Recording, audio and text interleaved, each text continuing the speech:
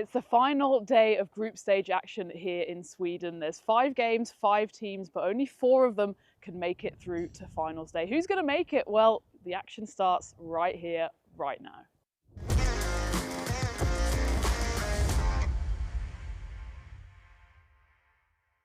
This European cricket event is proudly brought to you by HCL Software, Rado and 1xBet.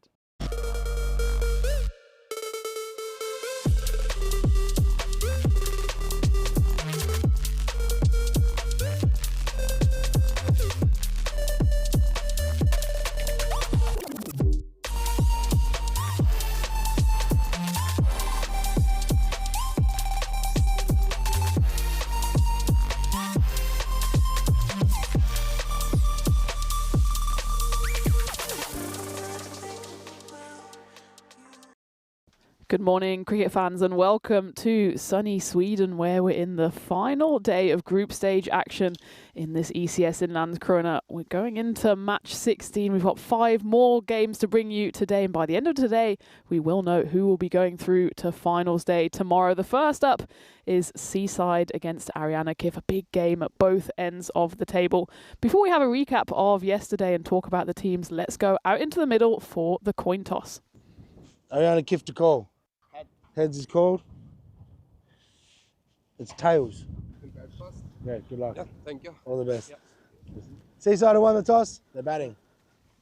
Oh, we've got some runaway coins in Sweden, don't we? But Manoj Jadvest, he had difficulties there shaking hands with match referee Steph because he does have a hand injury, but he did win the toss and he has decided to bat.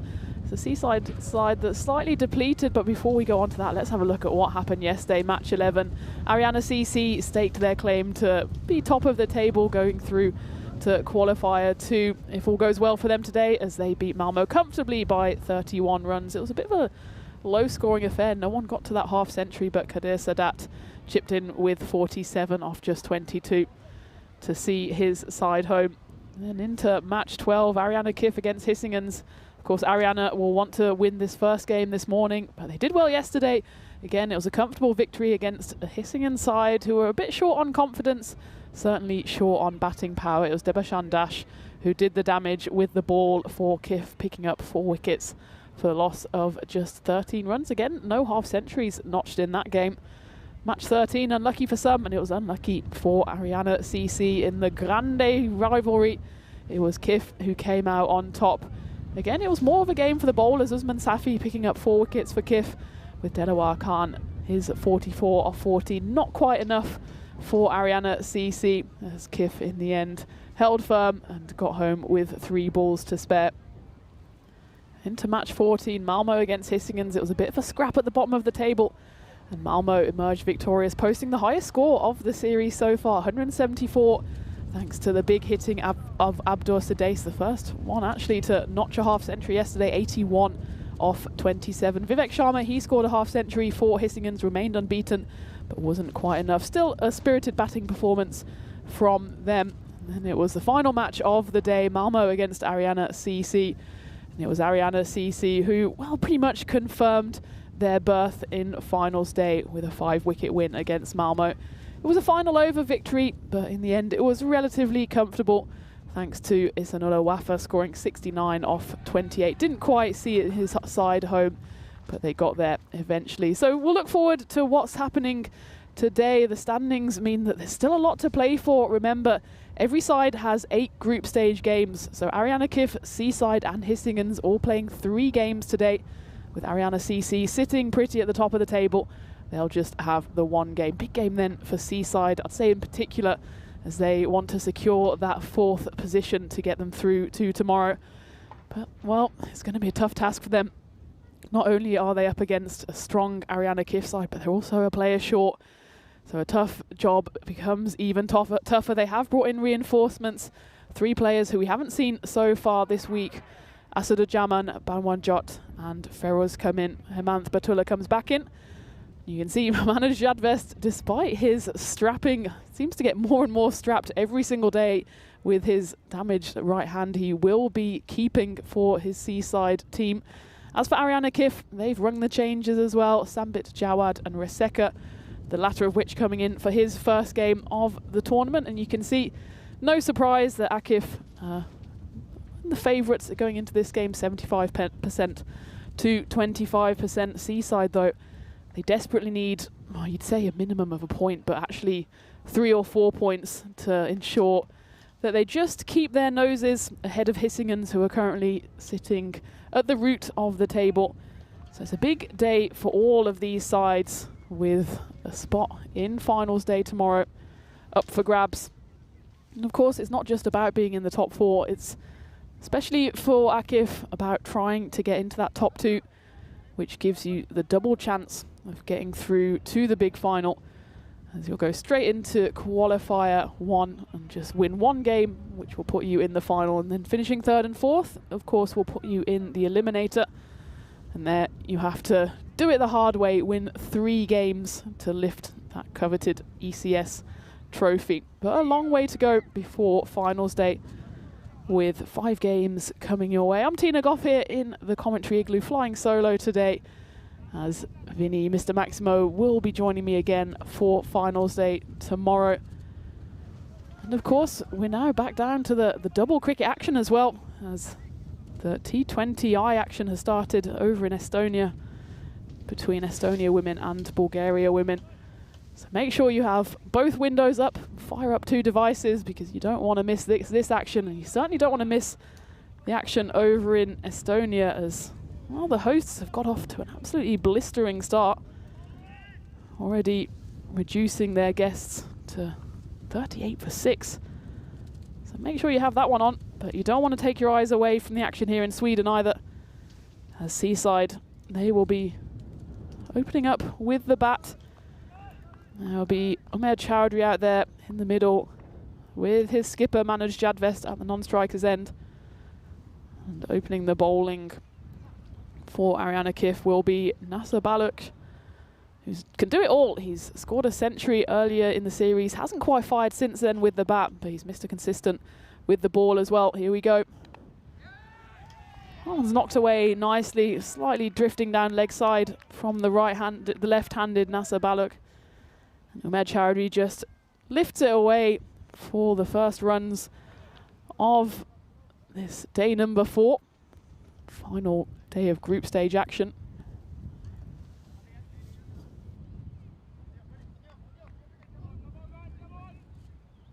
Of course, we had a little delay here due to some technical issues at the ground, but this will still be a 10-over game. All being well, the cricket gods will be in our favour, and it'll be smooth sailing from here on out. This again flicked nicely into the leg side, and a fielder there is Sambit Patinaik. Had absolutely no idea where that one went. He did the hard bit, he stopped it, and then he played a little game of Ring a Ring a Roses. Where's the ball gone? It's behind you! It's not quite pantomime season yet. He picks it up. So they run through for just the single. Big appeal, and the finger goes up with 0 hesitation from the man in black. It's a strange shot there. Manoj Jadvest facing his very first ball of the day, decides to try and get funky, and well, it certainly hits him. It almost hits him. It's a bit of a magical trick, isn't it? It hits him on his back leg. Might even have missed the pad, but it certainly hits him on his calf. Maybe see here where the impact is. Yeah, just clonks him on the shin, and no hesitation there for the man in black. First wicket falls, and it's a big wicket as well as the captain goes. I think in hindsight he'd probably say should have played a conventional shot. As it is though, he goes. Seaside at 5 for 1. Saif Ul Hassan coming in at number 3 for the men in purple. Reminder, of course, they're only got 10 players, so they've only got the 9 wickets to play with.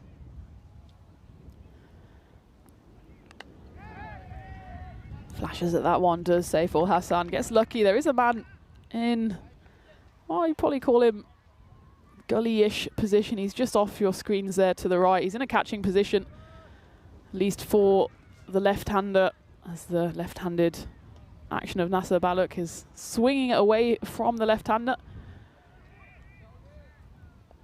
For the right-hander, though, there's just a man down at third.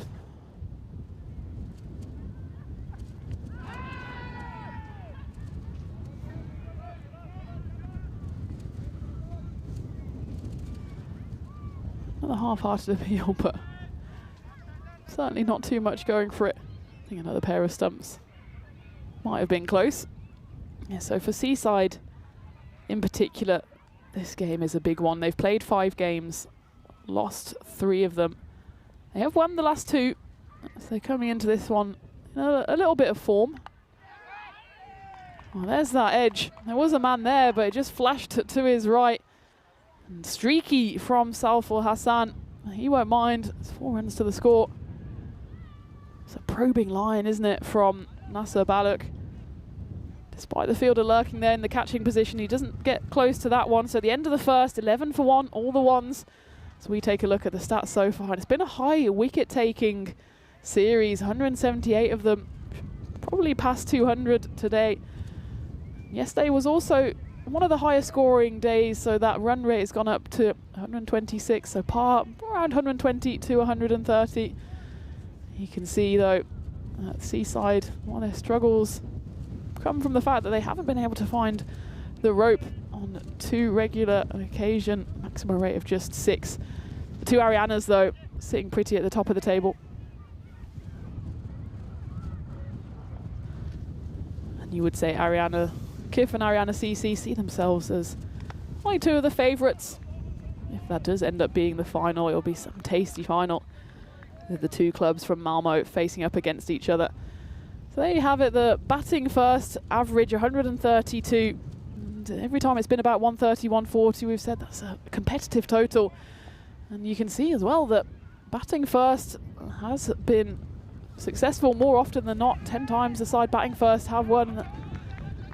Seaside hoping to emulate that there. There was a half chance there. It was a dive that came in, tumbling forward.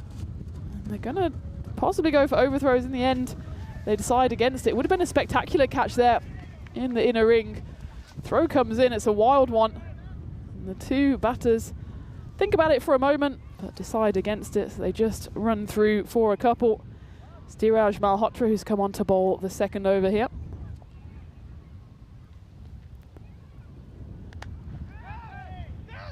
Chance for a run out here, direct hit and he would have been gone. Well, Dhiraj, he needed to get closer to the stumps there. The double teapot makes an early appearance on this Thursday morning. The throw came in, but look where Dhiraj is. If he's closer to the stumps, he would have been able to collect that one and just whip the bails off. Yep, and I'm not a body language expert, but I think that's exactly what the comment is there from Ihsan Shahzad. He did the hard work, he picked up the ball, it was hit hard at him. I suppose Malhotra didn't have quite enough time to get back to the stumps, so they do run through for another single. These 2 batters living slightly dangerously.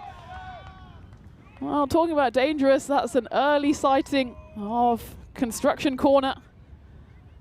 I haven't seen the builders or heard them this morning yet. They usually rock up around 10 AM and crash around for a few hours. We have last night christened that corner now the Construction Corner Cricket Club. CCCC. This one goes high up in the air. It's chance for a catch. Akwamuddin Shahzad is underneath it. He takes it. And, well, a little dance. Or whatever that is. It's a happy dance as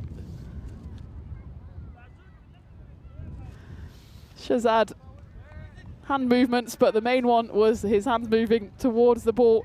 You know, saying he was maybe just wobbling in the air a bit. It did skew off the side of the bat, but it will be the second wicket to fall for Seaside. And it's Saiful Hassan. Running in between the wickets has been a little sketchy. This time, though, he goes for a big hit. And following the 6, he gets out in the very next ball. It's the first wicket for Malhotra as Rahim Safi comes in for the Seasiders. A bit of a drag down there, and it gets dragged into the leg side. Sambit Patanaik, combination of his left foot and his right foot, stops that one. It'll just be a single to end the second over. 21 for 2. Good start here for Ariana Kif. Certainly favourites going into this game, and those 2 early wickets have cemented their favourite tag. As we take a look at the standings, and if Ariana pick up 3 or 4 points here, they certainly put themselves firmly in contention to claim one of those top 2 spots. They've played 2 games less than their Malmo City rivals. As for Seaside, well, they certainly benefited from those 2 wins. Not yesterday, but the day before. They had the day off yesterday. Despite that, though, they weren't able to get the 11th player. As Nasabala comes back in to bowl the 3rd. Slight fumble there from Hardeep Bug behind the stumps, but just a wide. So we take a look at the run rate by series, and well, the one that stands out there is the Liberation Series in Jersey, which concluded just a few days ago at the weekend. And what a series that was, with the run rate up above 150 average. Been about average here in Sweden so far, but generally that tends to go up just a little bit towards the latter stages of the series, with a place in finals day and of course then finals day. Also good delivery there from NASA. So Seaside currently in 4th position with 8 points. The good news for them is that Hissingen's, well, they haven't really impressed so far, having lost 4 of their 5 games. They're bottom with 6. That one skews off the bat, and it will fly away for a 1 bounce for much needed boundary for Seaside off the bat of Rahim Safi. So they've got a 2-point buffer over Hissingen's at the moment. Both of these teams have 3 games to play today, so it's more or less a direct shootout between those two for who will claim 4th spot, and it's no more of a direct shootout than in game 19, so the penultimate game of the day does see Seaside against Hissingen's, and that's set up to be quite a thriller. The advantage for Hissingen's is they have the final 2 games of the day, so they'll go into their last 2 games knowing exactly what they need to do or can possibly do to get through to finals day tomorrow. Seaside, meanwhile, they're playing this one, then the middle game in the afternoon, and then that final game that they've got against Hissingen's. So it could be a grandstand finish here in Sweden, with all the teams scrapping to get into those top 4 places for finals day. Comes walking down the pitch here, does Rahim Safi. Squeezes it away, and oh, that's a nasty fall by the fielder, who seems to bounce back up. And he just takes a tumble early on here. Slightly dewy out there. He just looks as well. Take a look at this one. It's his left leg comes almost buckling from underneath him. Another one that looks painful here from the commentary box. It's Rasika Danasekera out there. He's just giving his elbow a little rub. Seems to be okay though.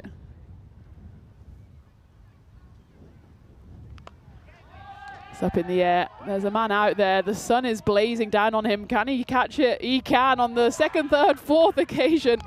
This time, yeah.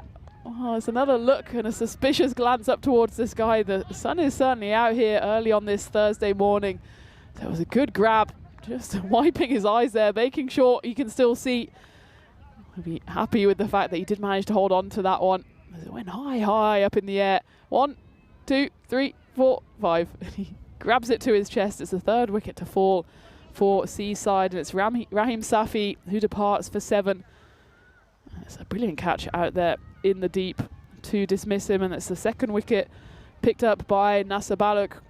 He's been brought back on for his 2nd over here.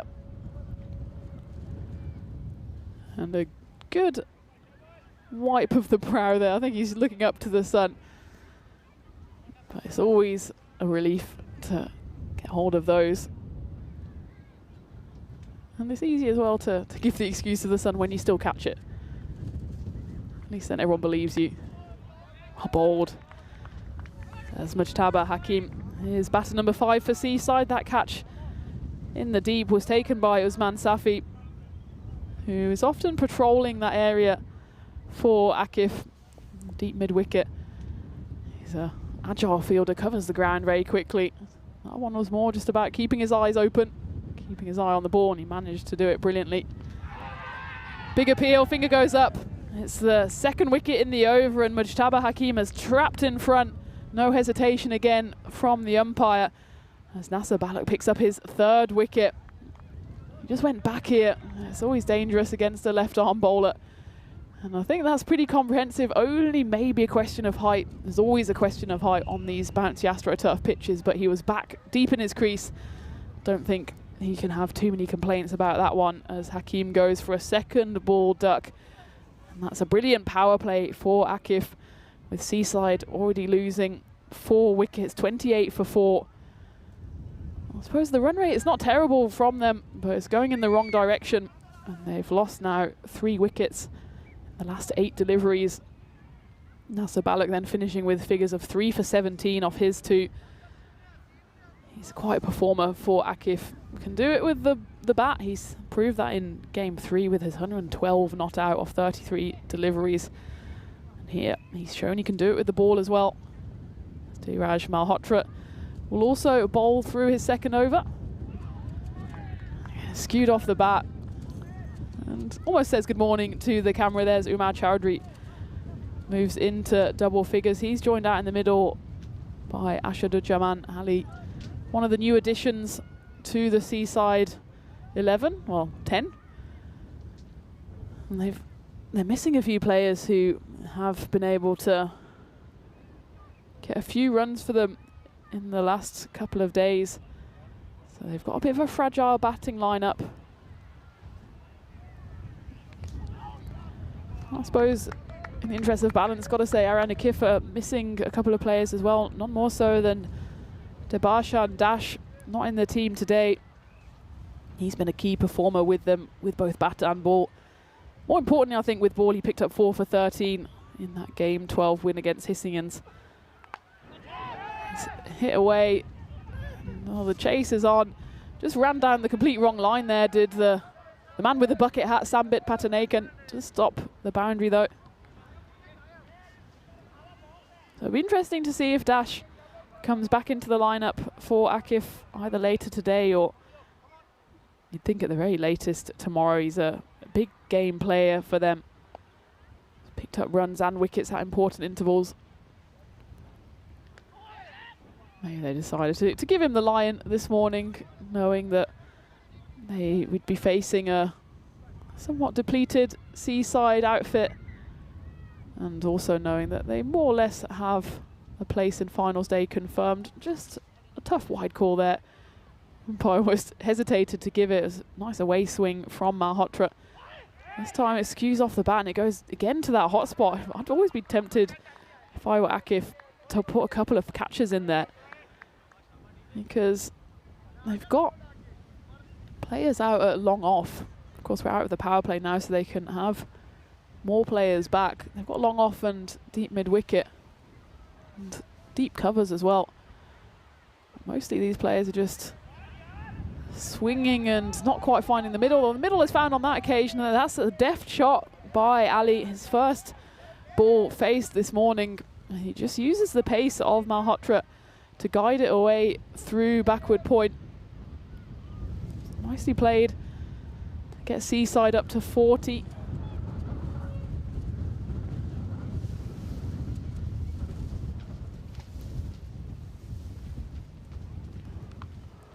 Goes for the same shot again. This time Akif are wise to it. The throw comes in.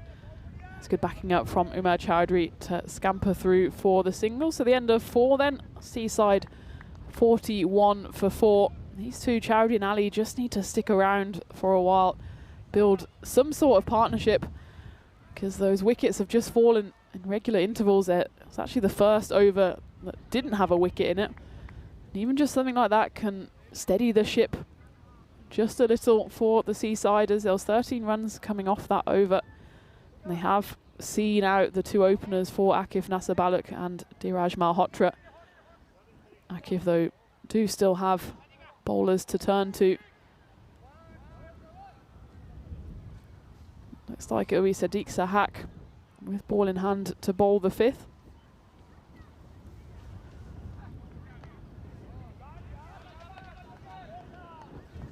A good morning to everyone joining in the chat on the streams, wherever you are around the world. I see Golam is in there. Johnny, good morning to you. Paul Kempin as well. Crew, I see in there. I hope you're all well. I hope the sun is shining where you are. It's certainly shining here in Sweden. It's a cold day.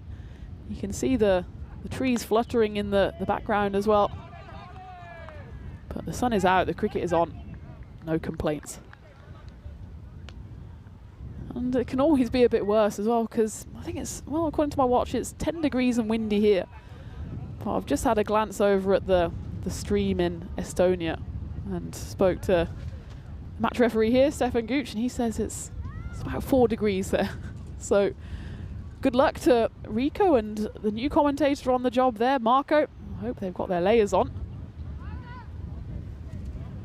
Certainly Estonia looked like they didn't want to be in the field for too long as they started brilliantly against Bulgaria, but Bulgaria have launched a little bit of a fight back. It's 69 for 6 halfway through the 14th over there.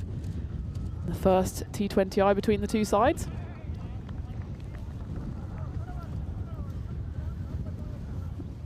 Sadiq Sahak.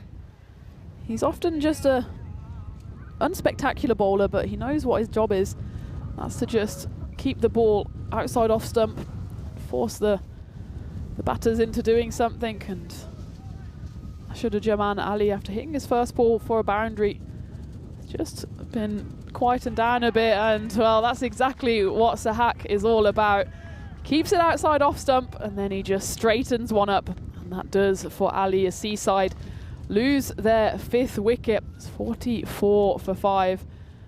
It's a good start to the over by Sahak as he just turns the screw, puts the pressure up, doesn't allow Seaside to free their arms at all, and Ali has to depart.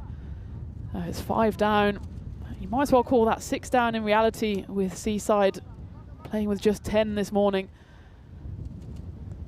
It's the long walk off for Ali, head bowed, as he knows he was done all ends up on that occasion.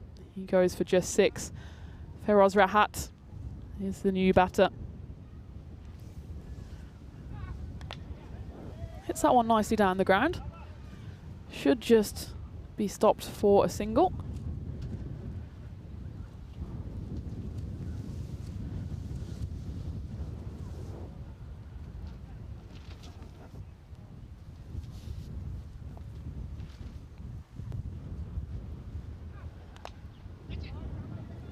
That's been a good over from Sahak, with just the 5 runs coming off it and the wicket. So at the halfway stage, Seaside are 46 for 5. As you join me in a little windy igloo, it feels like we're about to take off, but I can guarantee it's blistering out there and the sun is shining, and it will be shining on 4 of the 5 teams by this evening, as the top 4 will go through to finals day tomorrow.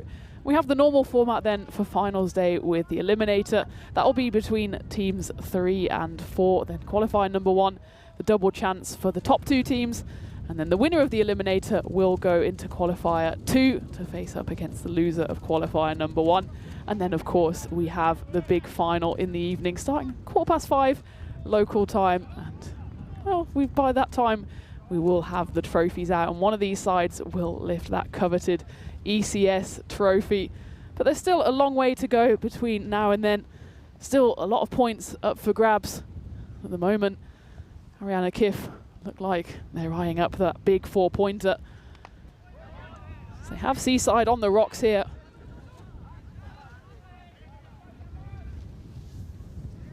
With Mujadedi. Jawad coming in to bowl the 6th over.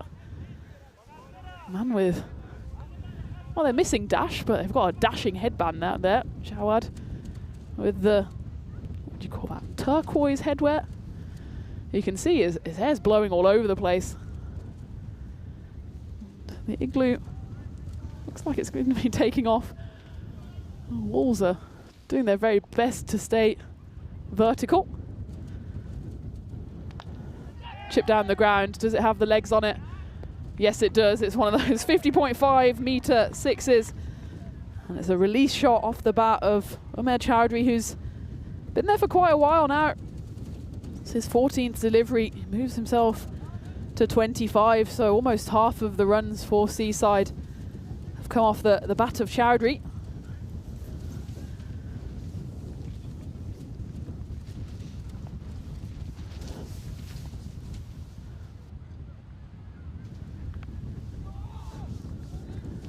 I'll be back-to-back 6s.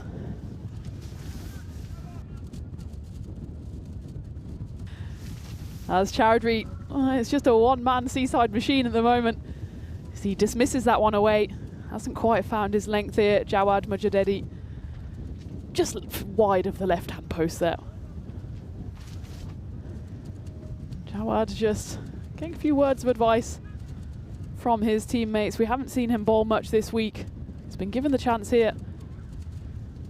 And they don't want to let this slip to Akif. They really want to keep their foot on the throat of Seaside. That expected score 100. Akif certainly want to keep them to double digits. Anything above 100 we've seen here can be a bit of a competitive total, as Jawad's cap there on the umpire looks like it's trying to take flight. Better delivery. So Umar dances down the pitch and flashes away at that one, doesn't make any contact. Well, Chowdhury is certainly one of the batters who has made a mark for Seaside so far, scoring 64 off 25 in what was their first win of the series in game 8 against Malmo. Of course, they backed it up in game 10 with a final ball. Thrilling finish against Hissingens. This time though, Chowdhury tries to get funky and again misses out. So Seaside are on a 2-game winning streak. They just haven't been consistent enough through the series so far. Ariane Akif, meanwhile, this would be their 5th win in a row. They only lost that first game, which was against Malmo, went down by 7 wickets, but since then it's been smooth sailing for them.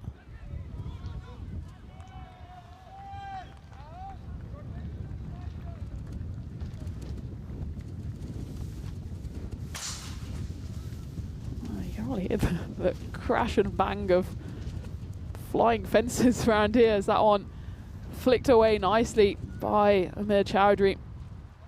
18 runs then coming off the over, 64 for 5 at the end of 6. Amir going along nicely here, 35 off 18. The opening batter has been standing firm in what's otherwise been a barrage by Akif in the swirling wind here in Sweden. Feroz Rahat, he'll be facing up here. I think his job is just to get his opener back on strike.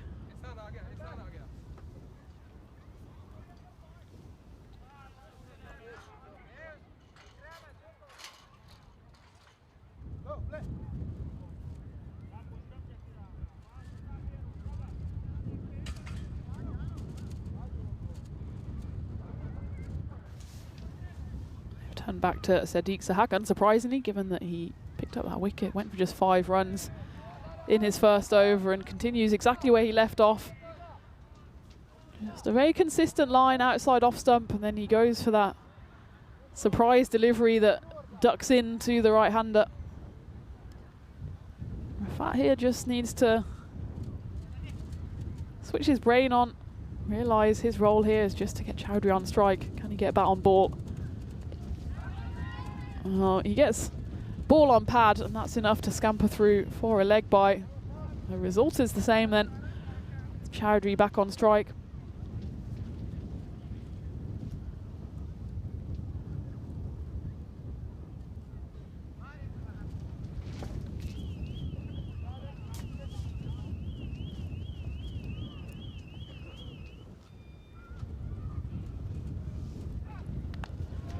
There's that surprise straight delivery from Sahak. Goes for the toe-crunching Yorker as well. Well dug out by Chowdhury though.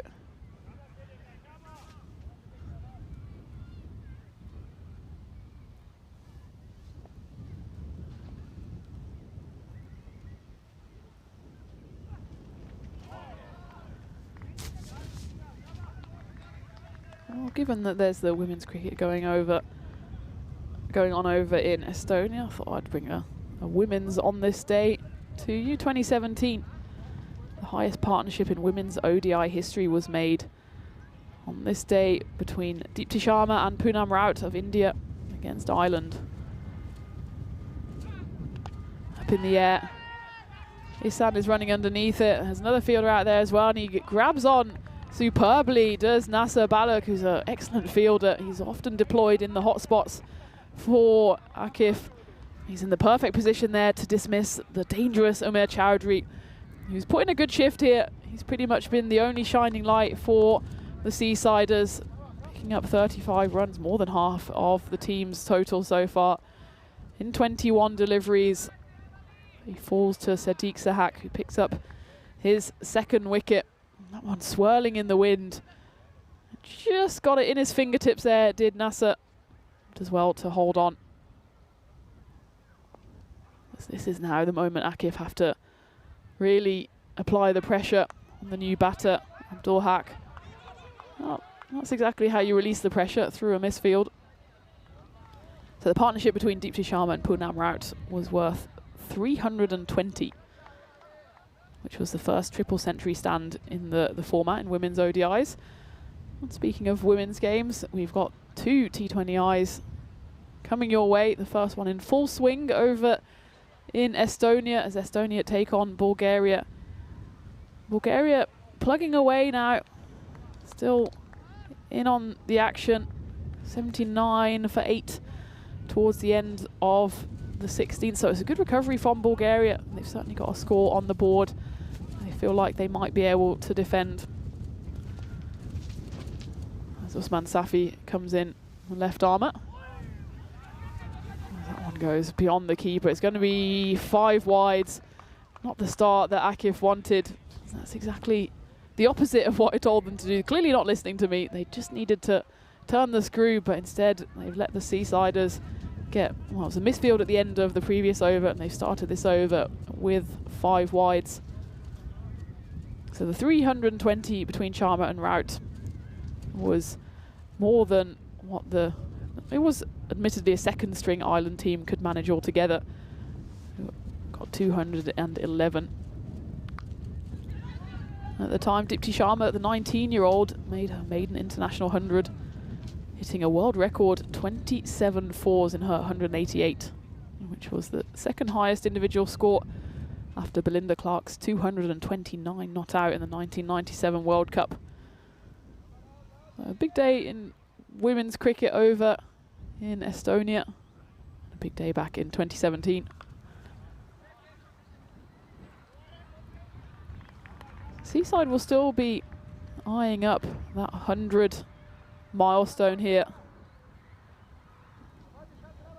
It's always a big psychological barrier to break through if they can get to that 100 mark.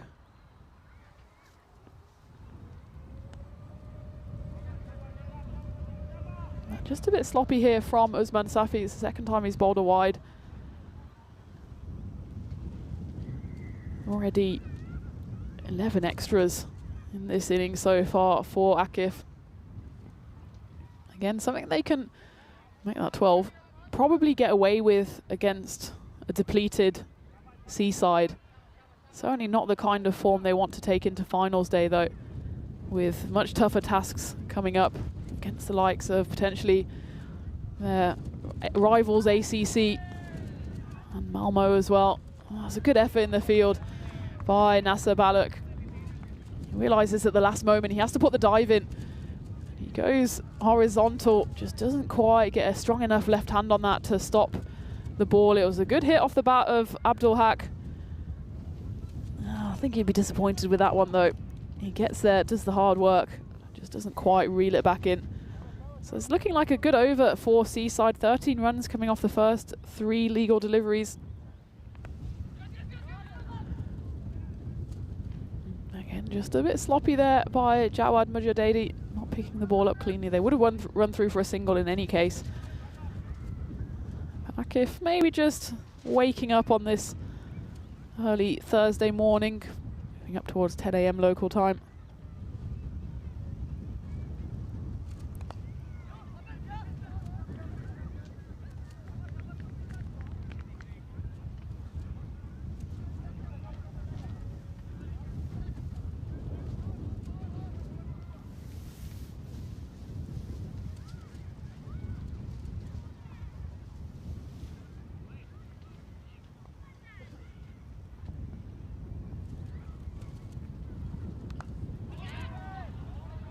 Knocked away again, should be stopped on the boundary, it is.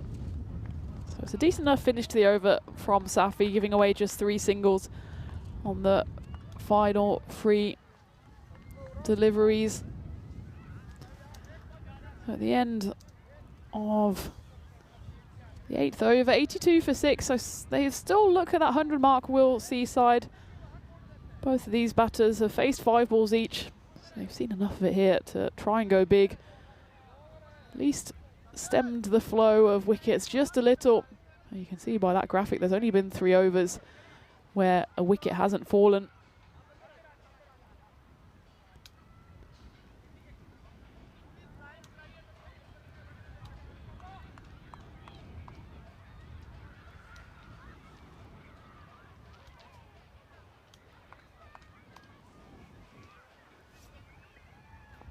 It will be the 6th bowler used here by Akif as they throw the ball to Sambit Patanek, a spinner, who again, is it going to be another 5 wides to start the over? Yes, it is. This time, you can't blame the keeper too much. Hardeep Verka goes down leg side. He's pretty much unsighted. You can see him there trying to peer around the batter. I suppose the one thing you could say for the keeper is he probably shouldn't be turning his back. Just needs to stand tall and try and get anything on the ball. It's the second time running then we start with 5 wides. These are valuable runs to Seaside. Doesn't matter how they get them. That one's clubbed away into the leg side. Should be stopped one-handed there by Usman Safi, the man always patrolling that boundary for Akif. So what 15 wides given away in this innings, 17 extras in total. So if you take those away, Seaside would be struggling to scratch up towards 75 as it is though. They'll still be optimistic to get to 100.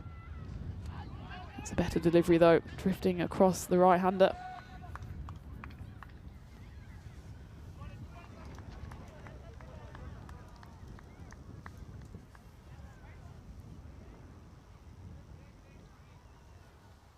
Good morning to Saka in the chat, hope you're well. From, of course, Czechia. I'm sure you'll be tuning into the women's action as well, but good to see you over in the men's section of European cricket as well. So that's a brilliant shot from nowhere, really. Abdul Haq gets a bit funky. He reverses it for 6, and Sambit wondering what on earth has gone on there. He was not exactly balanced in the shot, but don't mind one bit if he gets hold of it. And a rare highlight in this batting innings for Seaside as they move their way into the 90s, 95. What a shot that was from Abdul Haq. Even surprised himself, I think. He's got a smile on his face as he's sent one of the Akif fielders, Stiraj Malhotra, out there on the grizzly hunt into the bushes. I think at this point, just call him back. Get a new ball out there. Worth taking another look though. Well, not quite the balance that you're told to have when playing that shot. Abdul Haq won't mind one bit. It's a highlight for him. He's probably going down to Feroz Rahat at the other end and telling him a blow-by-blow account of how he managed that one. I'd like to hear it as well. That's a good shot. Is that the opening batter of Construction Corner Cricket Club? It might be. He's got his hat on. He just needs to get his pads on, ready to go. Hard at work there. Don't show that one to his bosses.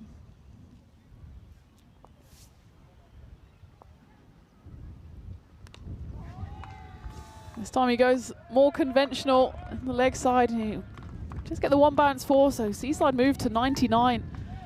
They'll definitely get over that 100 mark now, and it's been a nice little partnership between these two. It's worth 34, which in the grand scheme of things is a good contribution for Seaside, who are really scratching around and struggling. Remember, they were 28 for 4 and 44 for 5. They've just kept chipping away, thanks mostly to Abdul Haq, who's 19 off 8 here.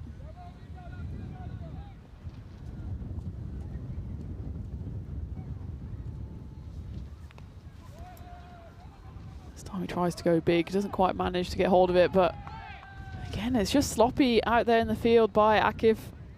Doesn't cost them on this occasion. And they do get up to the 100 then, 100 for 6, 1 ball left of the 9th. You really say for Seaside that anything from here is just bonus runs for them, given the situation they found themselves in earlier in the innings. Raha here tries to go big. It's a slight fumble. Abdul Haq is keen to go for the single. I'd say to him, just stay that in because he will have the strike then for the final over. I think he was asking the umpire there if it was a wide ball, certainly within the wide line.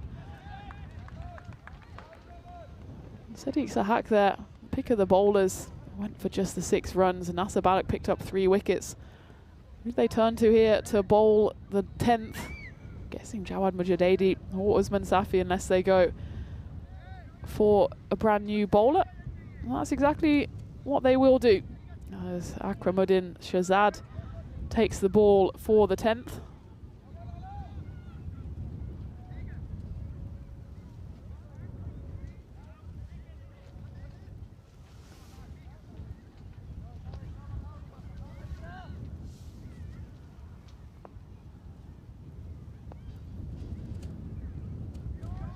Down the pitch goes Abdul Haq. Saw his name in lights, and he manages to miss it entirely as it flies through to Hardeep Virk. Good start here from Shahzad. It's never easy coming in to bowl your first over of the day in the final over of the innings with a batter who's just swinging and swinging hard. He's right on the money on that occasion as well, so they'll just run through for a single. It's interesting that Abdul Haq takes a single there and backs Feroz Rahat at the other end to try and get bat on ball. You often see a set batter in these situations declining the single, but I suppose Seaside are not in any kind of situation to decline any runs, and Rahat on this occasion does play it nicely into the leg side. But it's been a good first half of the over for Shahzad. Anytime you can get through half of your over without conceding a boundary, especially in the 10th, is a positive sign. Makes me wonder why they didn't bowl Shahzad earlier.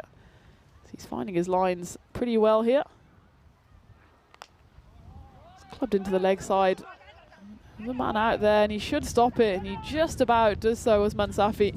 Almost undone by a bit of a vicious bounce. He gets his arms and his legs behind it. This one just jumped up on him. Bouncing, bouncing, and then that last bounce almost goes over his head. He's brave, gets down to it. They run through for 2. This one's chipped down the ground. There's a fielder out there. Can he take the catch? No, he can't. Sambit fumbles it over. 6 runs. That could be a costly catch. As it's bonus runs there to Seaside. You can see exactly what Shahzad thinks about it. One watching in slow motion, and Shahzad never one to hide his emotions. Shows a slight bit of frustration there, and rightly so, as it was a bit of a tame effort there by Sambit on the boundary. If you're not going to catch it, at least make sure not to give away the Maximo. He did neither. 110 now, final ball coming up. Safi patrolling the boundary there. Can he get round? Yes, he can. They should run through for 2. Absolutely no reason not to. The throw's a bit wild. They're going to go for 3. And it goes back to the bowler's end. And he fumbles again. Go again. Go again. Aren't they? I think it's Abdul Haq there. He says, I can't do it anymore. I'm done. And he's halfway off the pitch already. Smile on his face though, because that's a nice counter punch from Seaside. Scampering through for 3 on the final ball, and Shahzad, well, he bowled a good final over. Somehow it still went for 13 though. And Seaside have just resurrected their innings just a little there, finishing on 113 for 6 with that final partnership worth 58. No wonder he's getting the plaudits there from his teammates, as it started a bit shakily as Manoj Jadvest went very first delivery of his innings. Umed Chowdhury though, he stuck along for a while, picking up 2 6s and 3 4s. Saiful Hassan, he was there hitting big 6s, well, one of them before he found the hands of Akramuddin Shahzad, who was saying the ball was wobbling here, there and everywhere. Well, he kept hold of it, that was the main thing. And then the middle order was just a procession of wickets for Seaside. As that one was a good catch at the 4th or 5th time of asking for Usman Safi. That was the end of Rahim Safi. Mushtabi Hakim went second delivery. It's the second LBW of the innings. And Sadiq Sahak picked up his second wicket as well, as he clean bowled Ashadujaman Ali. But Usman Chowdhury at the top of the order just kept on plugging away. He just needed a partner to stay with him for a while. In the end, he was the one to fall. It was a good catch in the deep by Nasser Balak, who's a key player for Akif. And I thought, well, that might be the end of Seaside's effort, could even be out for 80 or 90. But the tail kicked, and it was Abdul Haq in particular, scoring 32 off 14. Ably supported by Feroz Rahat, who didn't score many runs, but was at least there to watch the show. And what a hit that was. From nowhere, Abdul Haq gets funky, pulls out the reverse hit, and tries to go straight and textbook. And, well, there's nothing textbook about that catch from Sambit Patanek. Abdul Haq, well, he made a bit of his own luck. In the end, they scamper through for not one, not two, but three, thanks to a wild throw-in from the boundary. So Seaside will finish with a bit of a spring in their step, realising that, well, they've dragged themselves up to a total that they'll feel like they can at least begin to try to defend. Akif, meanwhile, it was just a little sloppy from them. They had the opportunities, they took them early on, and I thought, well, this could be a procession for the men from Malmo. In the end, though, Seaside just wrestled their way back into it, thanks to Umer Chowdhury, who stood firm at the top of the order, scoring 35 off 21. And then the bottom is Sahibzad Abdul Haq, scoring 32 off 14, who boosted his side up to 113, which I think they'll be happy with if you ask them halfway through that innings, given that they were struggling along at 44 for 5. Sloppy then from Akif. It was the 7 bowlers used, and especially Nasser Balak and Sadiq Sahak, they bowled well, but after that, just got a bit ragged. And look at that, 18 extras, 15 of which were wide. We had a spell of 2 overs with 2 lots of 5 wides to begin with, and that just really let Akif allow Seaside to come back into the game. But at the halfway stage, I think Akif will still be confident that they can chase down the 114 runs needed for victory, and that will certainly put them firmly in contention for one of those top 2 spots for finals day. So halfway through match number 16 here, and Akif have a chase on their hands, 114 to win. Join me, Tina Goff, back here in about 5 to 10 minutes time as we go through the run chase here on the European Cricket Network.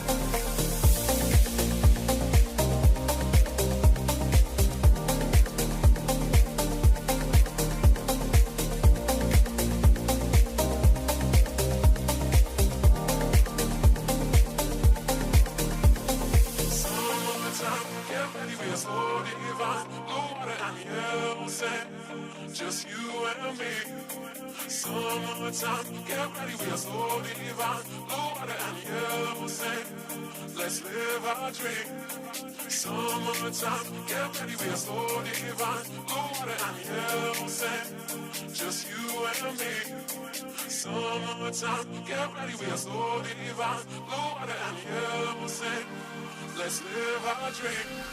Summertime. Time.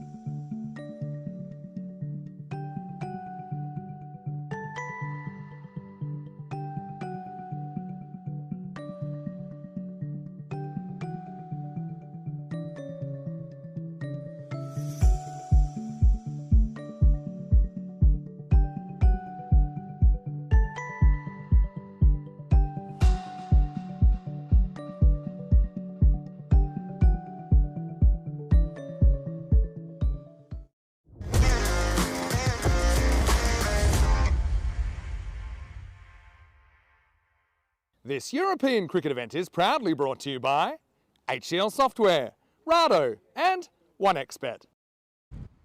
Welcome back to a windswept Landskrona, where Akif are looking to cement their place at the top of the table against Seaside, who are scrapping around, at least trying to get through to finals day tomorrow. And they scrapped around to 113 runs in the first innings, thanks to some big hitting towards the end by Abdul Haq, and also some not quite so tasty bowling from Ariana Kif, and just let it slip a bit in the field. But they'll still fancy their chances to chase down this total. 114 needed. If they achieve it in 7 overs, Akif will take home all 4 points. As for Seaside, they have the tough task of restricting resurgent Akif batting lineup to 79 runs or less if they are the ones that want to take all 4 points from this first game on the last day here before finals day in Sweden.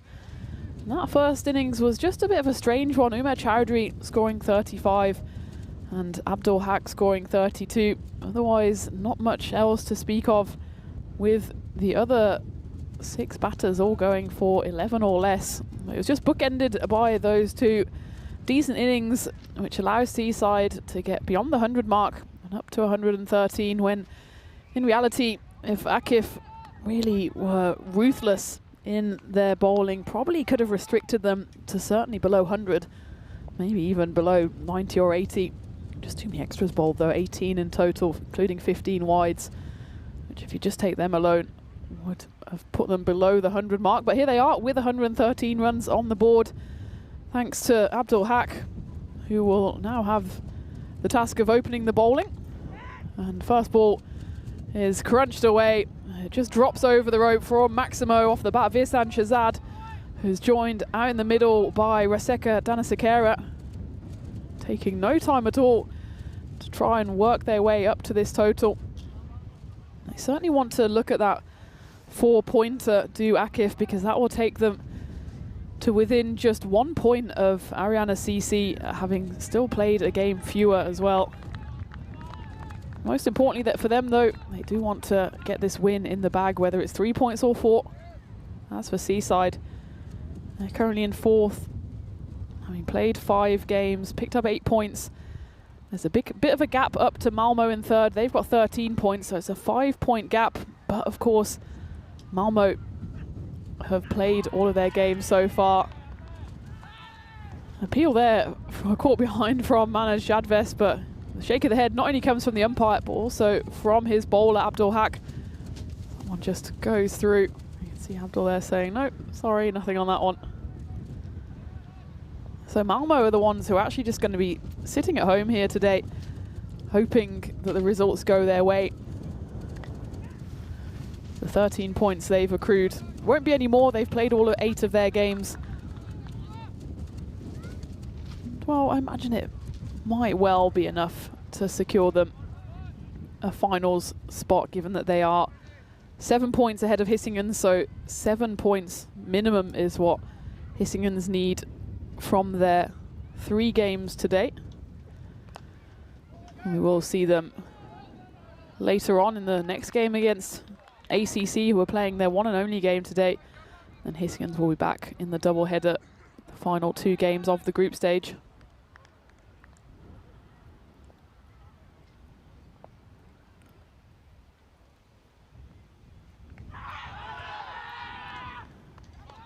And a strangled appeal from Abdul Haq. Umpire quickly signals going down leg side, especially on the angle with the left arm bowler. Abdul Haq checks himself immediately, realises himself that it's an optimistic shout. Get just the 8 runs off that first over, do Akif. Speaking of optimistic, I'm hopeful that we can get a golden ball sooner rather than later. I feel like I'm losing my golden girl tag. 33 matches since a golden ball. We're still waiting for that number 78. We haven't had one on finals day for a while, and if today's not the day, hopefully tomorrow will be, as Vinny, of course, will be joining me back as well for finals day. Second over here will be bowled by Hemant Batula. So a big swing there by Raseka with 99 on his shirt.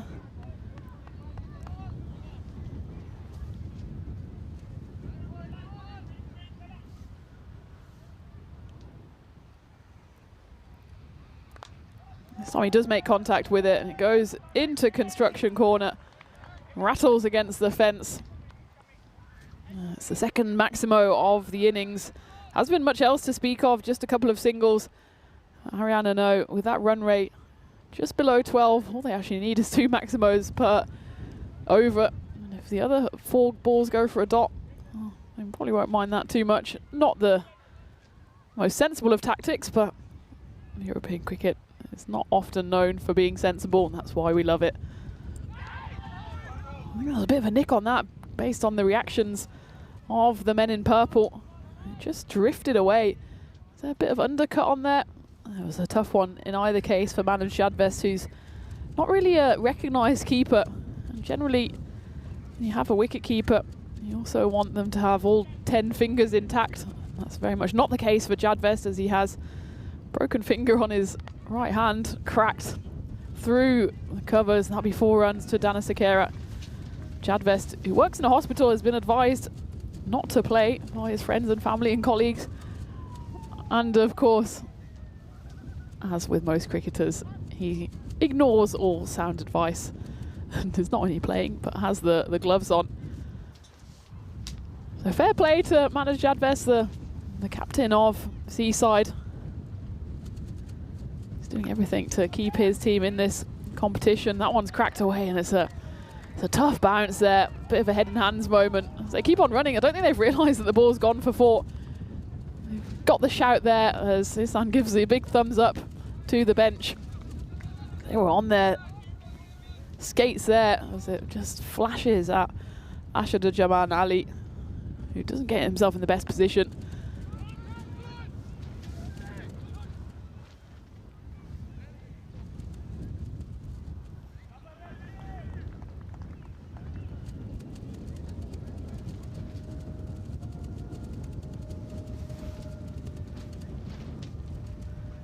That's the end of the second then. 23 on the board for Ariana. Going along nicely here. This is what it does to the standings. Ariana certainly want to open up a little gap between themselves and Malmo. Look there, Malmo finished all of their tournament games, 8 in total. They just have the wait to see how this final day of group stage games unfolds. As for Akif, they certainly want to keep themselves in those top 2 spots, which will give them the double chance of getting through to the final tomorrow.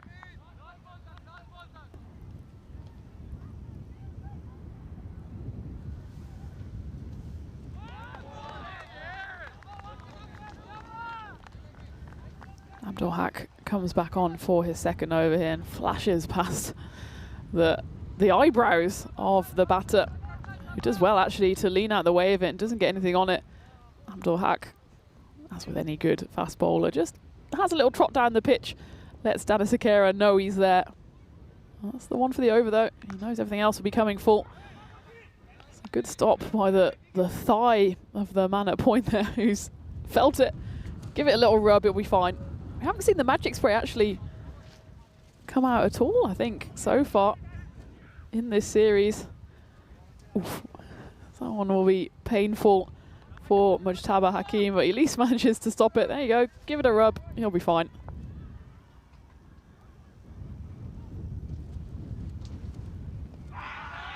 Big appeal, but immediately the umpire, who's done a great job. All the men in black have done a great job all week. Roughly saying that one's going well down leg side.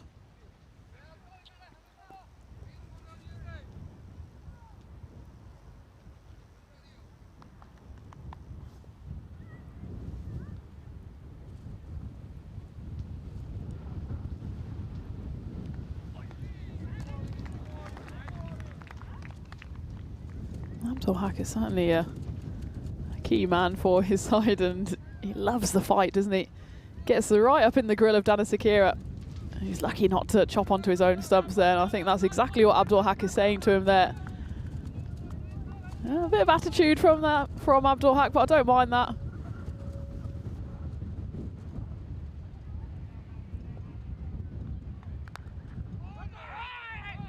Oh, there we go. Abdul Haq. He's fired up, isn't he? I think he needs to calm down just a little. That's maybe what Manoj Shadvest is saying to him there. The last thing he wants to do is give away overthrows unnecessarily. He gets the better of Raseka there. Doesn't need to throw it in. Well, Raseka gets out of the way of it. And no harm done in the end. Abdul Haq, he's box office, isn't he? He just needs to calm down here. He's got a final ball coming up then. He's only gone for 9. He'd love to get a wicket here, wouldn't he? And he gets it. Here's the celebration. Well, there you go. He sends him right back. It's a bit cheeky there from Abdul Haq, but it's been a great skirmish between him and the batter, Raseka Danasekera, and the bowler comes out on top. He's been growling all over, and now he's got a big grin on his face.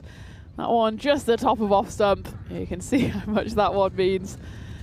I think Raseka knows where the dugout is, and he absolutely does not make eye contact. He just folds his bat under his arm and says, yep, you got me. I'll see you later. Oh, Abdul Haq. What an entertaining over that was, and he bowled excellently. Probably did deserve that wicket in the end. And, well, a bit of fire in the belly is never a wrong thing. And in the end, he channeled it into that brilliant final delivery, smashing the top of off stump, and it's the first wicket to fall for Akif, 25 for 1. I suppose it's not the worst wicket for them, given that Danasekera got a bit rattled in that over. He did get 17, 2 4s and a 6. It looked like Abdul Haq just got a bit up in his brain there, as well as up in his grill. And it's a wicket at a good time for Seaside. No need to panic though for Akif. That run rate is still comfortably under 13.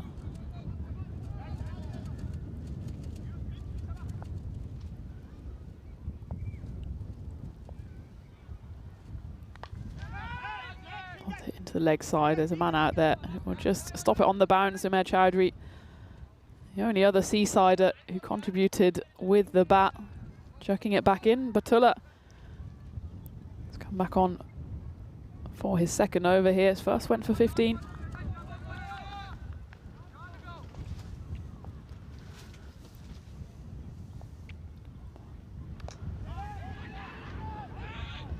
So yes, no, maybe in the end they do manage to run through for a single thanks to the misfield in the ring there.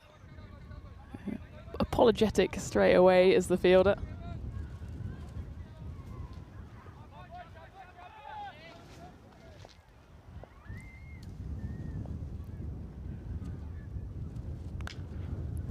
Cracked.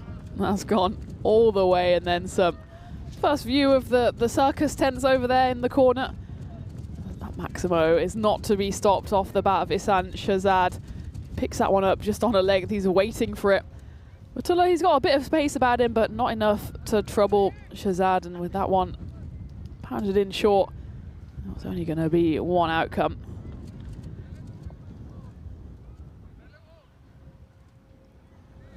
Shahzadi is a big hitter. He scored 29 off just 8 deliveries in the thumping win against Malmo. Trying to go a bit more deft on this occasion.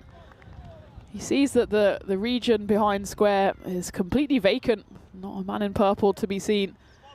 I admire the invention. Obviously, when it pays off, it looks good. Otherwise, need to look a little silly. Obviously inspired by Abdul Haq, who pulled out a brilliant reverse. I wouldn't call it a reverse sweep. It was more of a reverse thump in the first innings. On that occasion, though, just flies through to the keeper.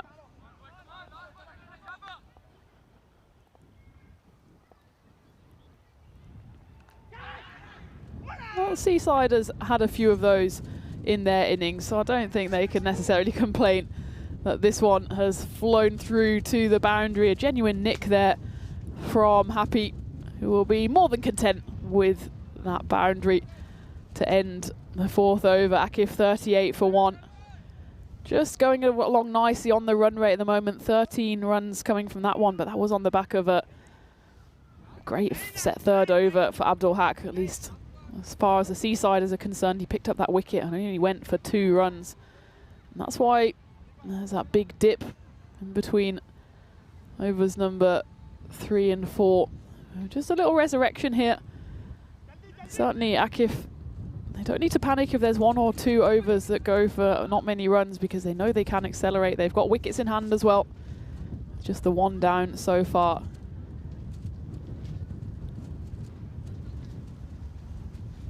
They do have big hitters still to come as well. Akramuddin Shahzad, he's carded way down the order, but he scored 24 off 9 in the first game. As Ashadujaman Ali comes in to bowl the 5th. Of course, they are missing Devashan Dash. He's a big miss for them with the bat as well as with the ball. I reckon they still should have enough firepower though, and that one's gone high up in the air. Does it have the distance on it? The man settles underneath it, and it's a comfortable catch. It went up a long, long way. Umair Chowdhury though was the picture of calm underneath it. Gives his hands a rub. It's still fresh out there, even under the Swedish sun.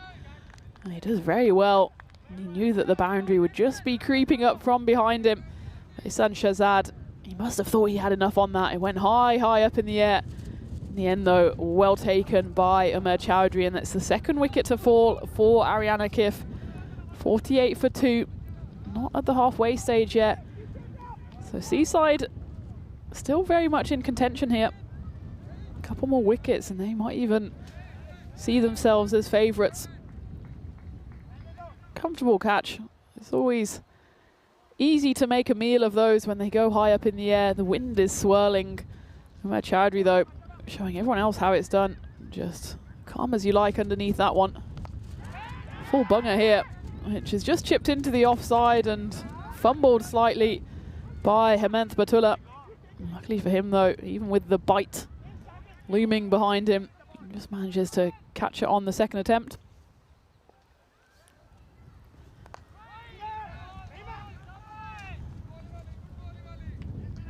And look at that, we're very much back into that Goldilocks zone as a result of that big wicket.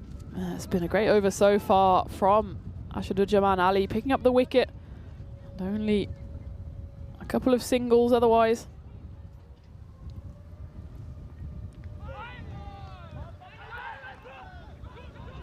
Just a bit of panic between the 2 batters, Virk and Shahzad.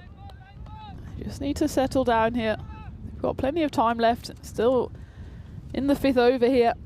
What they can't afford to do is panic and throw away their wickets, either some headless running or some brainless shots. And this one's chipped up into the offside. Does it have the legs on it? Oh, it's almost a brilliant catch between the 2 of them. We're going to have to check whether it actually drops on the rope or not. It certainly didn't go over the rope. I don't think either of the batters, the bowlers went over the rope. Sorry, the fielders went over the rope with the ball in hand. But you just see, is Hemant Batullah stepping on the rope there with his left boot? My instinct says yes. It's so difficult to tell. And go a bit further, because actually the ball might hit the rope on the way down anyway. Oh, where does that hit? That hits, yeah, that hits the wrong side of the rope. So it will be 6 runs, but a tremendous effort there by Mujtaba Hakim and Hemant Batullah on the boundary. Great footage as well from 2 circles to capture that one. So it's 46 for 2 at the end of the 5th. We take a look at what's coming your way on the European Cricket Network, and normality has resumed. We don't just have 1 series in progress, we have 2. So make sure you've got all your devices loaded up and ready to go. So of course, we're in the final day of group stage action here. Meanwhile, over in Estonia, the chase has begun for Estonia women. They've lost an early wicket, but they're into the 20s in the 4th over, needing 60 odd to win. Just need to watch out for their wickets there, see if they can stick around and get what would be for Estonia and also for Bulgaria. 1 team is going to pick up their first ever win in T20 internationals. So certainly a game to keep your eye on, but you also don't want to tear your eyes away from the action here. As all 5 teams scrapping it out for spot on finals day tomorrow as that one's flashed away. The 50 will be brought up for Akif with that boundary. Akwamuddin Shahzad just flashes his hands at this one. Bit of width on offer by Mujtaba Hakim, who's come on to bowl his first over. And it's swiped away to the boundary.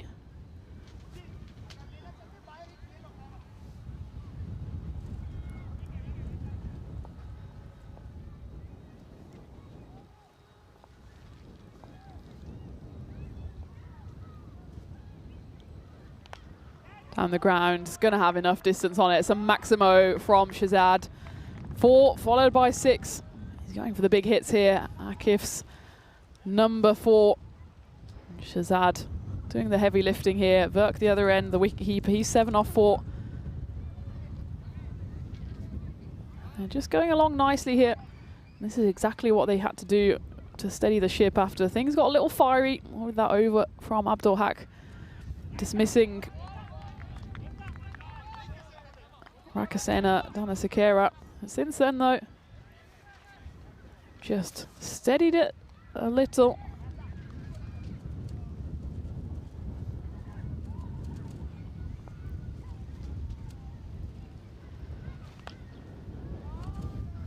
That's a lovely shot. Is it going to go all the way? It absolutely is. Despite Abdul Haq here steaming along the boundary. There was a man in covers, but it's beautifully threaded the needle there by Akwamuddin Shahzad. It's a conventional cricket shot. Don't see that too often on the network. But if it's there to be driven, then you should darn well drive it. And that's exactly what Shahzad does. That's the 3rd boundary of this over. It's a big over for Akif. This time, though, he just chips it up. Luckily for him, it doesn't land into the waiting hands of the fielder there in the covers. This over, though, ends up going for 16. It's a productive one for Akif. They're still on top here. They're just cruising along, but you can feel that there's still a twist or a turn in this game. So they now need 52 off 24. Certainly Seaside need a wicket to break this partnership. Ideally, they need to get Shahzad out as he's moving along nicely, 22 off 8.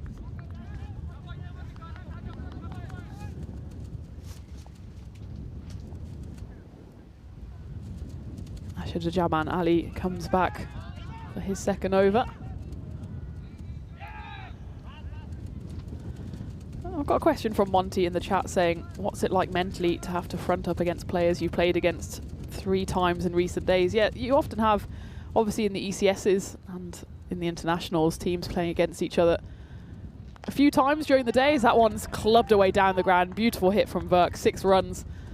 So Germany played Greece 7 times over the weekend, and you certainly get to know the players pretty quickly. And I think it's tough for a batter, actually. I didn't enjoy it when I got out cheaply in the first game, because you know, usually in a season you say, okay, well, I'll face that bowler once more this season, and otherwise I'll just see them out. But on this occasion, you have to face them maybe even 2 or 3 times more in the same day and throughout the weekend. And when, for example, you've been bowled through the gate like I was, it does get in your head a bit, and you think, oh no, this bowler's coming again. I don't want to get out again. So cricket, well, it's always a game that's 90% mental. As that one gets chipped away, and it will be 6 and 4. Verk is certainly hungry for more here. It does really tap into the mental part of the game, where you have these matchups and you don't want to get dismissed by the same bowler over and over again. And there's no avoiding it, because of course they know that as well. I always like talking about matchups in modern cricket. And it's something certainly for sides to think about when they play each other on multiple occasions. But as you rightly say, Monty, you'd also do learn from facing the same bowlers over and over again. So you try not to make the same mistakes again. Up in the air, does it have the distance? It absolutely does. And that's the 3rd boundary in this over. It's a big one for Ariana as Shahzad moves to 29 off 10. This over's already gone for 18. I suppose it's all about learning, and if you've got out one way to one bowler, you then at least do your best not to do the exact same mistake again. Sometimes, though, bowlers just got your number. I know there's been a few bowlers throughout my career that I just absolutely didn't want to face. I suppose it's the same for batters. There's a few batters where you think, oh no, they're coming again, I'm going to be in trouble. So yeah, it's just all about the mental part of the game, isn't it? Safi comes on to bowl the 8th over here.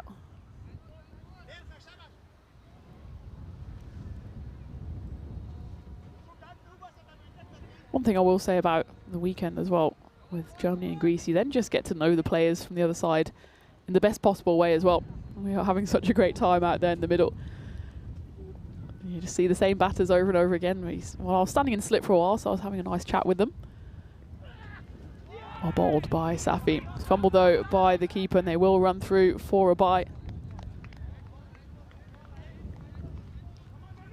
I suppose the same can be said here for the teams in this ECS. They know each other very well from playing against each other in the domestic leagues. Some of them from the same cities, some of them from what used to be the same club. So it certainly won't be the first time that they've played up against each other. Exactly 12 needed now from every over. Bowled him, brilliant delivery, Raheem Safi. He gets the better of Hardeep Virk here, who was trying to go big, trying to keep up with Shahzad at the other end, but it's been a great over so far from Safi. Seaside just swing this game again. It's getting interesting. It's certainly not a done deal here as Haryana lose their next wicket. That's the 3rd wicket to fall. It's Hardeep Virk. It's comprehensively bowled by Raheem Safi, who started brilliantly here. 18 off 8 is what Hardeep Virk contributed. Still a decent knock from him. Just done by the length there. Sees his bails flying. Raheem Safi could be the key here. He's bowling the 8th. Imagine if he keeps going like this, he'll bowl the last as well if they get that far. It's Nasser Balak comes in, the Centurion from earlier in this series. A good man to bring in here, and he starts with a boundary. It's a bit of a fortuitous one as it flashes away off the thick inside edge. It runs away to the rope. It's unlucky for Raheem Safi. It's a good ball first up against Nasser. He just swings hard enough to squeeze it away.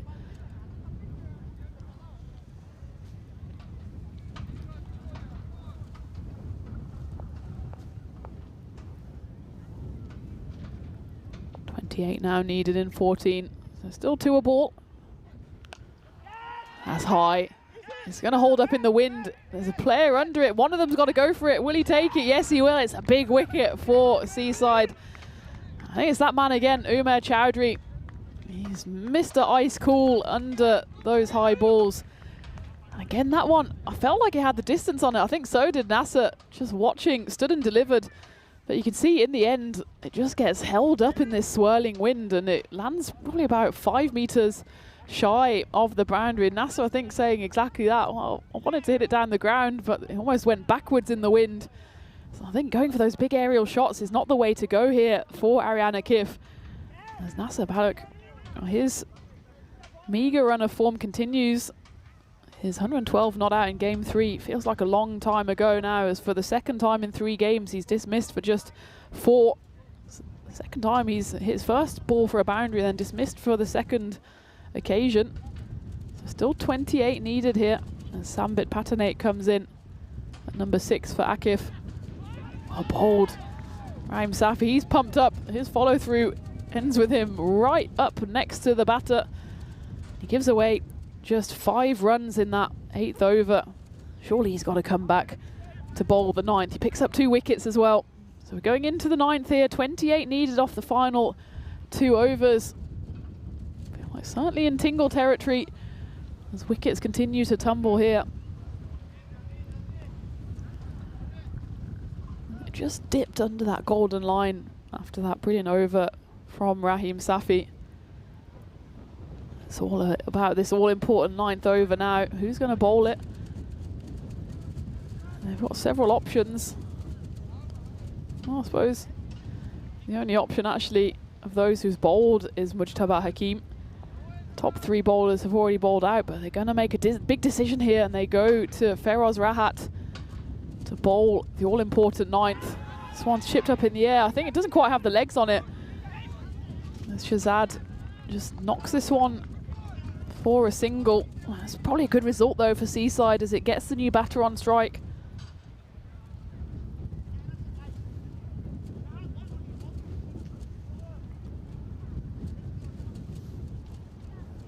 What can Patinate do here? Surely he just needs to get bat on ball, get Shazad back on strike. He goes for the big swing. He does manage to squeeze it away to the leg side.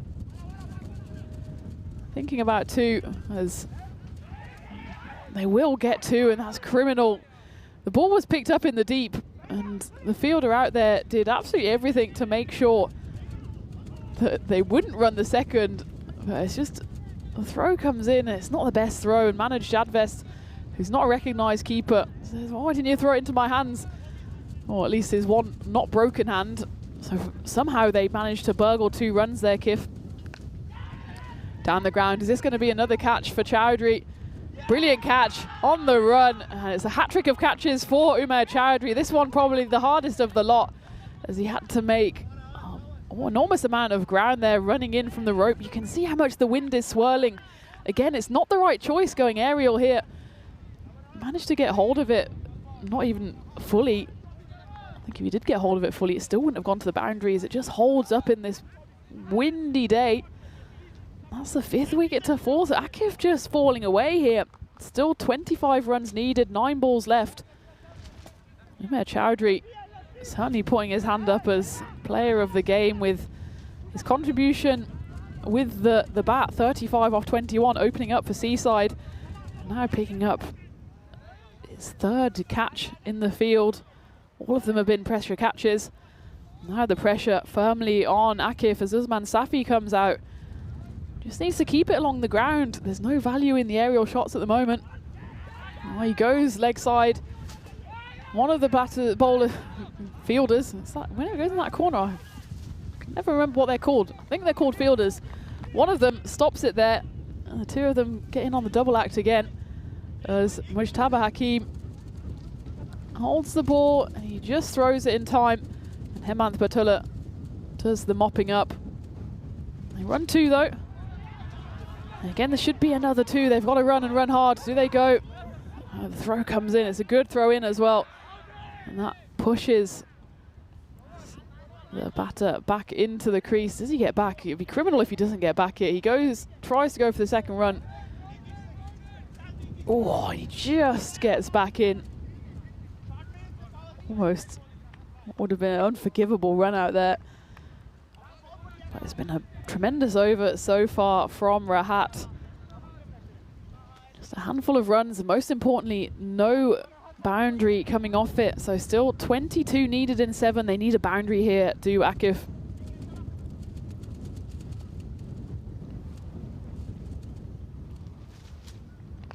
Oh, he shouldn't get the boundary here, as it's Rahim Safi doing the fielding, and it's an excellent piece of work because not only do they not get the boundary, they don't manage to get through for 2. Bit slow off the mark there, Shazad. They knew they needed to go for every single run, and in the end Safi launches it in from the boundary. I don't know why they were hesitating there. They had to go for 2.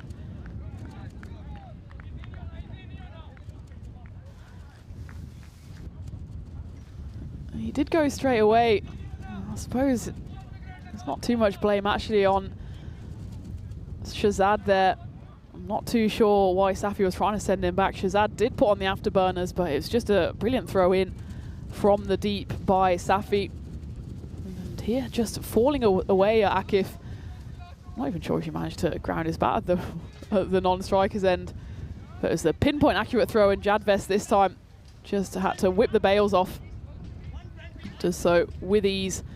That's the 2nd wicket to fall in the 9th over. They're 93 for 6. We go into the last, and then somehow Akif have looked like they're going to snatch defeat from the jaws of victory, now needing a magical final over with 2 new batters at the crease. 21 needed in the final 6.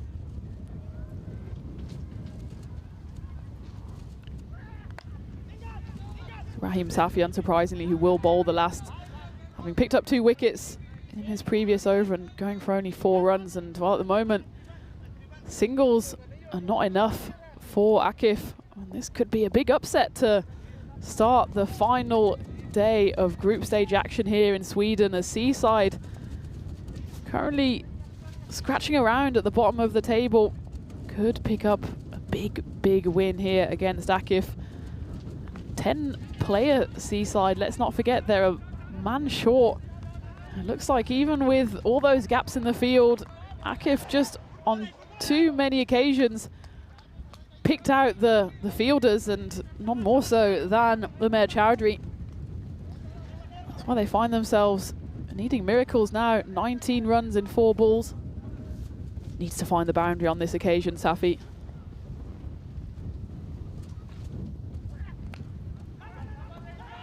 There's a hesitation. The bowler, Raheem Safi's not interested in fielding the ball or throwing it, because he knows that now Akif need 3 sixes. They haven't hit a boundary since the 8th over. They haven't hit a 6 since the 7th over, and now they need 3 in succession.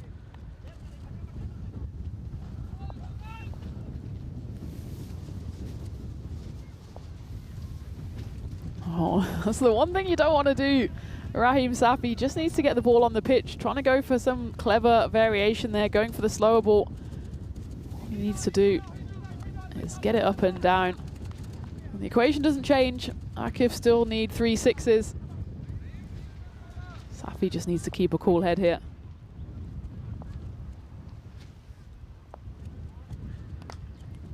It's a low full toss, but that's enough.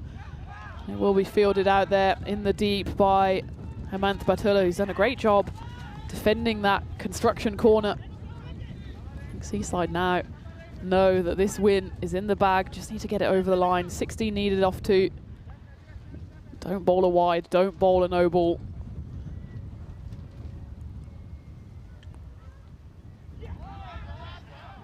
Run through for the bye. It won't be enough. There's Chadvest. Happy to just let them run through. I think it's just dawning for Seaside here that this win will be theirs, and it'll be a tremendous hold, given that they were in big danger. It looked like they might not even make it to 100. They got up all the way to 113, and those bonus runs towards the back end of the innings are actually going to be the difference here, as Akif, they're on 99. Can they get into triple digits, at least on the final ball? It's punted down the ground. It's almost a spectacular one-handed catch by Abdul Haq. Well, that would have been the cherry on the cake for his game. He doesn't mind. Seasiders, they're celebrating as they snatch an unlikely victory against Akif. The winning margin in the end by 13 runs. It was pretty comprehensive from Seaside. They just never let Akif get away.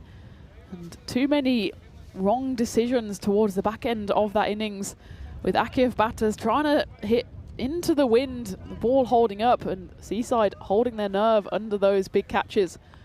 Just 15 minutes before the next game's coming up between Hissingens and Ariana.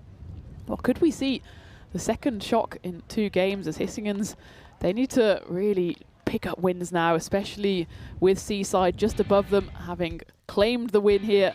Ariana CC, they want to cement their place at the top of the table and want to capitalise on this stumble here by Akif. And stumble is probably the operative word, as they set themselves up nicely. 25-run opening partnership, and we thought, well, maybe they're going to go for the big 4 points here, Akif. But in came Abdul Haq. He was absolutely on fire. Didn't want to give Dana Sekera any inch. In the end, he upended his stumps. And Hardeep Virk, he came and went. There was a bit of luck on the side of Ariana Akif, but they just went for the big shots, and it was that man there, Umair Chowdhury, who had ice running through his veins. That was the end of Isan Shahzad.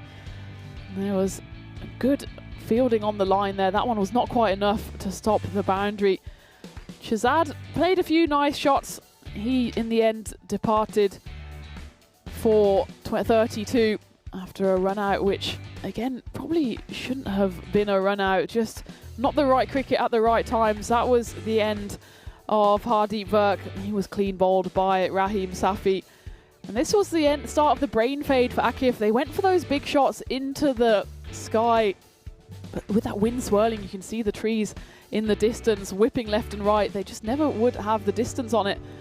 And that's why Seaside were able to grow and grow in confidence. This was a brilliant throw-in from Raheem Safi. That marked the end of Akramuddin Shahzad. And when he fell, the top scorer for Akif, so too did the hopes of the chasing side. And in the end, all smiles for the 10 men of Seaside as they pull off an unlikely victory against an Akif side who were really hoping to cement their status at the very top of this ECS table. So there you have it. First game of the final day of group stage action here, and it's a big upset as Seaside, they turn the tide on Akif and are able to hold the fort. 113 is what they had on the board, and Akif just managed to get to 100 on the final ball.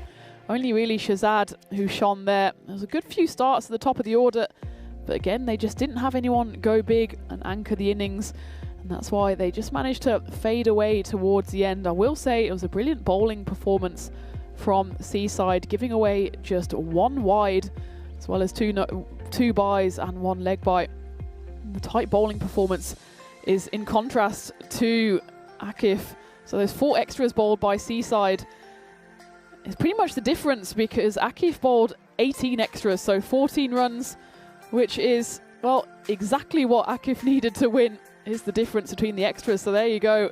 It's a learning for everyone watching. Don't bowl wides because the extras will come back to haunt you, and haunt Akif they did in the end as Seaside put in a great bowling performance. Raheem Safi in particular towards the innings picked up 2 wickets at the end to see his Seaside side home. That's a tongue twister if ever I've heard one. So the first match of the final day here is up and running, and Seaside are the ones that take the big victory against Akif. The winning margin in the end is extras, 13 runs. Akif, they will come back later in the day and hope to put that right against Seaside again in game 18. Before that though, we've got the other Ariana side, Ariana CC facing up against Hissingens. Hissingens certainly the underdogs going into this game, but they'll take heart from the first game where Seaside took that underdog trophy with them, and they'll take on the mantle here, Hissingens, as they face up against Ariana CC. They need the points, as do Ariana. So join me, Tina Goff, in 15 minutes for that one as we go into match 17 here in the ECS Sweden on the European Cricket Network.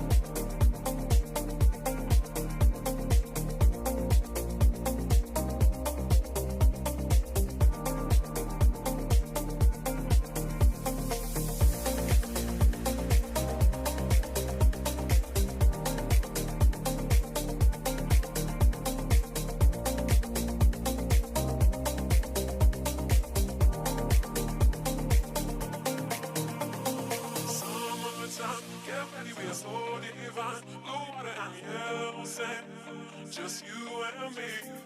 Summertime, get ready, we are so divine. Blue water and yellow sand, let's live our dream. Summertime, get ready, we are so divine. Blue water and yellow sand, just you and me. Summertime, get ready, we are so divine. Blue water and yellow sand, let's live our dream. Summertime.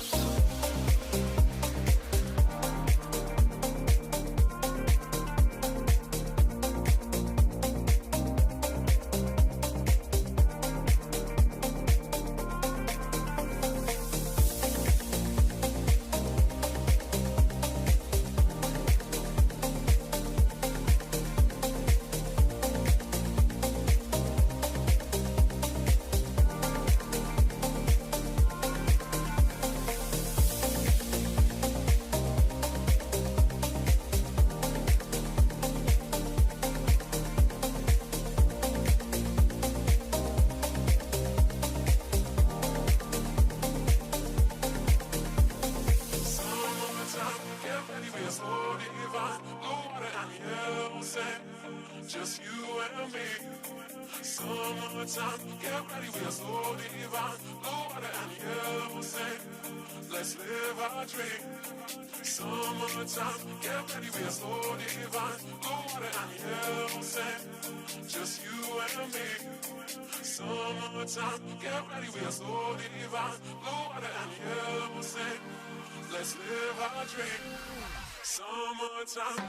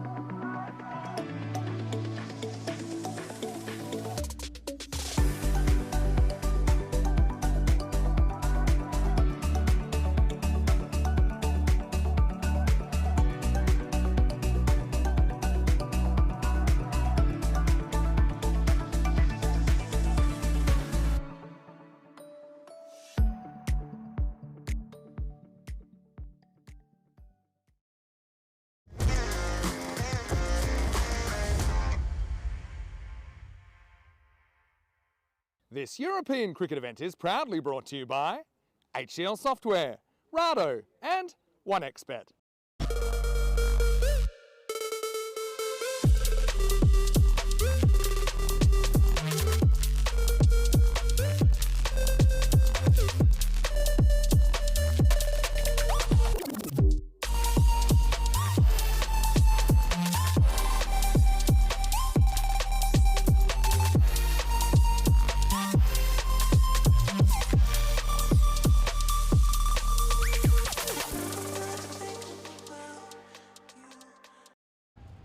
Good morning and a very warm welcome back to Sweden, where we're into match 17. It's the final day of group stage action here from Landskrona. We've already seen one upset this morning. Can it be 2-2? It's Hisingen's against Ariana CC. Hisingen's, they desperately need the points to stay in contention for finals day. As for Ariana CC, we'll certainly be seeing them tomorrow, but can they secure that top 2 spot to get them straight through into qualifier number 1? Before we go to the live action, let's go to the coin toss that happened earlier today. Ariana to call. Tails is called. It's come down to heads. Okay, good luck. Have a good game. All the best. Hissingen has won the toss. They're batting.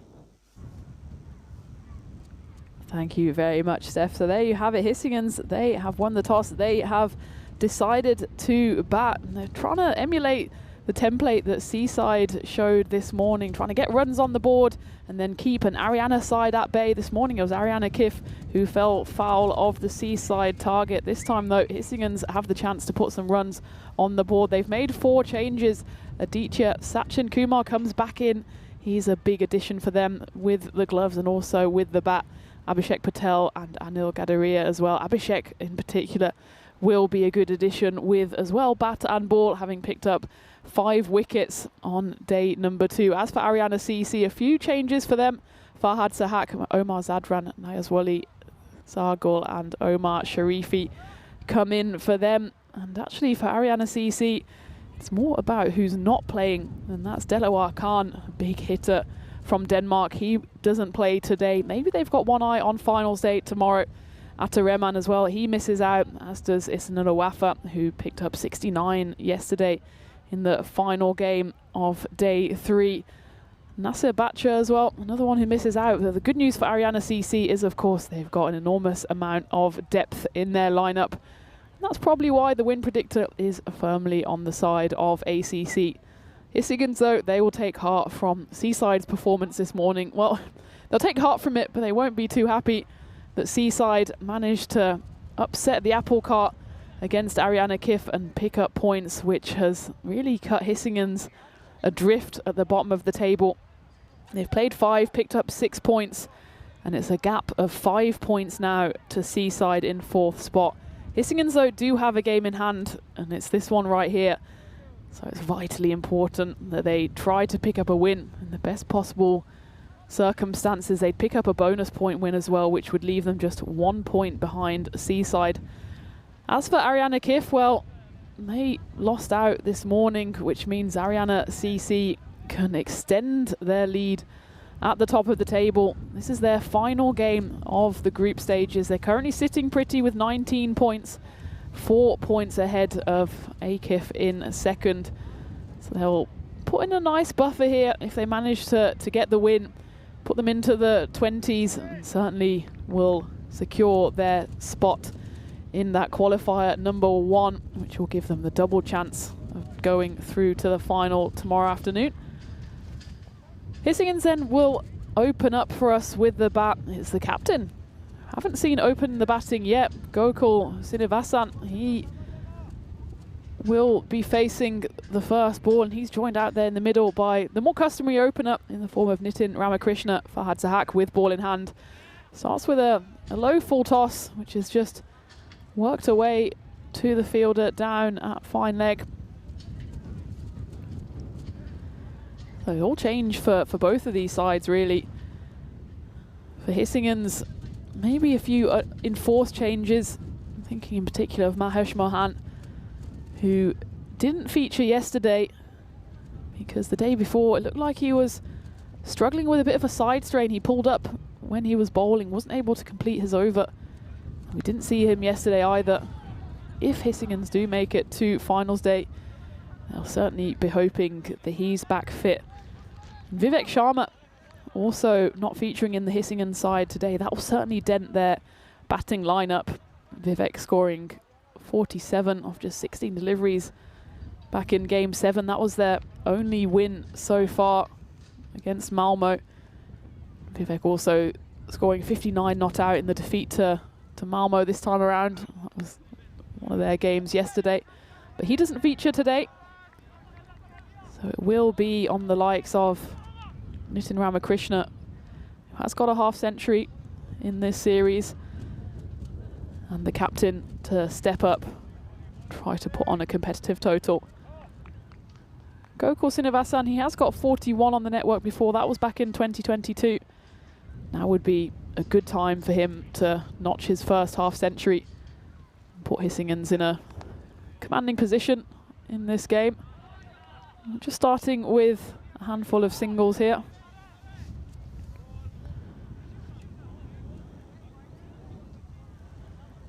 Of course, this isn't the only action happening on the European Cricket Network. Is that one? Oh, is that one called a no ball? Yep, good call by the umpire,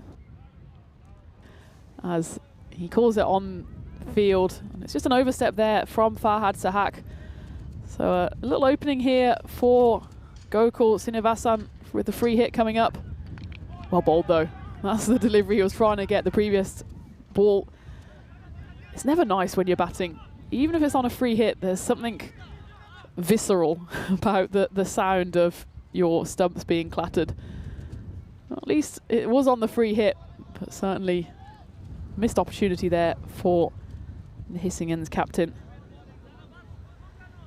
What I was saying before the free hit is that, as well as the series we've got here, of course we have international action over in Estonia. This time it's clubbed away into the offside. There's no one out there in the power play. It crashes into construction corner. 4 runs for the Hissingens captain. We'll have to extend a massive congratulations to Estonia women, who pick up their first ever T20 international win against Bulgaria women. It was a comprehensive win in the end by 8 wickets, chasing down Bulgaria's target of 87 in the 12th over. So big well done to Estonia, and commiserations to Bulgaria. The good news for the guests is that they've got another T20I coming up later today. Oh, that's a vicious ball. That hits the captain Gokul flush on the grill. He says immediately he's okay. That was a, well, pitch perfect bouncer from Farhad Sahak. Gokul just, yeah, it's too quick for him. And he quickly turns around, says he's okay, gets a pat on the back from Kader Sadat, the wicketkeeper for Ariana CC. Just getting checked by the umpire here as we come to the end of the first over. It's 9 for 1, and this is what I was talking about. Estonia take the first match over in Tallinn, but Bulgaria, they have the right to reply with match 2 coming up, I think, in an hour or two's time. Obviously a slight early finish there because Estonia did chase down the total with time to spare. But both of those sides, of course, very early on in their international cricket careers. And Estonia, I'm sure, will be delighted, and their coach, Anu Dodda-Balapur, who I know very well, she has notched her first win as international coach of Estonia. So congratulations to everyone involved in there, and Bulgaria, I'm sure, will come back strong in the game this afternoon. And of course the ECI is coming up at the weekend. The Arabzai will come on to bowl the second over here.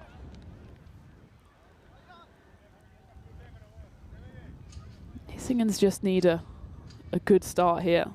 They did well in that game against Malmo, didn't they, yesterday?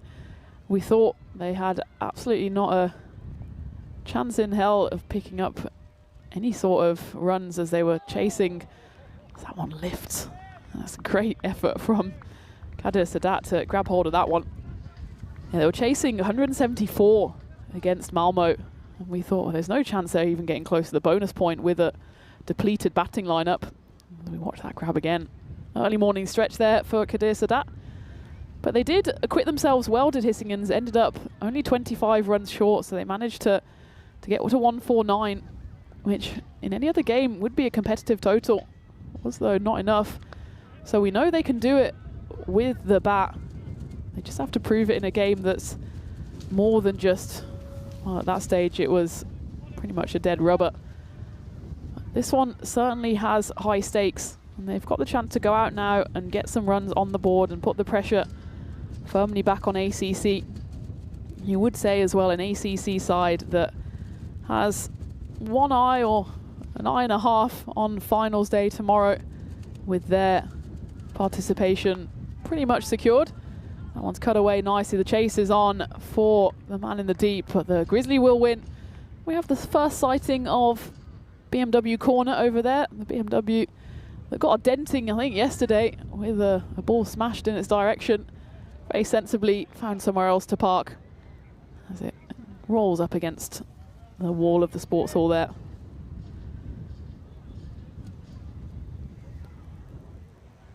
So Ariana CC at the top of the table. This is their final game before finals day tomorrow. We'll be back-to-back boundaries, this time into the leg side. That probably explains why they have rung the changes just a little with the likes of Delaware Khan, Atareman, Isanola Wafa, who did well yesterday. Nasser Bacha, he took an outstanding catch, and Mohamed Atif as well. There's 5 names who have already featured in the Ariana CC side, who've maybe just been given the day off today and will come back refreshed for finals day tomorrow.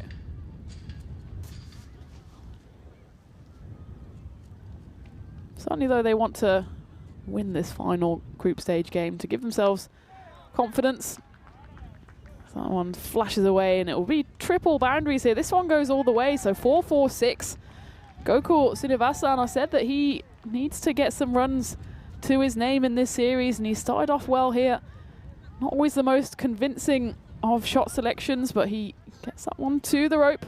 20 off 8, he's gone to. Nitin Ramakrishna very much just playing second fiddle at the other end so far.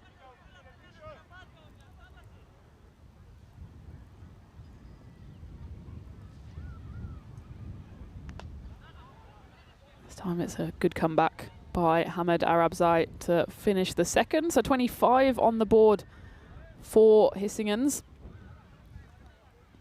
Still 30% in their favour.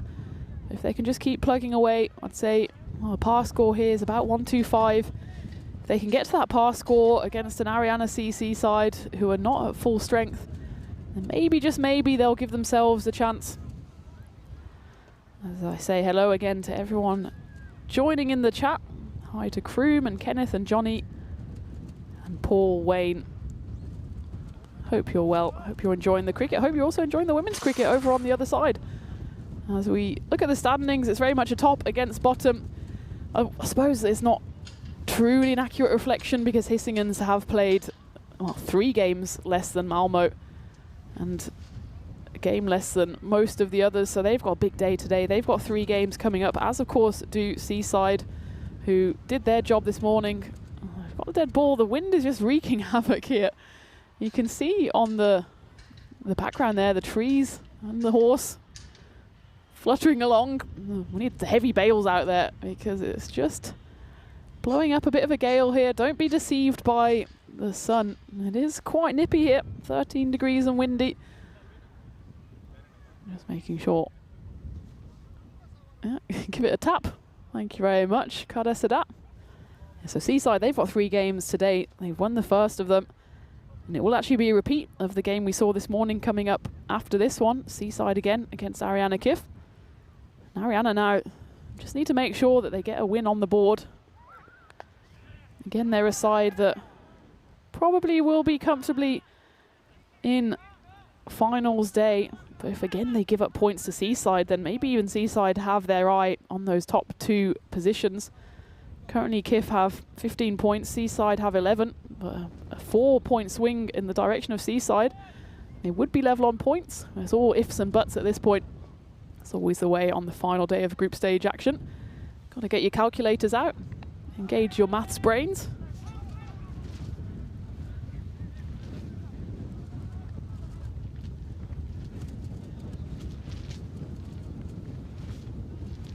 The second T20I over in Estonia against Bulgaria is at 12:45 local time. So you'll certainly have enough time to enjoy this match 17 from Sweden before you can switch over or fire up your second device. Brilliant delivery there from Sahak. Beats Ramakrishna, all ends up. Given we have women's cricket today, I'm also doing a few on this days in women's cricket. In 2012, it was a memorable day for me personally, but also for women's cricket with the inaugural final of the Fairbreak Invitational, where Stefani Taylor's Tornadoes beat Susie Bates' Falcons, sadly, by 8 wickets to win the final. Bowled him. Brilliant delivery from Sahak. Just shapes in to the right-handed Nitin Ramakrishna, who never really got going, but he's just double-checking here. Maybe, yeah, the umpire has raised the finger belatedly. I suppose the umpire didn't feel like he needed to raise the finger with the stumps absolutely splattered. Just maybe checking that front foot. And he's getting unbelievably tight to that front foot, isn't he? To the crease. Let's have a look at this. Oh, it's difficult to tell with the shadow there. We don't have the benefit of the side-on camera at the non-striker's end. The umpire didn't call it. I don't think there's enough evidence to overturn it. So Nitin Ramakrishna is sent packing. Unlike his captain at the other end, he never really got going. And that one just beat him, all ends up. Just jagged in a tiny bit off the seam. That is the first wicket to fall, 27 for 1, Hissingen's. The new batter, Aswin Madhav, comes to the crease. I like this move as well. Aswin, he only came into the side yesterday and he acquitted himself well. 34 off 19 in that loss to Akif.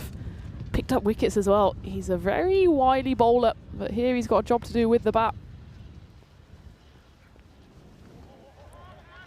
Yeah, so that Fairbreak tournament, the final 3 years ago today, was a women's T20 tournament that brought together players from over 30 countries, including Germany, Philippines, Argentina, Botswana, Hong Kong, the USA, Scotland, as well as some of the biggest names in world cricket from England, New Zealand, Pakistan, South Africa. Ster Callis of the Netherlands, who of course has featured on the network, who was top scorer in the tournament, also made 44 in the final, helping her side to the win. In the end, they chased down the Falcon score of 151 comfortably, with former New Zealand captain Sophie Devine picking up 76 off 55. Fairbreak was a great, or is still a great contribution to women's cricket across the world, and especially associate cricket. Doing a similar job actually to the European Cricket Network of showcasing the skills across Europe, not only in the men's game but also in the women's game. And that's exactly what Estonia and Bulgaria are doing in the T20Is and the ECIs coming up at the weekend. It's important to remember as well that these sides still learning the game. It's obviously Estonia, Bulgaria, not the first countries you would think of when it comes to cricket. But the girls are loving every moment they have out there. You can see by the celebrations of every single wicket. And that's what it's about. It's a game, is cricket, and if you're not having fun, then why are you playing it? We go into the 4th over, and Yusuf Babak has the ball in hand. Babak, you'll remember, took an outstanding one-handed catch yesterday in the covers. That one's already made its way to social media. Take a look at that one if you haven't seen it already. He was absolutely pumped up after that grab. He just needs to get his side pumped up here. It's been a, well, for Akif's, oh sorry, not Akif, our ACC standards, a slow start from them. They're still very firmly in the driver's seat. They just need to lift their game just a little here. As that one is just lifted over the stumps.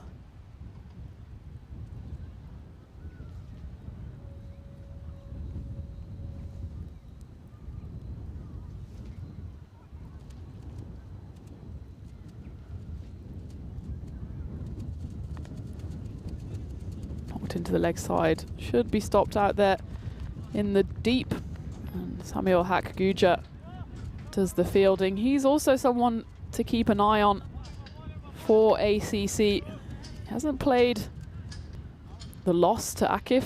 In fact, the only 2 games that Ariana CC have lost have been against their Malmo City rivals. They lost by 8 wickets in that first game. And then they lost by 6 runs yesterday in what was a thrilling Malmo derby. Went down to the final over. ACC again on the wrong side of that result. And they will, I'm sure, those sides come up, well, possibly against each other on finals day, maybe even in the final. What a tasty final that would be, as Akif would then look to do the treble over ACC, but a long way before that might happen. Yusuf Babak just bowling consistently outside off stump here, doing exactly what he needs to do. And in fact, only 2 runs coming off that 4th over. So in the last 2 overs, only 5 runs have been scored by Hissingens, and they have also lost a wicket, so 30 for 1 after 4. So we take a look at the run rate. It's just taken a little bit of a nosedive, given that they started off well enough, 25 runs coming off the first 2 overs, including 4 boundaries. But since then, they've just scored the 5 runs, and they've lost their first wicket as well, have Hissingens. So well, I suppose they're showing why they are where they are in the table, and that's very much languishing at the bottom. This would be potentially the 5th loss in a row for them. They just need to find some inspiration from somewhere. Captain Gokul might be the one to provide it, as with Madhav at the other end, not firing just yet. Low full toss has just chipped down the ground. There's 2 fielders there converging underneath, and it's a brilliant effort sliding away to his right. Baz Ayubi, who's certainly one of the fielders of the series so far. He's athletic, he's quick, and he's not afraid to get down and dirty this time. Tumbles away to his right. His feet never even touch the rope, so no problems with the boundary there. Reduces it to just a single. This time Baz is scampering away to his left. The Bermuda Triangle is in play, and it goes through the triangle into the yellow fencing. And Aswin Madhav does find that release shot. It's his first boundary of the innings. Takes Hissingens up to 35.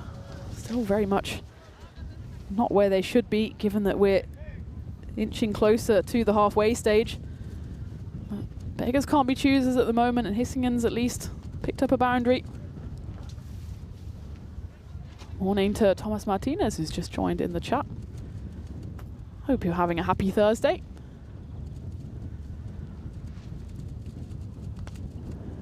This one more conventionally hit along the ground. Just be the one. It's worth noting just how windy it is out there. I think the Akif batters will certainly attest to that towards the end of that innings in the run chase, where they felt like they had to go big.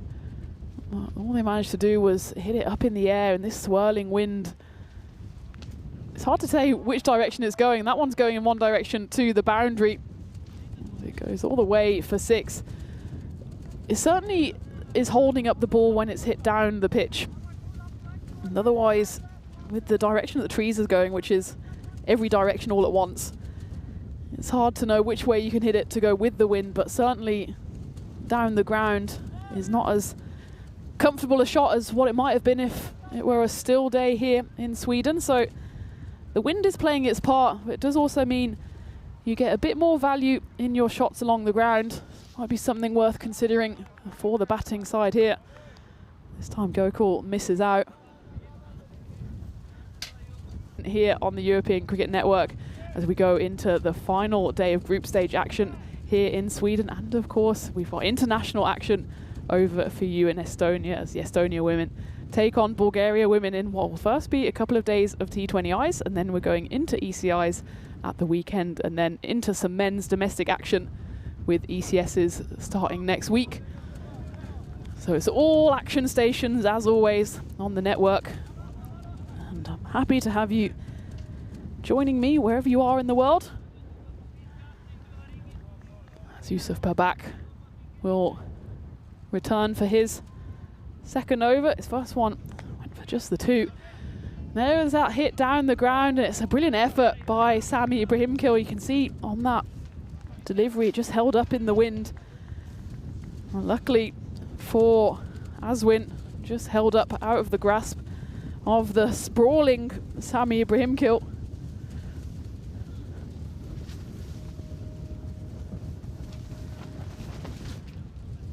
A wicket has fallen. So it will be the end of the captain, Gokul Srinivasan. Very much muted celebrations as we take a look at what happened here. Yeah, just got a bit of glove on it. He knew straight away he was a goner. Narayana CC, where they're all business here. They just want to pick up the wickets and keep their pride of place at the top of the standings table.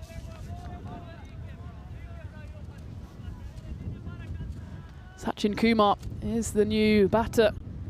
Someone who was missing from the lineup yesterday from Hisingen, so it's good to see him back in the fray. He's back in the thick of it here, with his side needing some runs. Well, that one's hit down the ground. Will have enough distance on it that time. Didn't quite go too high up in the air. That's been the problem for some of the batters who've been caught out on that rope. Sachin just punts it down the ground, gets value for that one. It drops comfortably over the rope for 6 runs. That does bring the 50 up for Hissingen's, 53 for 2. Still 1 ball left of the 6th. Those bails again go flying.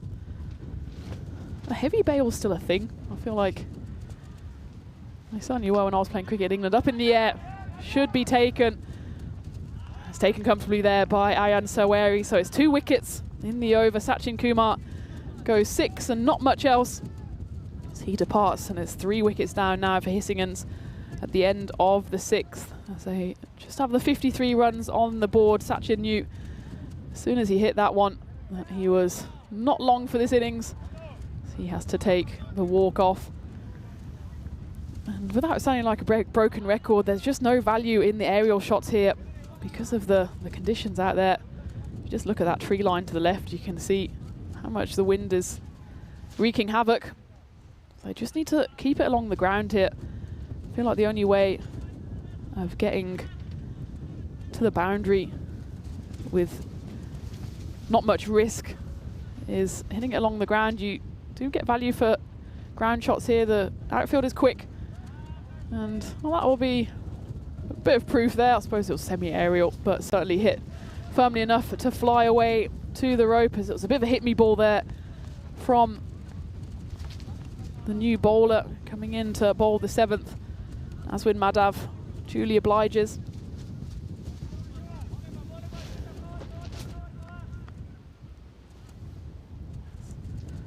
Omar Sharifi coming on to bowl here.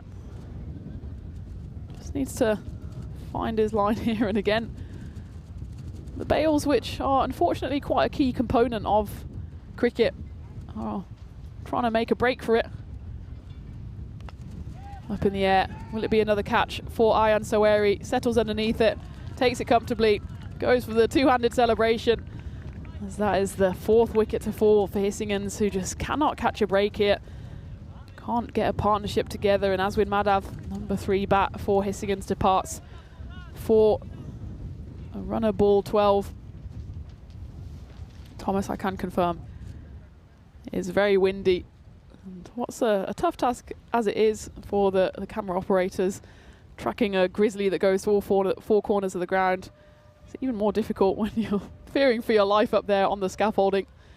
Well, that one had Aswin fearing for his batting life. He does depart. It's the 1st wicket for Omar Sharifi.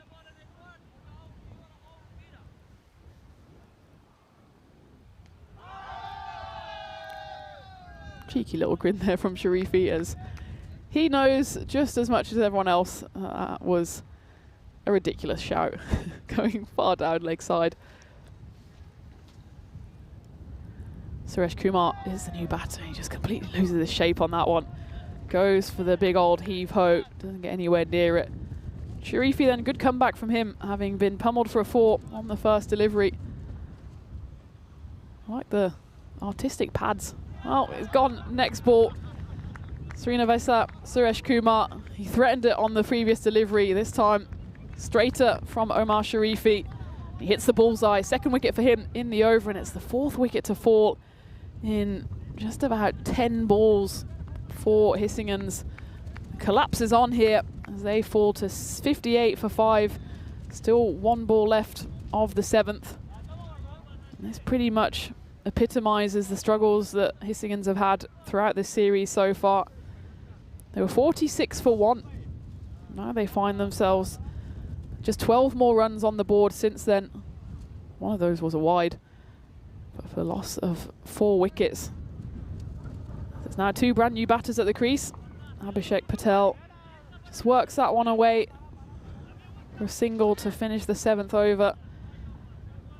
So 6 runs come off that over, but more importantly for Omar Sharif, he picks up 2 wickets.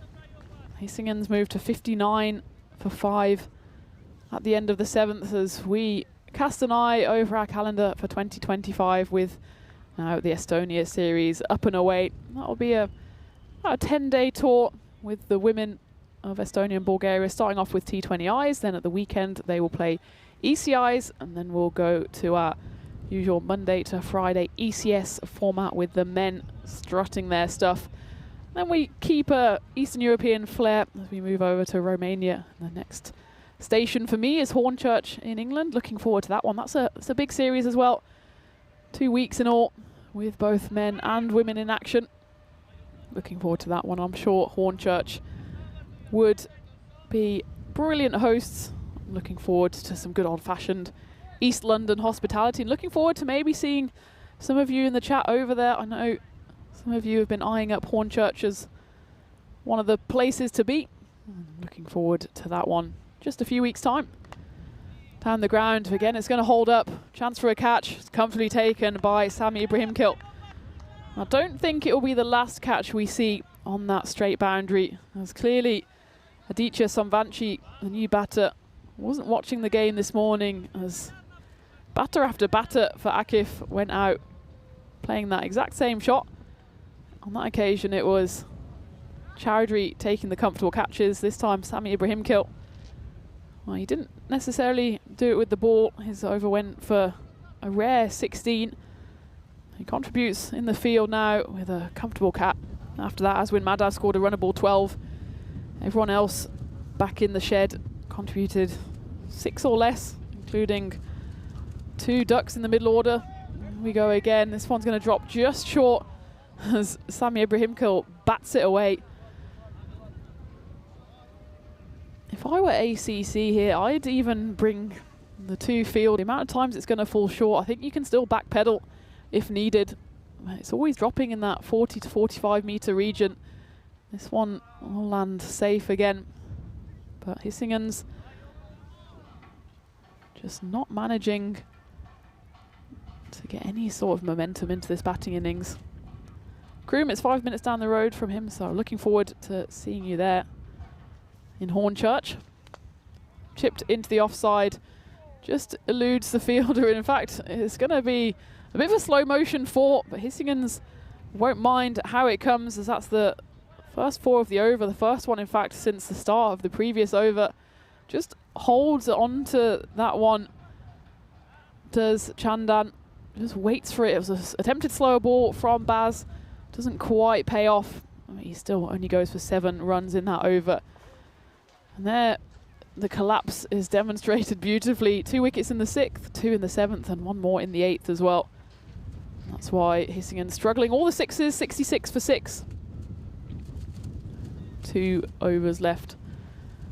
As the 9th, the all-important 9th, will be bowled by Omar Sharifi, who's already picked up 2 wickets in his first over. This one is fielded tremendously by Yusuf Babak, who tumbles away to his left, sticks out a left hand, manages to stop what would have been a guaranteed boundary otherwise. Julian Dawson also saying he hopes to be at Hornchurch for the second weekend. It'd be great to meet all of you in person. And of course, Wimbledon will be the second series happening in England just a few short weeks later. I'm very much going back to my roots in the series I'm covering. I'm doing the 2 England series and definitely the 1 Germany series in Krefeld, potentially the second one in Kiel as well, depending on how Germany fare in the World Cup qualifiers, which are coming up in just over a week's time in Rome. Heaved away into the leg side. There's a fielder out there again. Brilliant work, this time by Nayazwali Zargul. ACC have been impressive in the field here. They've been throwing themselves around. They could be forgiven for just dialing it in or phoning it in here, knowing that they've got bigger fish to fry potentially tomorrow. But they're doing actually what Akif didn't do this morning, which is field tidily and not give too many freebies away to Hisingen. So far, there's only been the 2 wides in the innings. If you remember in that Akif bowling performance, they gave away far too many, 18 of them, including 2 lots of 5 wides. So ACC looking tidy here. They certainly want to restrict Hissingen's to, well, below 80. Just as I say that, commentator's curse is alive and well as that one does drift down the leg side.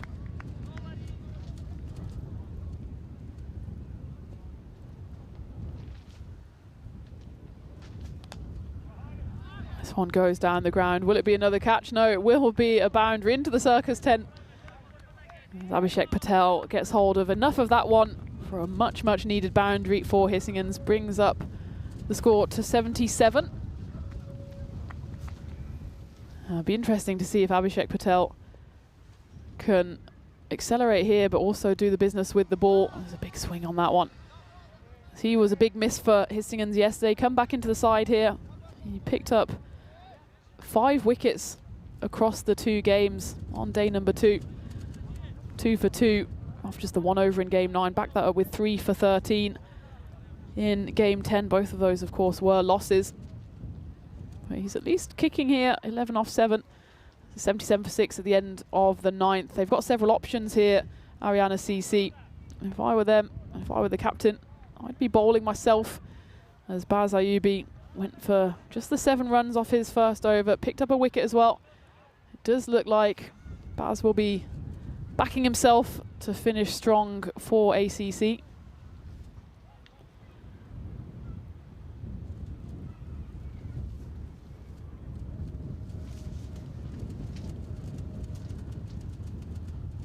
Number 3 for Ariana then finishing things off. How high can Hissingen's climb? That will take them to 78. Decent over here would take them into the 90s. Certainly though ACC, unless this over goes disastrously wrong, will be eyeing up that big 4-point win if they can chase the total down in 7 overs.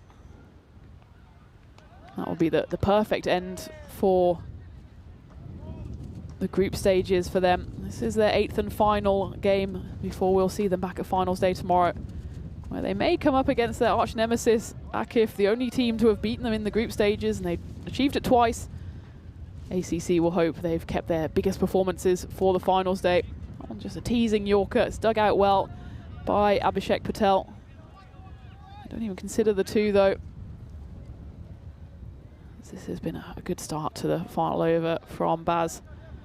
That's a glorious head of hair.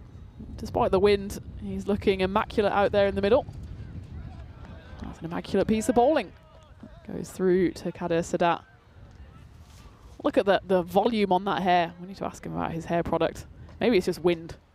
Nature's volume. 2 balls left. This one goes up. Does it have the distance on it? It shouldn't do, but absolutely unsighted is Nayazwali Zargul. He can count himself lucky that he had his teammate lurking just behind him. Samuel Hatguja does the fielding. He's saying, I can't see. The sun's up high in the sky. It's 11:45 local time. Bit of self-preservation there. Luckily for him, the ball just plugs, so not too much harm done as they just run through for the single. And they do get to 80 Hissingen's. They're not going to get much further though with 1 ball left. The Bales again trying to make a break for freedom.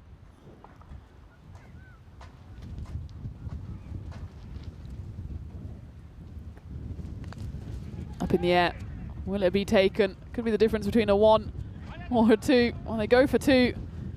And a direct hit would have been out. They're going to try and go for 3 here. Why not? As again, the ball will be thrown in. Will they go for 4? They're going to go again. Is it going to be an all-run 4? Well, no, not quite. Kader Sadat obliterates the stumps, obliterates himself. They will run 3, and they get run out on the 4th attempt as Abhishek Patel doesn't quite make it home.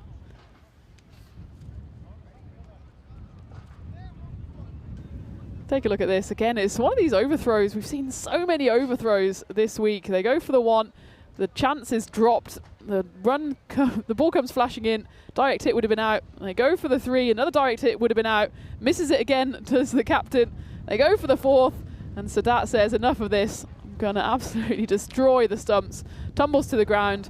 Still though, they managed to burgle an extra 3 runs in almost the exact same fashion as Seaside did at the end of that first innings of the first game. They burgled 3 runs on the final ball, and they managed to hold on to the victory. Can Hissingens do the same here? Well, it's going to be an even tougher task as they finish on just the 83. It was an innings that got off to a decent enough start. The partnership between the 2 opening batters was worth 27, mostly thanks to the hitting of Captain Gokul. Not always the most convincing, but got bat on ball enough. Well, there was no bat on that ball as that one clattered into the top of off stump. Farhad Sahak cleaning up Nitin Ramakrishna, who never got going. Aswin Madhav came in and provided a good foil for Gokul Srinivasan, scored a run of ball 12. Gokul tried to lead from the front, found the construction corner. The wind was coming in as the igloo almost caved in, but it stood firm. And Gokul was standing firm as well. Aswin Madhav went for 1 hit too many. That was a catch taken by Ayan Saweri, who took 2 in the innings. Sachin Kumar, just the 1 big 6 and out for him. The bails were flying everywhere. This time though, again, Ayan Saweri, action replay, taking another comfortable catch with the big arms aloft. And Omar Sharifi, he cleaned up Srinivasa Suresh Kumar. That was the double ducks in the middle of the Hissingens lineup. Abhishek Patel, though, he again showed that he can be a useful batter and bowler for Hissingens. He was a big miss for them yesterday. Can he do the business with the ball? Well, he hit a few big shots as he got to 15 before, well, the sun played havoc. In the end, it didn't harm too much, and this was the crazy run 3 at the end, which was almost a run 4. Get the cardio in, lads, as that one flashed over the stumps, not once, but twice. And they tried to go through for the 4th in the end. Kader Sadat, the wicketkeeper for ACC, smashes the stumps, and it's not quite a mythical run 4, but they do get 3 more on the board, do Hissingens, so 83 for 7 is the total that they have to defend. It will certainly be a tough task for them against an ACC side that want to prove that they are, well, maybe favourites going into finals day. Certainly they're sitting pretty at the top of the table. Not so pretty here, the scorecard for Hissingens. Only really the captain Gokul getting any sort of contribution, just the teens apiece from Aswin Madhav and Abhishek Patel. Otherwise a couple of ducks and some small contributions up and down the order. But it was a good bowling performance from ACC, giving away just the 3 wides and the 1 no ball. So tidy performance from them. They were also brilliant in the field, throwing themselves around, making sure they gave away no freebies. 6 bowlers used in total. Baz Ayubi, he's Mr. Consistent, the captain for Ariana CC. And Yusuf Babak, he picked up 2 wickets for the loss of just 9 runs. You can see there the fall of wickets meant that really Hissingens never got really a partnership together, meaning that they just have 83 on the board. Ariana, they're certainly going to be eyeing up that big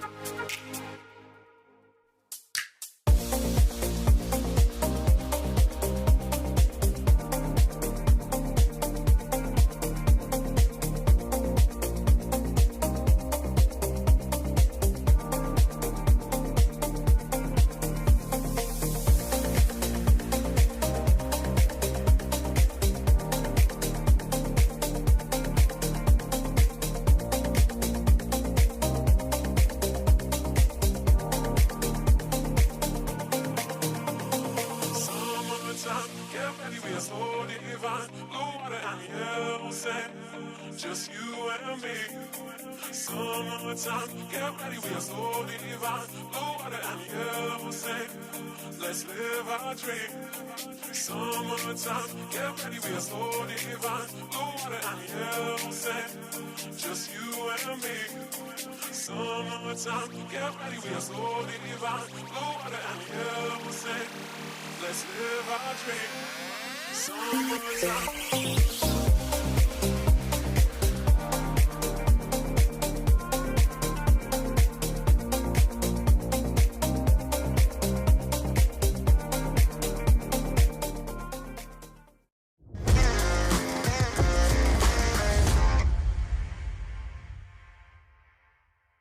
This European cricket event is proudly brought to you by HCL Software, Rado and 1xBet. Welcome back to Win City, where we're into the run chase in match 17 at the halfway point. Hissingens have a below par 83 on the scoreboard, and Ariana CC certainly hoping to grab all 4 points from this contest if they can chase it down in 7 overs or less. As for Hissingens, they not only need to defend this, they need to do it with just 58 runs on the board if they want to take home the bonus points. It's looking like almost, not quite, last chance saloon for Hissingens after that big win for Seaside this morning. Hissingens find themselves cut adrift at the bottom of the table. 5 points is the difference between the 4th placed Seaside and Hissingens in 5th. And remember, it's the top 4 that go through, so it's that dreaded 5th spot that they want to avoid. It looks like they're staring down the barrel of a defeat here, unless their bowling side can fire on all cylinders. As for Ariana CC, they've been firing all week so far, and just 80 odd runs away from notching what would be their 6th win of the series, and very much cementing their place at the top of the pile in this ECS Sweden. Sami Ibrahimkil, the familiar left-handed figure, will face up the first ball for Ariana CC. He's joined out there by his equally familiar batting partner, Ayan Saweri, who took a few nice grabs in the covers. He's got the chance now with bat in hand. Anil Gadaria will open up for Hissingens and almost gets fortunate on the very first delivery. That's it. Goes through, hits the thigh pad and almost goes onto the stumps. You can see that it was certainly rolling dangerously towards it. Sami didn't really know where that one went. He just avoided what would have been a very unfortunate start to his innings. This one flashed away into the offside. First Maximo of the innings goes to Sami Ibrahimkil, hitting it down the ground in a moment where the wind just dropped just a little, allowed him to lever it over into what otherwise is a bit of a black hole territory there. We've seen so many batters fall hitting it down the ground. On that occasion though, he gets enough of it and he'll be 6 and 4, hungry for more, as he already gets his side into double figures. Anil Gadaria just not quite hitting the right line or length. Sami Ibrahimkil doesn't need a second invitation.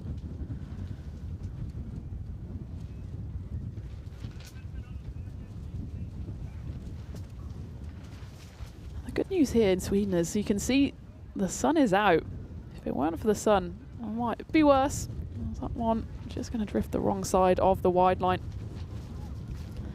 I have been speaking to my colleagues in Estonia as well, and the assessment is it's darn cold. So over in Eastern Europe, maybe we can send some of this Swedish sun their way. I know Estonia women will be warmed by the fact that they've picked up their first T20I victory this morning, with the second game coming up for them in about 45 minutes time. And well, 45 minutes time will also be when we find out who wins this game, but it might not actually last that long if Sami Ibrahimkil carries on at this rate. 15 already coming off the first 4 deliveries, are wide in there as well. Anil Gadaria not getting Hissingen's off to the start that they would have hoped for. And that one's going to add insult to injury. That's a no ball. That one comes out all wrong. Tries to go for the slower ball. Just doesn't get his fingers wrapped around it. Lands off the pitch. So it will be a free hit coming up. This could already be an expensive over for Hissingen's. Can Sami capitalise on the free hit? That's well bowled though. He tries to shuffle across. Actually, he's going to get 4 runs for this. Oh, just about. I think we're going to have to double check this. It felt like maybe there was some contact on the rope. Let's go super slow-mo to see what the verdict is. Yep. My eyes were not failing me, as it does in fact hit the rope on the way back as well.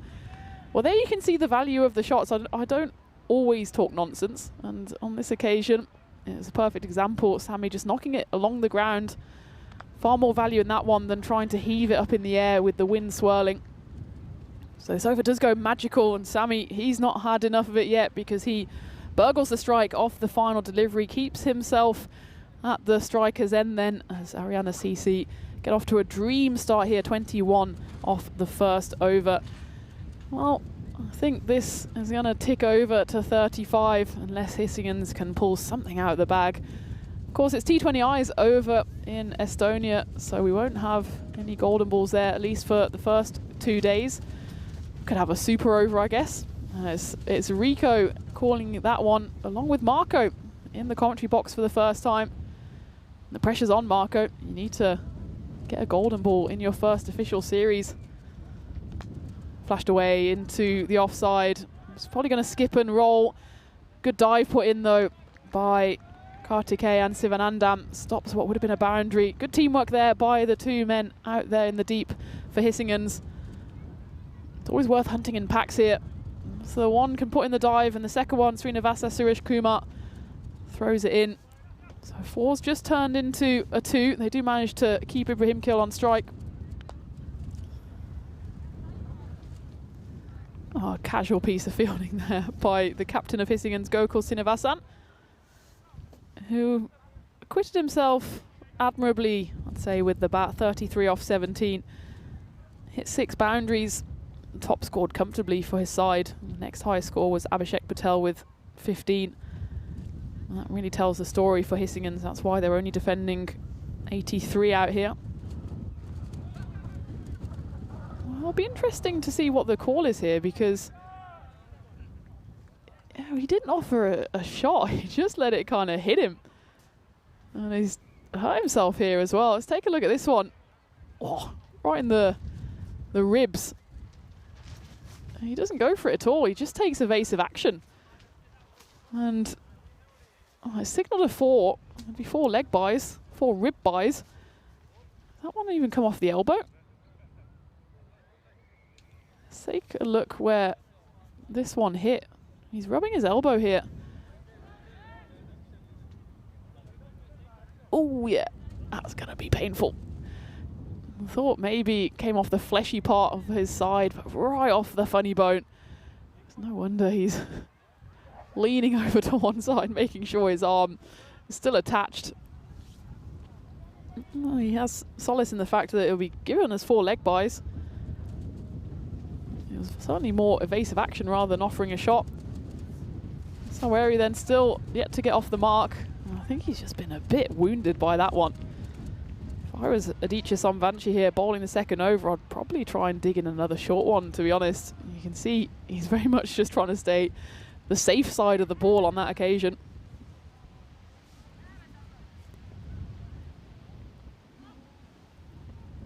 Samvanchi going to bring out the bouncer here. There he goes for the attempted Yorker, slightly over pitch. Direct hit here would have been interesting. It was a great pick up and throw by the man with the white cap. I think a direct hit, and it would have been curtains. Yep, absolutely. It's not far off as well. As a round of applause comes in from Samvanchi. Good intent there. Well, I think it's Omar Zadran doing fielding there. This one's punched away. That will be 4 runs. It's an elegant shot from Sami Ibrahimkil, who's been impressive throughout this series so far. He hasn't got necessarily a big score, but he's always got starts. It'll be the third time he reaches the 30s. Got 32 in game 3, 30 in game 13. This would be a good time to kick on and get that half century. Well, he's 26 after 2 overs, 33 on the scoreboard, and Ariana CC, well, win this one. If they win it in style, they'll move up to 23 points and be pretty much an unassailable lead at the top of the standings. As for Hissingen's, well, it's danger territory for them as games are running out for them to catch up Seaside, who are above them in the table. They do play each other still, do the bottom 2 sides.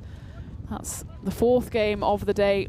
But Seaside, well, if they win again against Ariana Kif in the game coming up in just about 50 minutes time, then they might even be out of sight already for Hissingen. So that's a big game coming up after this one.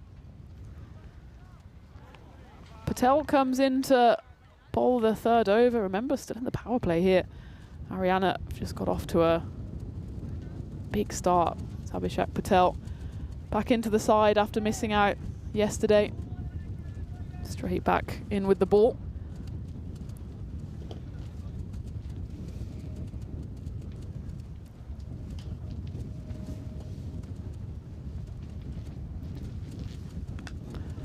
Up in the air, and again it's just going to be held up in the wind. Who wants it? There's 2 fielders converging underneath it, both putting a good old sprint. In the end it lands safely. Gets away with that one, does Sarwari. Again, aerial route is not the right choice here. As that one was in the air so long it almost ended up going backwards. He does at least get Sami Ibrahimkil back on strike, who's going well here, 26 off 10. That one's hoiked away. It's a lovely shot into... Does that one go into the netting? It certainly goes in the direction of construction corner, and it's a well-constructed net. That's Alistair who put that net up before the action started here at the weekend, and good bit of craftsmanship there from Alistair, making sure that not every single grizzly is lost straight to Bob the Builder and his friends. 6 runs though, and Ibrahimkil moves into the 30s, 32 off 11. So it's his joint highest score in the series so far, but he'd want to go big here. 40 on the board for ACC. Oh, it's a big edge, and it was wrong-footed, the keeper there, Sachin Kumar. He went right, he had to then dive to the left, didn't quite get his mitts on it, and it's a lucky escape for Sami. He swung and swung hard. 6 and 4. It's already 11 runs off the first 4 balls here.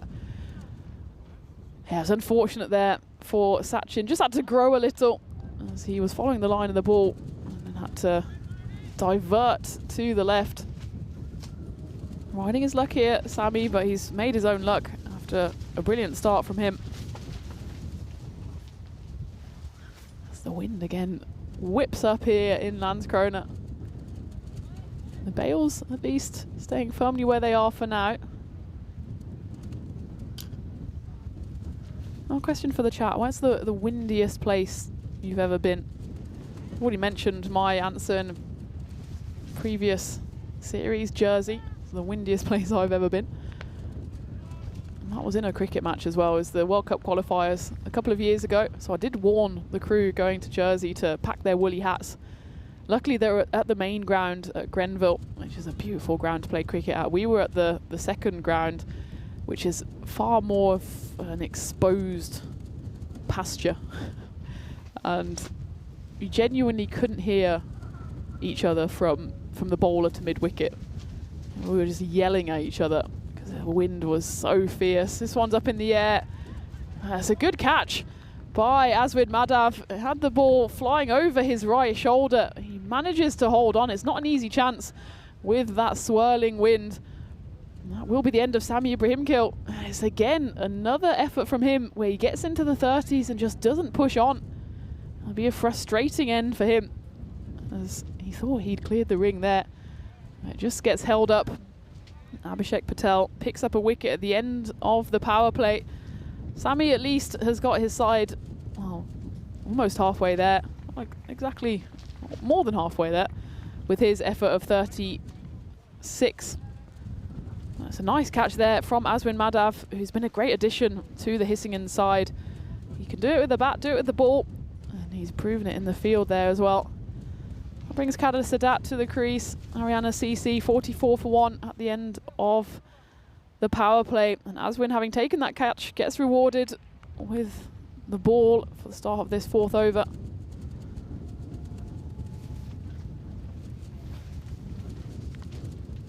That one just slightly over pitched. Should be fielded out there in the deep.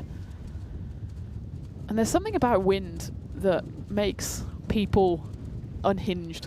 I think it's just the fact that you can't escape it. If it's too hot, you can try and find some shade. If it's too cold, you can try and warm up, put more layers on. But wind, there's just something inescapable about it. And we were going absolutely mad, the German national team. It also didn't help that our luggage was lost. And then we managed to, in the end, somehow not get through from a very commanding position. But the wind certainly didn't help. So let me know, windiest place you've been. Sweden certainly up there at the moment. There's the Igloo standing firm for now. If I do start taking off, you'll hear about it. Aswin Madhav just a bit too wide on that occasion, but what I've been impressed with him is that he's not afraid to vary it. He's got the slower ball. He's not the quickest bowler in the world, but his slower ball is well disguised.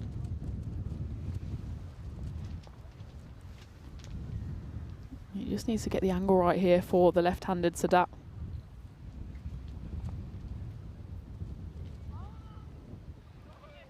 On this occasion he over-adjusts. He must have just brushed a bit of pad on the way through, as there's no signal from the umpire. Good take by Sachin Kumar, moving smartly to his right. I'm not sure what that hit. Didn't look like it hit pad. Probably should have been a wide on reflection. Gets away with that one though, Aswin. This one's clubbed away into the leg side. There is a man patrolling construction corner. Abhishek Patel throws the ball in.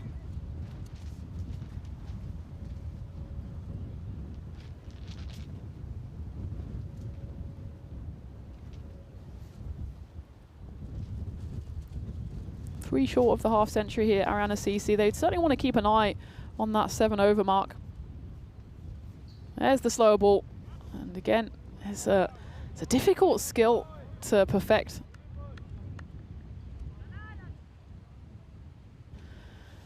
It comes right out the back of the hand and almost chops onto his own stumps. Getting that slower ball from the back of the hand, of the variations of the slower ball, I think it's the toughest one to get right. Aswin, he's not afraid to use it and has used it to good effect so far in this series. This time he goes for the rolling across the seam.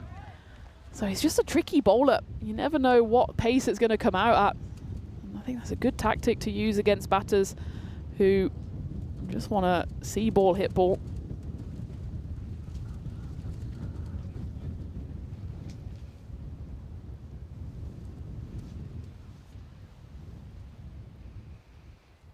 There's that slower ball again, this time weighted on it by Saweri. That's a good over from Madhav. He gets away with that one wide, but otherwise goes for just 4 runs. And at the end of the 4th, then Ariana CC 48 for 1. Johnny, he says, I see it was Mole Valley, North Wales. At the top of the mountain, you can just lean into the wind and not fall down. Well, I think that's pretty much where we're at here in Sweden. I won't test out that theory. Certainly it's whipping up a storm here. As Ariana, well, they got off to the perfect start, didn't they? Had that big first over worth 21. After that, they've just quietened down a little with that 4th over going for just 4 runs, but they're well on track here. Just the 36 needed in 36. And the equation there for the bonus point is equally significant for them. It's 2 a ball needed for that, 36 off 18. There's going to be 6 of them, as that one's worked away with the speed of Adichie Somvanchi's come back on for his second over.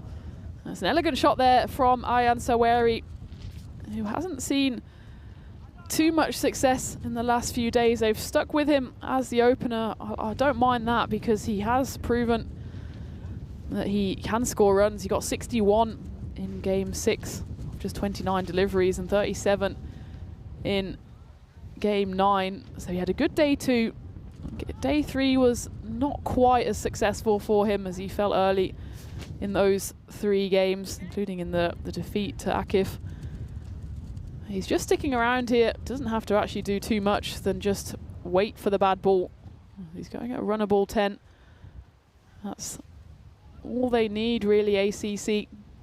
And he can afford here, Ayaan, to just play a little selfishly, just to bat himself into a bit of form going into finals day tomorrow.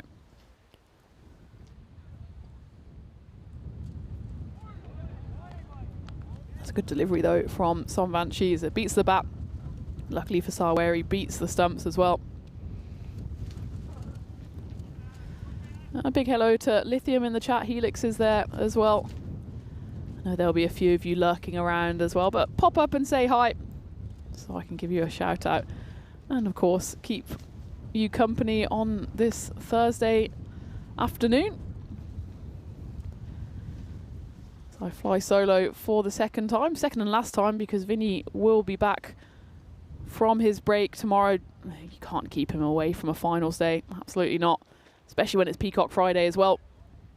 And of course, we go into the weekend with 2 games on Saturday, 2 games on Sunday to bring you.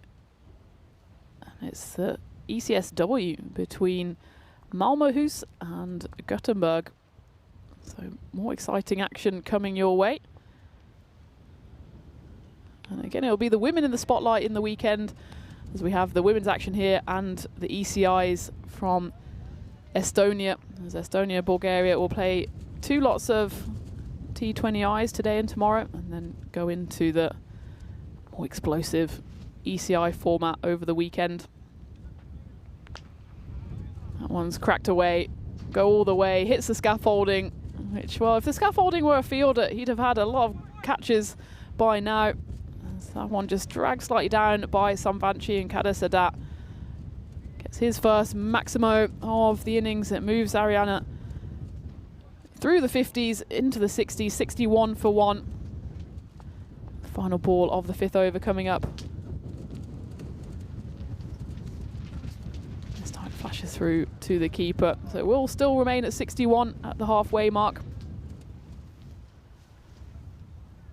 with Ariana now needing 23, and they need it in the next 2 overs if they want to secure the bonus points. So there you have the upcoming events here in Landskrona. We're coming to the end of the ECS with finals day tomorrow. Then we go into the ECSW with 4 games coming up there.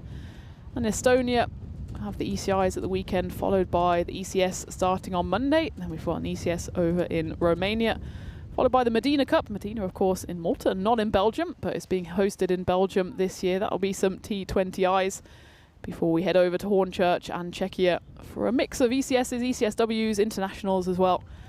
Absolute smorgasbord, since we're in Sweden, coming up for you on the network over the next few weeks and indeed months and probably years. So don't go away. And that one, again, is a good delivery from Aswin. He went for 4 runs in his first over. Let's come back to bowl the 6th here.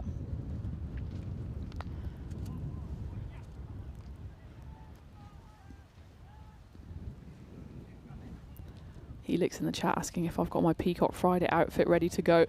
I do. I will say it's a solid effort. I wouldn't call it my best effort, but I would ask for a bit of mercy given that I've been on the road for multiple weeks now, so I've had to pack for Malta for commentary, for Corfu playing cricket, and then again for Sweden back to back. So my wardrobe was getting a battering. I'll make sure to get a few more jazzy numbers ready for the upcoming series. I'm sure Vinny won't disappoint though. He's going to be refreshed. Maybe he'll have refreshed his wardrobe back home as well. And of course it's finals day, and I love the combination of finals day and Peacock Friday. making it a proper celebration.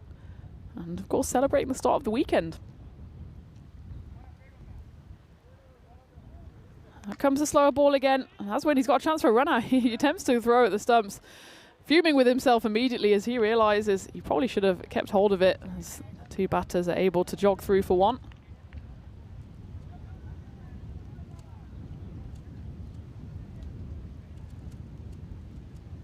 So they just need to keep an eye on this, Ariana, as the equation for getting the bonus point becomes more difficult. 21 needed off 8. Again, Aswin with the slower ball. This time, Saweri sees it coming, and it goes into the construction corner. This time, the net doesn't do its job, and the umpire, well, he might be asking for the ball back. We're going to have to ask our builder friends. Vinny made friends with one of them the other day. Maybe he can get on the builder hotline, because that one just dropped the wrong side of the yellow fence. I haven't heard too much construction work today. There was a few shake, rattle and rolls earlier today. Maybe it's lunchtime. We are approaching 12:30 local time here. Final ball of the 6th. Clubbed away into the leg side, and it will be back-to-back boundaries. So suddenly that bonus point is back on after the 6 and 4 at the end of the 6th. It's unlucky actually for Aswin Madhav. He still finishes with decent figures, 16 runs coming off his 2 overs. Maybe just went for one slower ball too many there. And Ayan Saweri got the measure of him as he moves to 22. 11 runs needed now for victory for ACC. Pretty comfortable scorecard for them. Will they even need the likes of Baz Ayubi and Farhad Sahak with just a handful of runs required?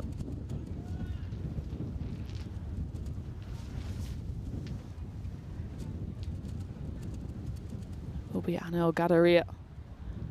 And with 101 on his shirt, manufactured 101 to bowl the 7th. 11 needed here for ACC. If they do it in this over, they'll get the bonus point. That's clubbed down the ground. It's gone into the black hole. Will it be taken? Yes, it will. It's a comfortable catch.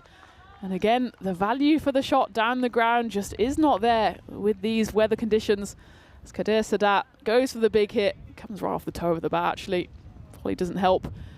You can see anytime a fielder settles underneath it, they need to lurch forward at the last moment as the wind provides the assist there for the fielding side. And it is the 2nd wicket to fall for Ariana CC. Certainly shouldn't stop them winning this game, but throws the bonus point into jeopardy. Still 11 runs required. 5 runs left, 5 balls left to get it with the bonus point. As it was Nitin Ramakrishna who took that comfortable catch on the boundary. Samuel Hakguja is the new batter. Starts off with a wide, so now 10 needed off 5. One big hit and you imagine they'd be there. Yeah, Thomas, you're right. I need to get a wedding outfit, because when I go to the World Cup qualifiers, of course I'll have to take my cricket kit with me, otherwise I'll be in big trouble. That one's worked away, brilliant shot. Well, actually, it's been stopped. I was just looking at the boundary, waiting for that one to go, but it's equal to it was the fielder at point. So it will, in fact, be top ball. So after the World Cup qualifiers, I'm staying in Italy for 1 day more for a wedding. So, yeah, everyone in the chat's got to remind me to take a wedding outfit, otherwise I will forget. That's a full bunger. Might be a no ball on height here. We'll have to check that one. They do manage to jog through for a 1, and this would be criminal here if Gadaria has given away a bonus run and the free hit. It's very much a 50-50 call. Guja slightly outside the crease here. Usually it does go in the favour of the batter, and that's exactly the case here. John expecting a tie-dye number tomorrow. Well, it's tie-dye-esque, I'd say. Tie-dye inspired. That's the Peacock Friday outfit, not the wedding outfit. Although, you know, it's Italy, the wedding. That's a stylish country as they come. So watch this space, but yeah, trying to get my head around the packing list at the moment when I'm packing for about 5 different occasions as they run through for overthrows here. Hissingen's throwing away this point really. 6 needed off 3 now. No ball plus a wide plus overthrows. That's a good delivery. 5 off 2. That's the bonus buzz is buzzing around here. It's probably academic, at least for ACC. Hissingens though.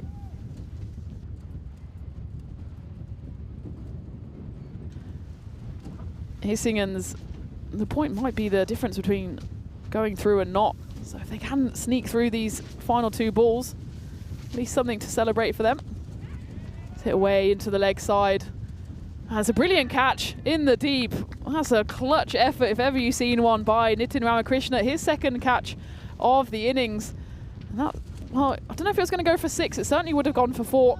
It would have been almost the bonus point secured for ACC. A brilliant grab on the rope to put ACC 3 wickets down. Frustration there for Samuel Jack Guja. He goes for just 1. Suddenly, the buzz is real for the bonus point as the new batter coming in needs to hit this ball for 6. It's Zargle.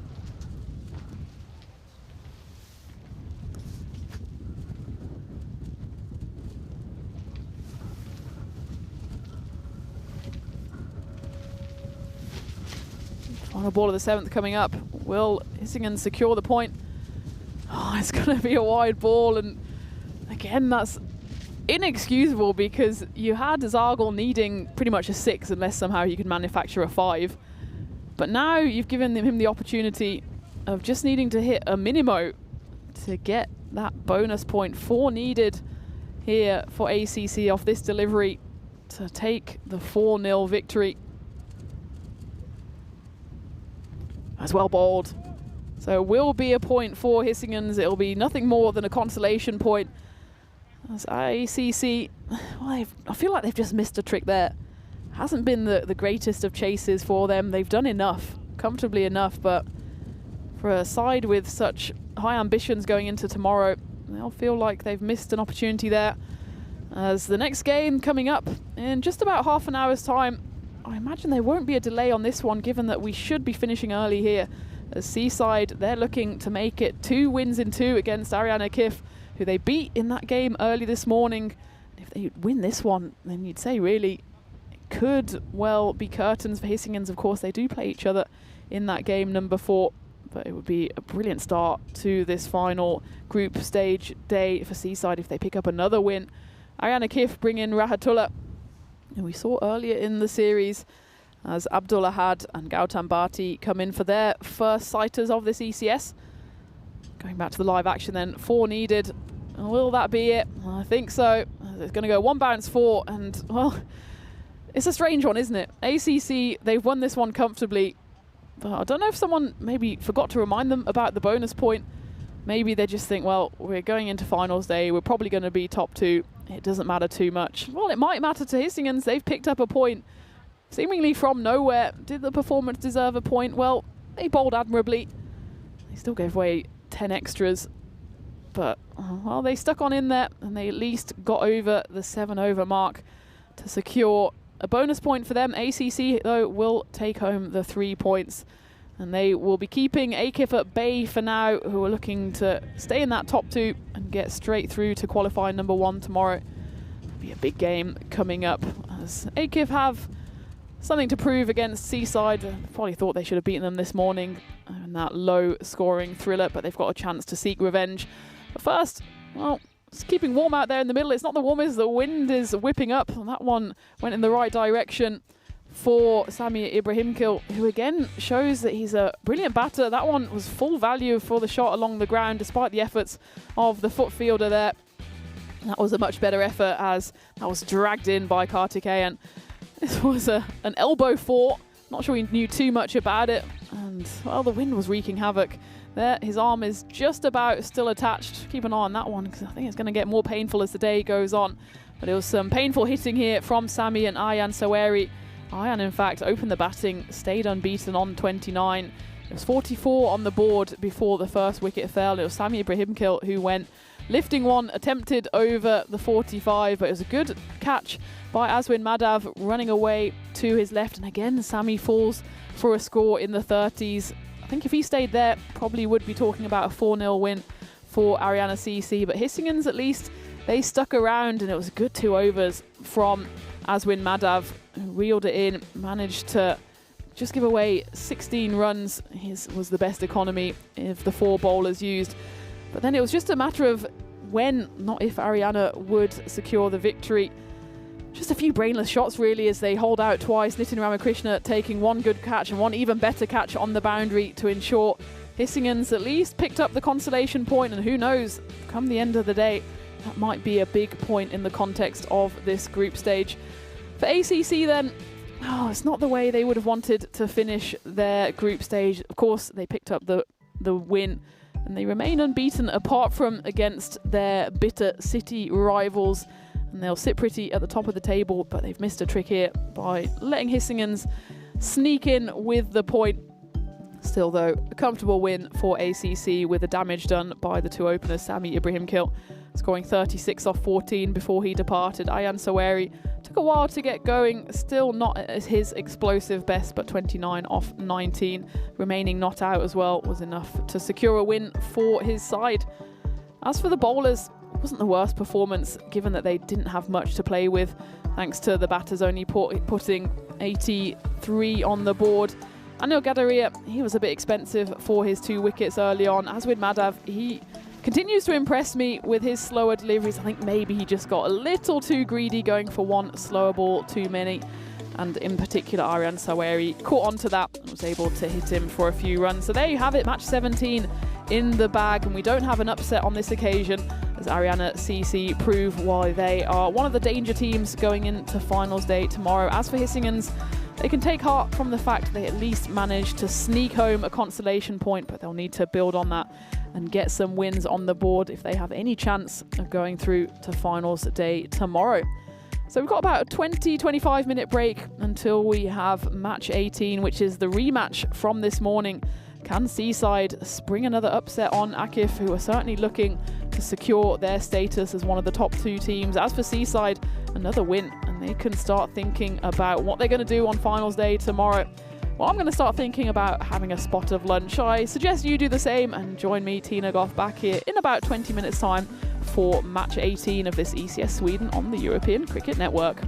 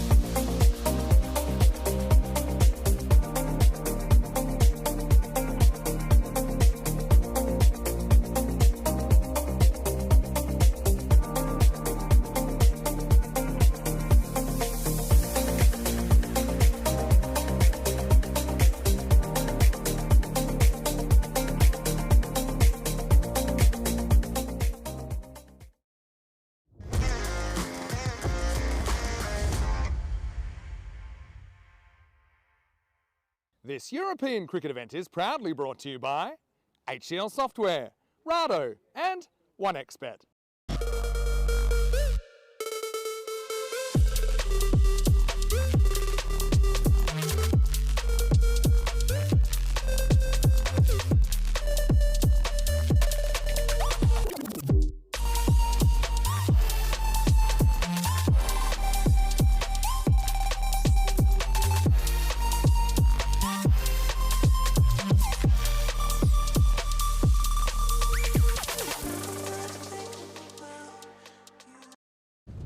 Good afternoon and welcome back to windy Sweden, where we're into match 18, just 3 games to go in the group stages of this ECS Sweden before we find out who will be joining us on finals day tomorrow. And we've already seen this matchup in the first game of today. It's Seaside against Ariana Kif. In that first game, Seaside sprung a surprise on Akif and got a win out of the bag. It's an important win for them. Can they make it 2-2? Before we go to the live action, let's go into the middle for the coin toss. Ariana Kif to call. Heads is called, and it has come down heads. Okay, good luck. All the best. Good luck. Have a good game, guys. Ariana Kif have won the toss. They're having a bat. It's always great to see the handshake between match referee Steph Gooch and manager Shadvest, because he's still got a broken hand, as he did this morning, as he has done for the last couple of days, but he's soldiering on for his Seaside team. On this occasion, the coin doesn't fall in his favour, so it'll be Ariana Kif who win the toss, and they have decided to bat. They've brought in Rahatullah into the side. He's more of a reinforcement with the ball in hand. As for Seaside, they've made 2 changes from this morning, and it's 2 new additions as Gautam Bhati and Abdul Ahad come in for them. Ahad, importantly, he will be with the gloves. So finally, managed Shadvest, his agony is over. He's not really a wicket keeper. He's put in an amazing shift for his side, but he's given the gloves over to Abdul, who comes into the side. And of course, they will be out there in the middle. The men in purple, having lost the toss, they'll be fielding, and they'll be hoping at least for the same result as they had this morning, which was an upset win against Akif. Despite that, the win predictor still firmly in the Ariana camp. But certainly, Seaside will be buoyed from that victory just a few hours ago. On that occasion, they batted first, put on 113 on the board. In reality, it probably should have been more like 80 or 90 if it was not for the sloppy bowling of Akif, who gave away 18 extras, including 15 wides. There was 2 lots of 5 wides on that occasion, and that allowed Seaside to beg, borrow and steal their way up to 113 runs. We thought then at the halfway stage Akif would still be able to chase it down comfortably, but it wasn't to beat. They fell 13 runs short. They got to 100, but it was 100 and quits. Seaside took home the 3 big points this morning, which means that they've just put a bit of daylight between themselves and Hissingens, who are bottom of the table at the moment with just the 7 points. Both of those sides have played 6 games left, so they've got 2 games left each. Seaside currently in the driver's seat when it comes to getting through to finals day tomorrow. We'll be seeing Seaside in this game and then the next game, which is that big basement battle, Seaside against Hissingens. Hissingens at least have got the double chance. They come back against, well, the side batting now, Ariana Kif, in that final game this afternoon. So 3 games left, all very much still to play for. Who will join Ariana CC in finals day tomorrow? Chip down, should have been a catch first up, but it bursts through the hands of Rahim Safi. Not only that, it races to the boundary in a big let-off for Sambit Patanek. Interesting to see him at the top of the order for Akif. And he gets a freebie first up as Abdul Haq, who was fired up in that first game. Should have probably got a wicket there. In the end, it's a boundary to Akif. Isan Shahzad, the man with the red helmet, is lurking at the non-striker's end, number 33. Abdul Haq is a dangerous bowler, left arm over, just gets that gentle in-swing to the right-hander, always threatening those stumps. Really should have got a wicket on his very first delivery.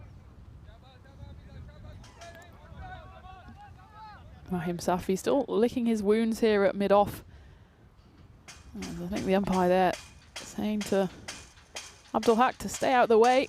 again, he just veers in front of the umpire, which is not the smartest tactic for any bowler, because all it means is that the umpire can't give any decisions your way. This time he just about gets off the pitch in time.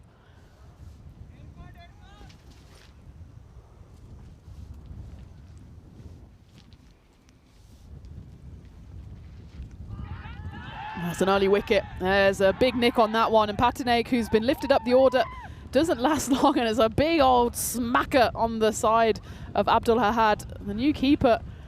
And he's straight into the action, picking up a wicket. Abdul Haq strikes early in this all-important match 18 as Ariana Kif lose their first wicket. It's 6 for 1. That was a smart grab behind the stumps by the Seaside wicketkeeper. I'm going to have to do some research on, because he's newly into the side and he looks about 12 years old. His cap comes flying off.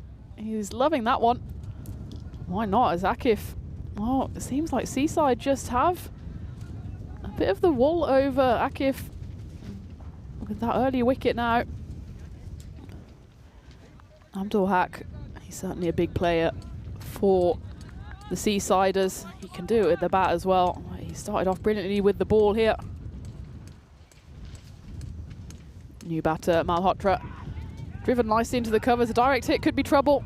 It's launched high and not very handsome by Hemant Batula.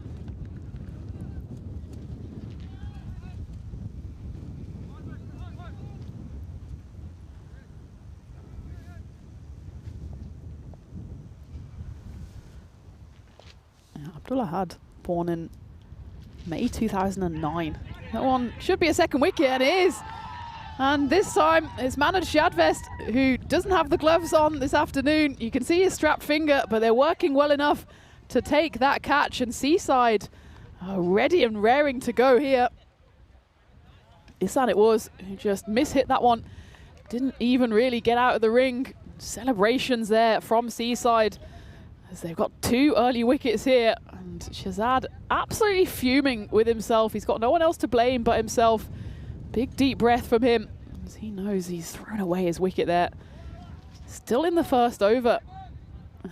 Jadvest celebrating with those strapped fingers. Why not?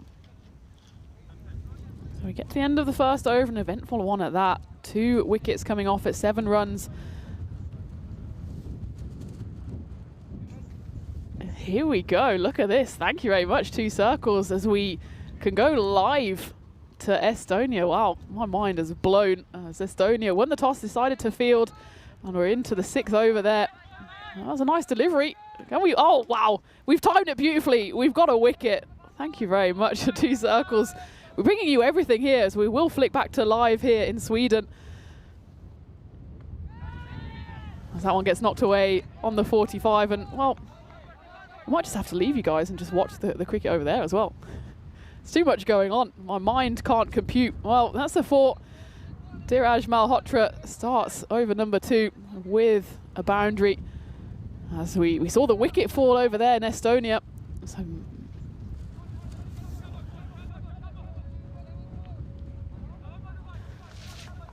there's so much action going on in the European Cricket Network. Make sure you have 2 screens up. Make sure to give us a like on both streams as well. Is that one?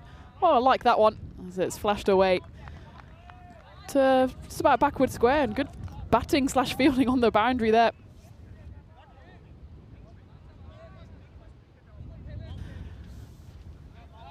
Take a look at that one. It goes to the boundary, and then there's a fielder out there doing maybe a bit of warm-up, rolls towards him, bats it up to himself. Well done, that man. It's back-to-back boundaries to start the 2nd over. Hemant Batula is the bowler. Big appeal. Umpire absolutely unmoved.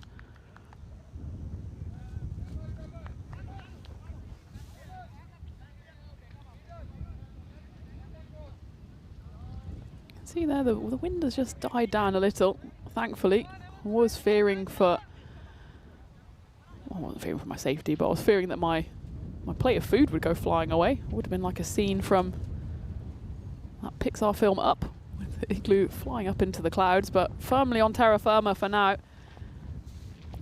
Still whipping up around there, but not quite the gales we had just a few moments ago. Is that one going to roll all the way to the rope? It will. It's the fourth 4 of the innings. And it's a nice little recovery from Ariana after a brilliant first over from Abdul Haq. And the other thing that was going on, I was distracted from talking to you about the Seaside wicketkeeper, Abdul Ahad. This will make everyone feel old. Born May 25th, 2009. So that would make him, what, turning 16 this year? Or just in a 10 days time. There he is, number 50. And he certainly looks all of his 15 years. But what a way to get into the action in the very first over. Picking up a catch behind the stump, so well done him. I'm sure he's one to look out for well, many decades to come if he carries on playing cricket. Hardeep Virk is out there with Malhotra, both openers for Ariana back in the shed. So we get to the end of what was a better over for Akif. 14 runs coming off it. 21 is the score. Lost 2 wickets though. Luckily for them, they have picked up points before the loss this morning. They were on a 5-game winning streak. They won 4 in a row, which means they're sitting comfortably in second place. They just need to keep an eye on Seaside in their rear view mirror. They currently have a 4-point advantage over them. Of course, if Seaside win this one, that could be reduced to 1 point or possibly no points, with both sides then having 1 game left. Malmo, of course, they're currently 3rd in the table, but they've played all 8 of their games. They've just got to watch and wait for the carnage to unfold. They have 13 points.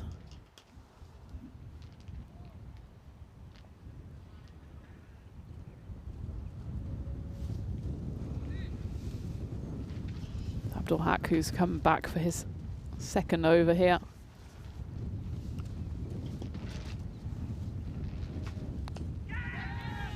Flashed away into the offside. He's just going to skip away. 1-2 bounces, goes for 4. Everyone on the offside is in the ring. Still in the power play, remember. So just 2 fielders allowed outside. Both of them are on the leg side. There's one at deep square. And I'm just peering around the corner of the igloo. It's not allowing me to see, but I'm imagining there's going to be someone at a wide long on. Affectionately otherwise called cow corner. Wide long on sounds a bit more official though.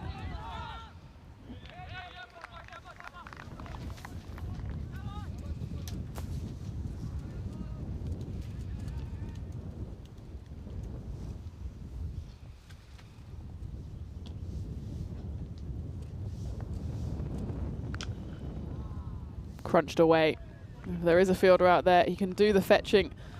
So that golf, I call that one the golf corner, because there is the VW hiding away behind the dugout, and I think that one's gone underneath the dugout. And come on guys, there was like 10 of you there. One of you could have stopped it surely. They all just watched it roll and say goodbye. And they react. It's a bit too late, lads. Come on. So they're still having their post-lunch siesta.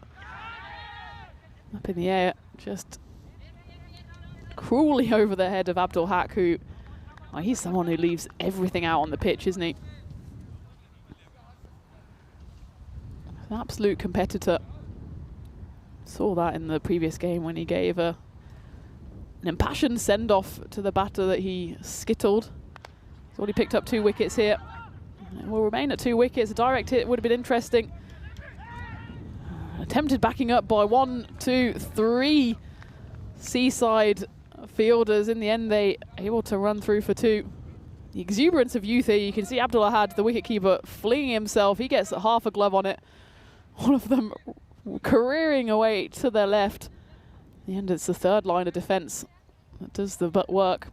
So at the end of the power play then, 36 on the board for Akif. It was a rocky start, wasn't it? Just the 7 coming from the first over, and more significantly losing the 2 wickets. But since then, they've been able to just steady the ship here against a Seaside storm. There's Malhotra and Virk out there, both in the teens now.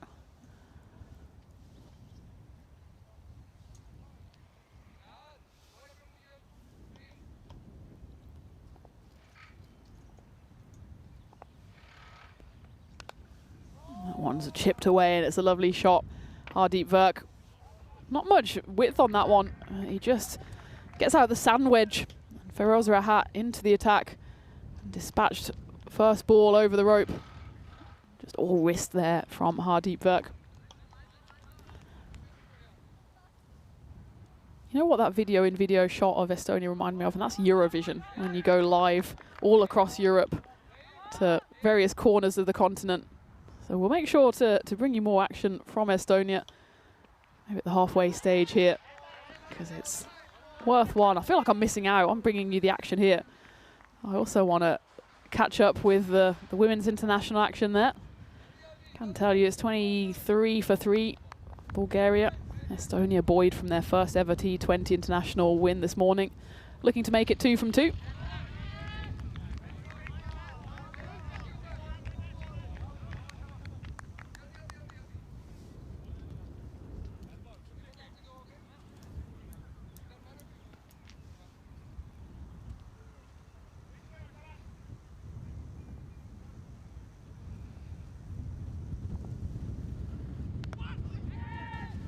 Down the ground. Watchful fielding there from Raheem Safi. I think that's hit him again on that finger that was damaged in the very first ball of the game, where the ball was smacked at him, burst through his hands. Probably should have taken the catch, and again he's been hit on that sore spot. Bowled him straight through. Slower ball there from Feroz Rahat. Hardeep Verk is not on strike. Diraj Malhotra, he was deceived there. Oh, just a bit of a fuller delivery. He was trying to hit it somewhere into the leg side.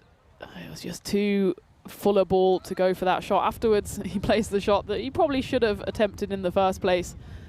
Well, at least hitting at a strike rate of 200. 16 off 8 for Malhotra, but it is the third wicket to fall for Akif. Dead-eye aim there from Feroz Rahat, and he gives the departing batter just a wry little smile, saying probably something along the lines of, oh, you shouldn't have played that shot then, should you? As Nasser Balak comes out, and he's someone who scored a century. He's the only centurion from this series so far, but since then he's just been struggling for a bit of form with the bat. Can he play himself in here? Well, he's chipped the first one up in the air. It could be 2 in 2. It will be. It's a golden duck for Nasser Balak. He won't play himself into form ahead of finals day, as Hemant Batullah comes charging in, takes the catch. Feroz Rahat goes 2 in 2, finds himself on a hat-trick, and Ariana Kif lose their 4th wicket, 43 for 4. It was a bit of a nothing shot there from Nasser Balak. It was a low full toss. It was there for the taking. All he managed to do was chip one up in the air. It's a forlorn character who has to drag himself off the pitch. It's the highs and lows of European cricket. You can be a centurion on the Hall of Fame one day, and a golden derrick to your name the next. He'll have another go later in the day, and of course he features heavily with the ball as well. For now though, hat-trick ball. Well, it's not going to be hat-trick ball because that's the end of the 4th, so we're going to have to wait, as Feroz Rahat surely will come back for his second over at some point. But 43 for 4 at the end of the 4th. And Batullah, who took that catch just now, is going to bowl the 5th.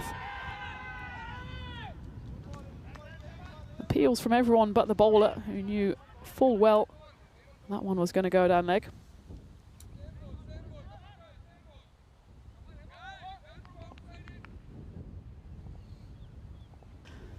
Hardeep Verk still there, 20 off 11. Wicket keeper for Akif. He's got a job to do here. He's seen the top 3 ahead of him all depart for 16 or less. He's still there plugging away. He's been joined by Akramuddin Shahzad.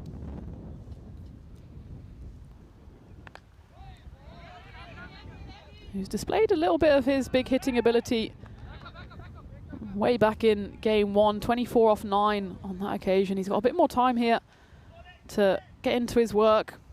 We missed all the 4s. 44 for 4 has ticked over to 45 for 4.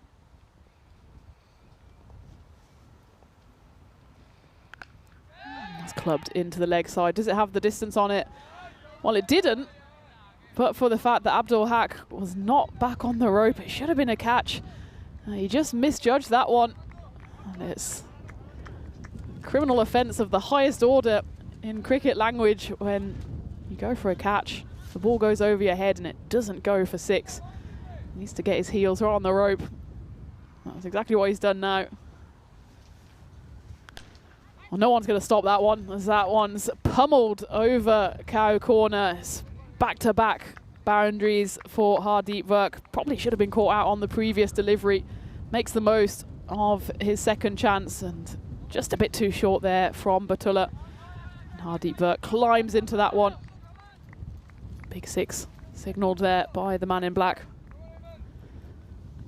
The final ball before the halfway stage. They have got into the 50s here, Akif. The chase is on. And one of them should get it. Fancy footwork by Abdul Haq, and then fumbles it, but they get through for 2. So 57 at the halfway stage. And in my best Eurovision impression, now we go live to our correspondent over in Estonia as the action continues just in the eastern part of the continent. Oh, it looked like there was an LBW appeal there. The umpire says no.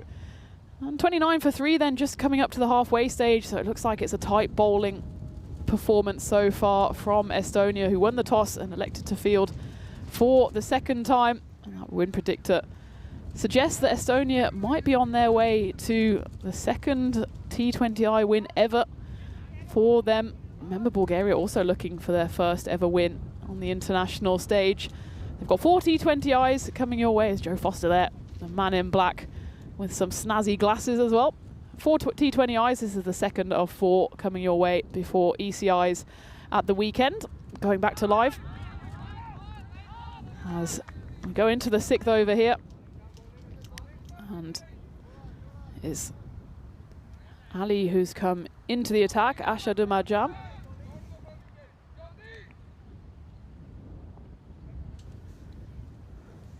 .58 on the board for Akif. Make that 64. That one's pumped away. The chase is on for one of the seaside spectators there. Just again a bit too short from a leg spin bowler. Oh, that one was certainly an attempted leg spin delivery.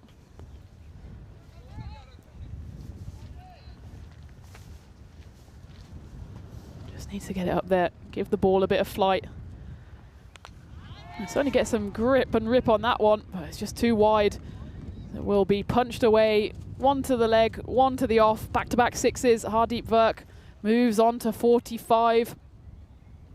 Moves on to his high score on the network as well. Previously 38 not out. That was way back in 2021. And he's just 5 runs away now from his first half century on the network.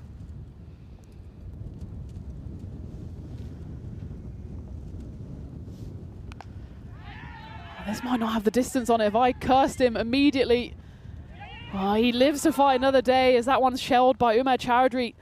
The man who I was praising this morning for catching everything that came his way on this occasion. It certainly wasn't the hardest attempt that he's had. Just seemed to misjudge it a little to his right. Wasn't stable underneath the ball. And it falls harmlessly to the turf. 47 for Verk, and that will be his half century. That's an elegant shot, crunched away through the covers, and it will be the first milestone for Hardeep as he moves to 51 off just 19 deliveries. Well batted from him. And he's led the resurgence here for Akif, who lost a few early wickets. We'll be happy with that one. So it's now 76 on the score, 1 ball left of the 6th.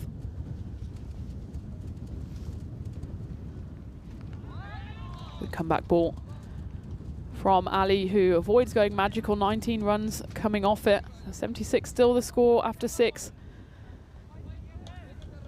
Will they bring Feroz Rahat back? Interestingly, he's still hanging on a hat-trick. 2 wickets at the end of his previous over. In the meantime, Batullah was brought back on for his second. Rahat only went for 7 runs as well.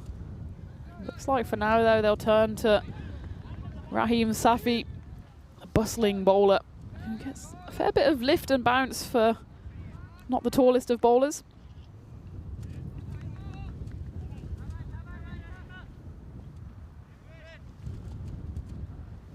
Shazad's just 2 off 2 so far. He works that one away. Not sure if it was off bat or pad. I'll wait for the signal from the umpire. Yep, signalled bat. Shazad won't mind that as he gets his first boundary of the innings. And of course, welcome back to everyone in the chat. See Lithium and Paul. Johnny here, of course. Paul saying Seaside are building sandcastles and their opponents are knocking them down. Yeah, well, Seaside just trying to build a bowling innings here. Not a bad job so far. I suppose they let it slip just a little, given that they had Akif rocking on 7 for 2. And hi to Jules as well. Good afternoon to you. I hope you're well.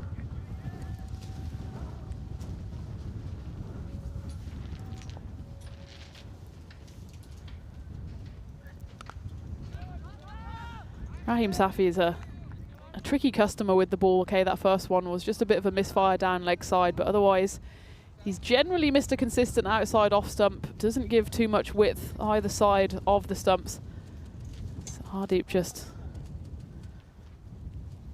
gets himself back on strike here. 51 off 20, going well. That one's been hit into orbit.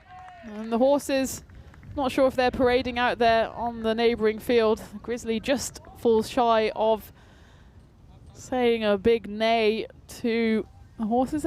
Yeah, you can't quite see them in the background. Usually you can see them peeking through in the top right there, enjoying the action. On this occasion, though, he'll certainly have the distance on it. 6 runs. Hardeep Virk continues to motor along.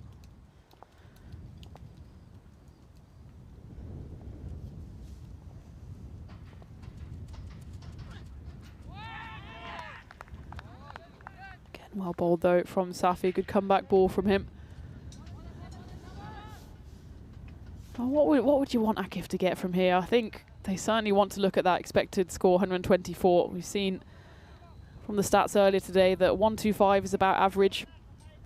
I think an average score might be enough against what is, well, without sounding harsh, slightly below average batting lineup for Seaside, but they've found a bit of form from somewhere, and maybe they've been hitting form at just the right time, given that they lost the first 3 games but have won the next 3. That's exactly the way you want to do it, building up momentum towards finals day. Of course, they need to get there first. The job is not done for them. Oh, there's a bit of fancy heel work there from Rahim Safi to end the 7th over. 88 for 4. The Premier Division of the ECC for men is promising to be an absolute festival over in Khartoum towards the end of September. We'll be actually in Malaga for the whole month, as before that we'll have the Western Shield and the Meltor Shield. And we might as well just all get Spanish citizenship because we're going to be there a lot this year. Of course, that'll be followed up by the ECCW, which will take place more or less throughout the month of December. Abdul Haq again, just hiding the ball, trying to goad Happy into taking the single, who's not going to fall for the oldest trick in the book.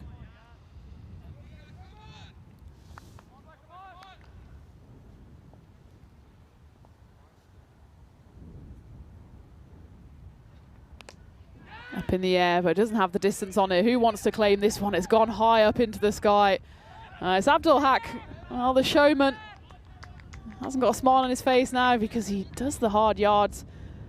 And you can see the frustration on his face, as it would have been the end of Shazad. Went high up into the sky. Abdul Haq gets there, just pops out of his hands. So another let off here for Arian Akif.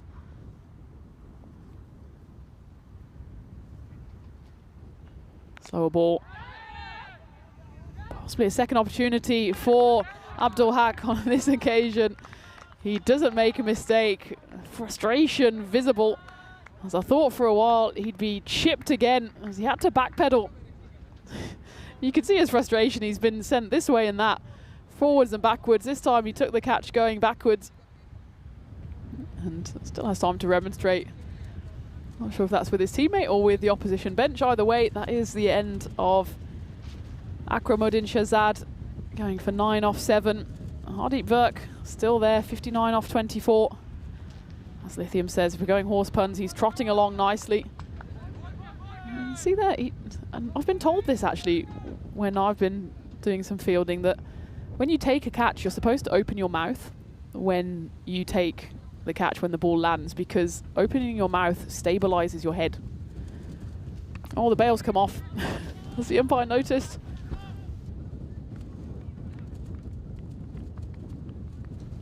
Let's take a look at this one. Oh, there she goes. It was as the bowler was already running in. Not sure if they're going to retroactively call a dead ball here. Umpire just on the blower to the umpire watching from the sidelines. It was a dot ball, I think. I was so busy watching the bail go flying. It will be a dead ball. Good call. Yeah, so of course you're told when you go for a catch, your head's got to be stable, eyes level.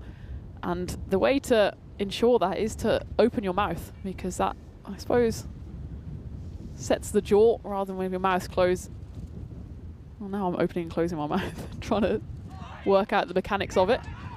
Run through for a bye here. Oh, could have been a attempted run out at the non-striker's end.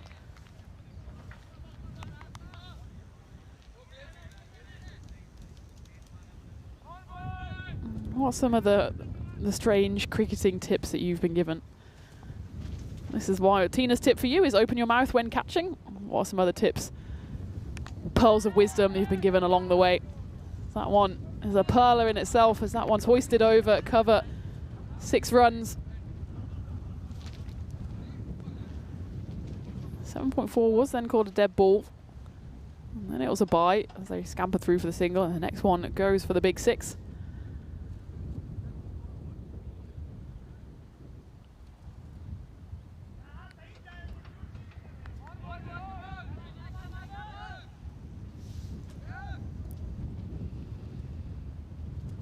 Meantime, it was Feroz Rahat who came back, so he did miss his hat-trick.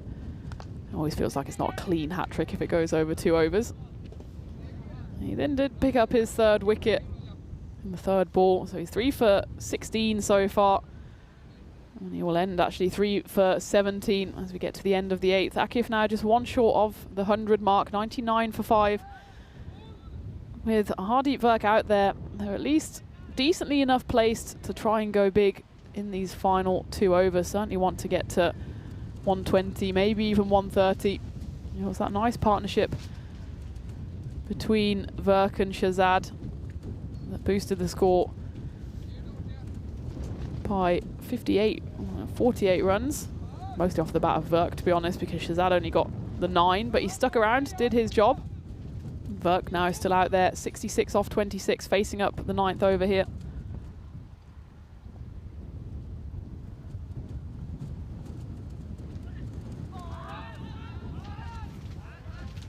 I'm loving the horsing around in the chat at the moment. As again, overthrows. I think if we tallied up all the overthrows throughout this week, it'd certainly be up there as one of the top scorers. This one just not gathered cleanly by Rahim Safi, the bowler. And the shy of the stumps from Feroz Rahat almost leads to another overthrow. They do just get through for the 1.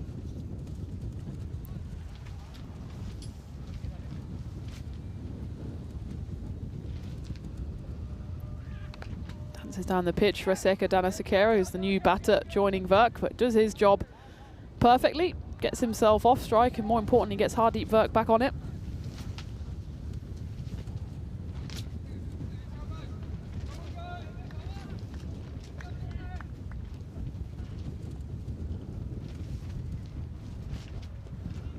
The wind is picking up again.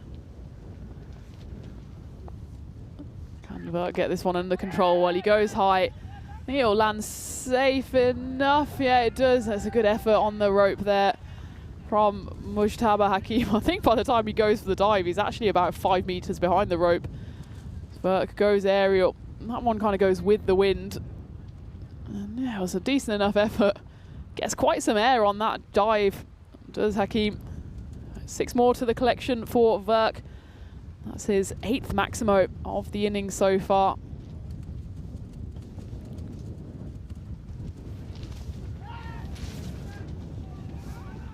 Lithium was once given the advice that for really fast bowlers, as a batter, get low as you can to see the pitch of the ball and its line.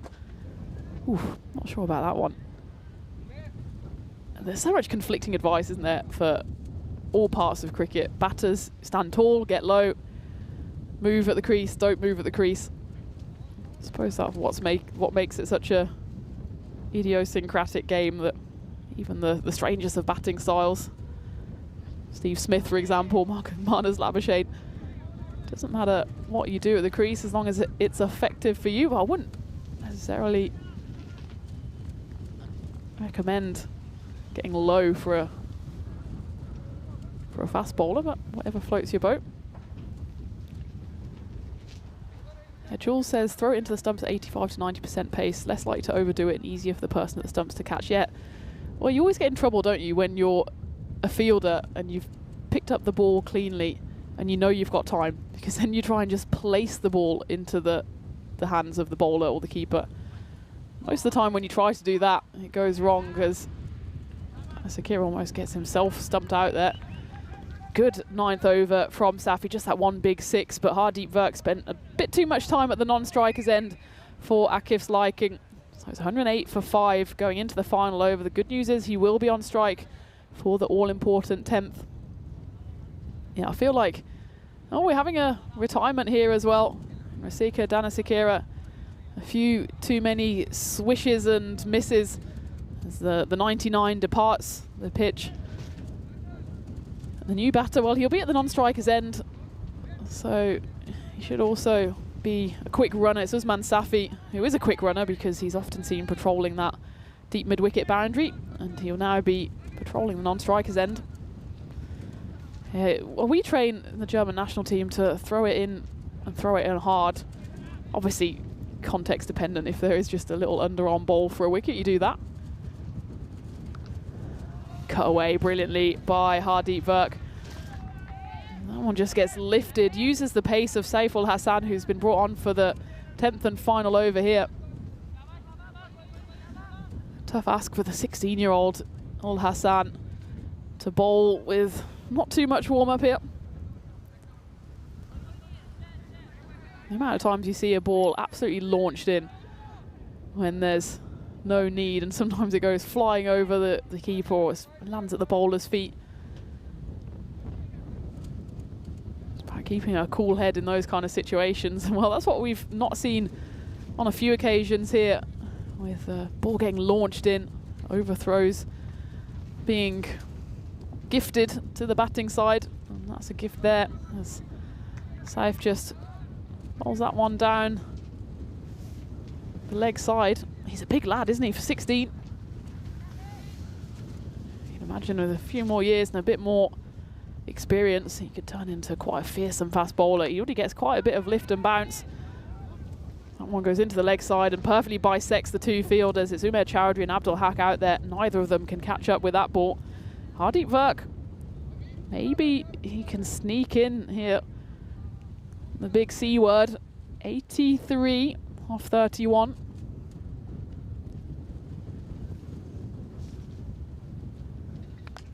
Clubs it down the ground, but it's a chance for a catch here for Raheem Safi.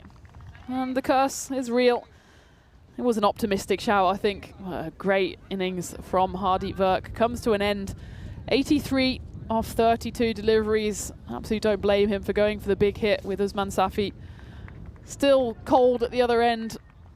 Well, one big hit too many. But a great effort from him. 83 of the 119 runs that Akif have scored have come off the bat of Hardeep Virk, as he has to depart late in the piece. And a good wicket for Saiful Hassan as well. A teenager picking up a big scalp here in match 18. Sadiq Sahak is the new batter. And again, well bowled from Ul Hassan. Can't do more than just knock it into the offside for a single.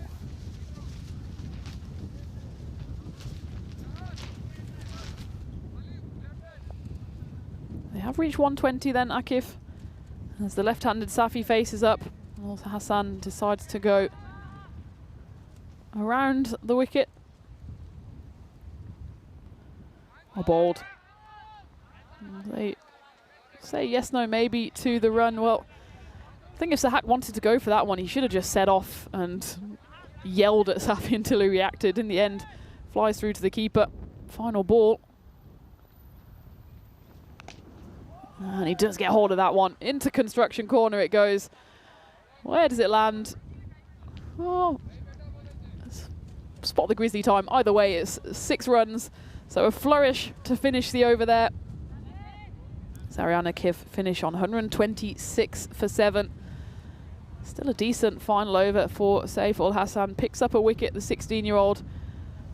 As the two Akif batters make their way off.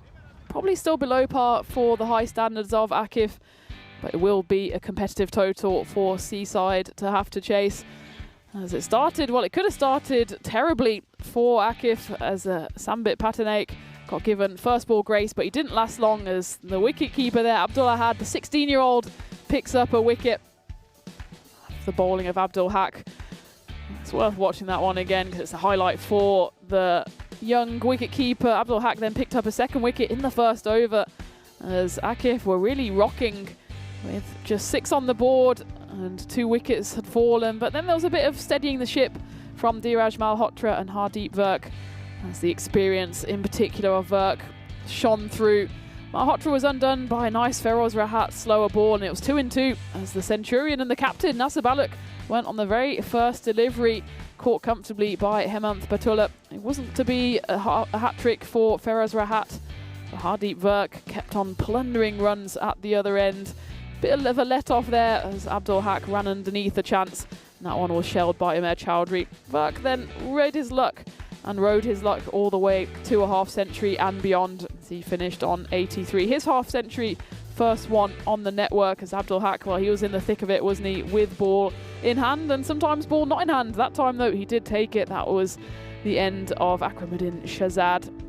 But really, it was just one man leading the charge for Akif. 83 of the 126 runs scored went to Virk.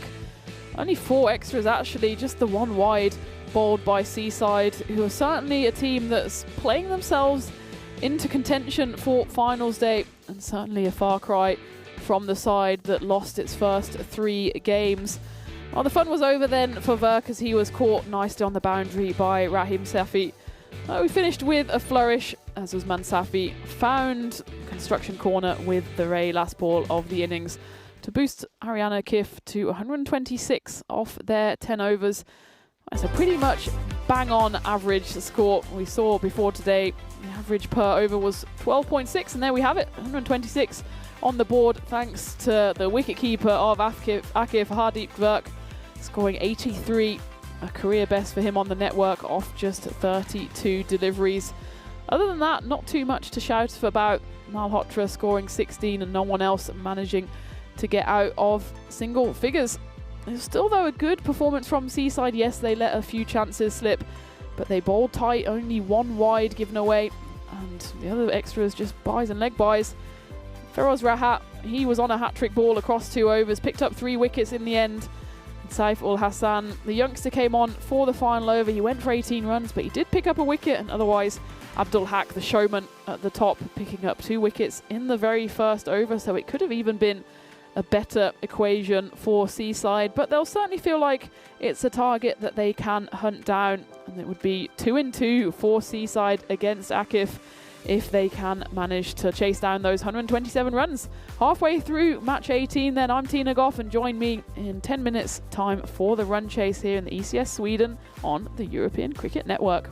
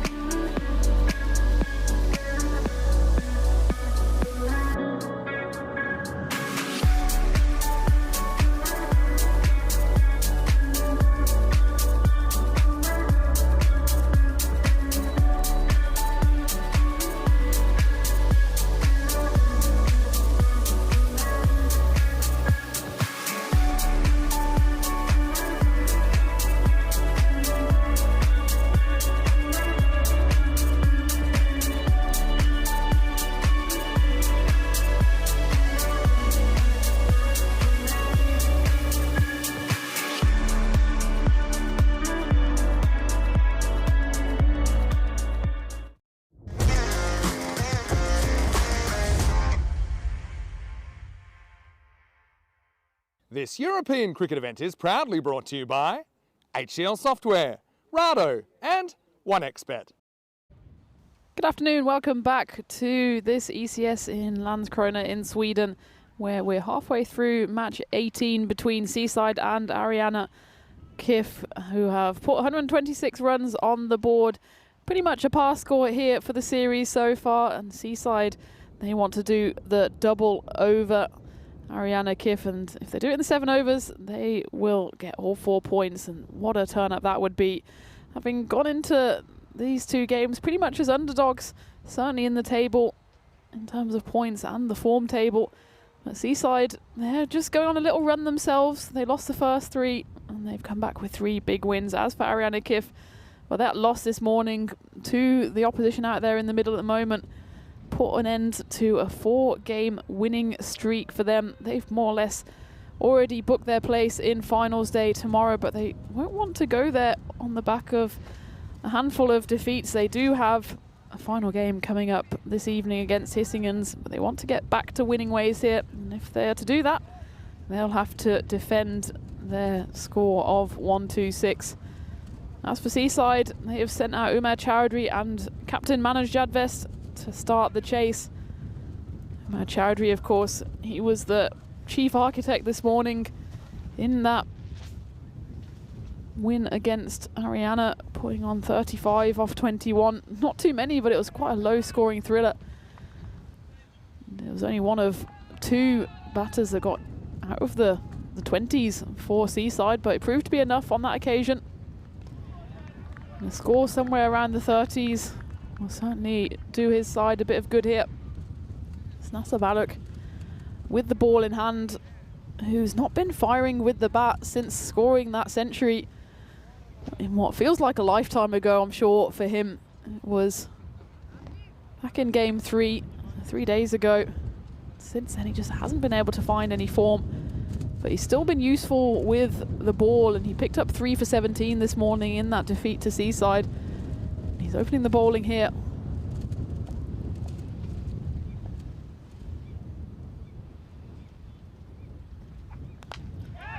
Chip down the ground, it just escapes the grasp of the man at quite a wide mid-on, Ihsan Shahzad, who was just a bit slow to react to that one. Again, a chance goes begging in the first over, as it did in the Seaside bowling innings. Didn't get anywhere near it. Shahzad just caught a bit on his heels, and he's unceremoniously been dumped from that position. He is sent to the naughty step at point, as not only has a man been brought into mid-on, but he's immediately been sent back to long on. Shahzad sent to point to think about what he's done. Nicked 4 runs. Pace that Baluk's bowling, any kind of contact on the bat is going to fly past the sprawling keeper Hardeep Virk. Umair Chowdhury gets his innings up and running with back-to-back boundaries. Perfect start for the Seasiders here. Not much Hardeep Virk could have done about that one. He's pretty much done enough in this game already, contributing 83 runs with the bat. Again, it was just a bit of a one-man show. The next top scorer was Dhiraj Malhotra with 16. Virk with the gloves on here. Gets chipped up in the air. It should be Virk's catch, but it's going to drop agonizingly short. His cap comes flying off. He's got the shades on, the Terminator glasses, but a stroke of luck there for Umair Chowdhury, who tries to get a bit too clever on that one, ends up not knowing where it's landed, ends up behind him somehow, goes a couple of meters to his right, ends up just being a cheeky single, getting the captain for Seaside on strike, Manoj Jadvest, the man with 1 functioning hand after he broke his finger earlier in the series.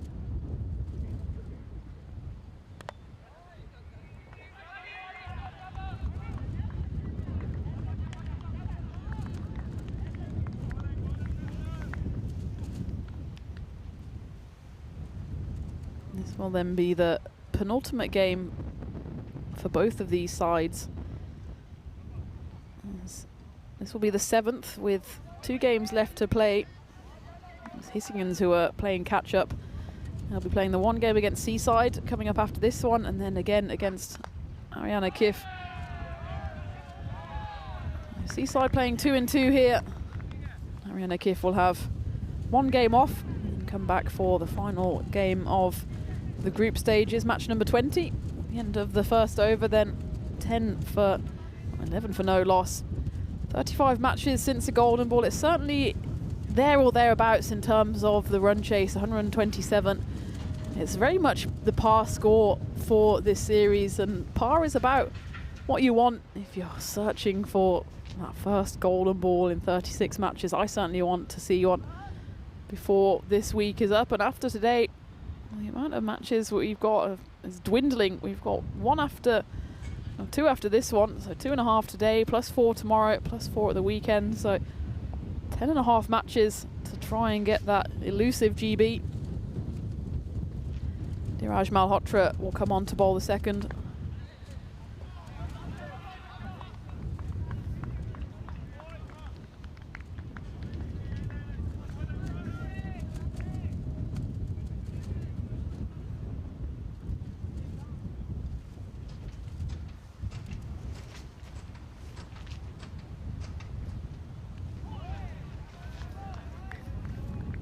Jadvest is also someone who could do with chipping in with a few runs here. Of course, he's been slightly handicapped by that injury he picked up on day one. And he's soldiered through admirably, not only with the bat but also with the wicket-keeping gloves. He squeezes that one away, and the bucket-hatted figure of Sambit Patanaik chases it down.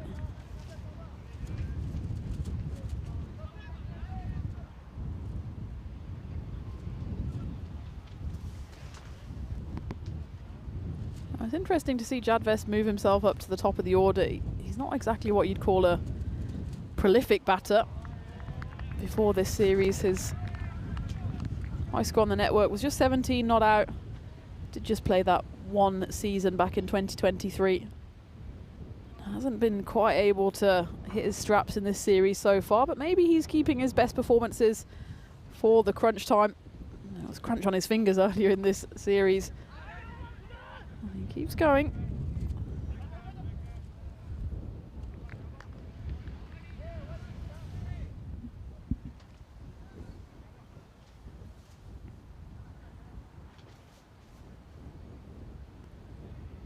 Still going to be a slow start here for Seaside. As this over, gone for just the 4 runs. Even if they hit this one to the rope, they'll be behind the run rate. It's up, nudging towards 14. It might be that they have their first wicket to fall here. So it's 3 players underneath it. Holy Trinity, and the wicketkeeper there, it's Hardeep Virk saying, I've got the big old leather mitts on, let me take it. In the end, it's Udin Shahzad, who's still in his timeout from that earlier misfield, who gets a stern talking to. All's well that ends well for Ariana Kif, as they do pick up their first wicket. It's hugs all round. Zumair Chowdhury, the dangerous opening batter for Seaside, has to depart.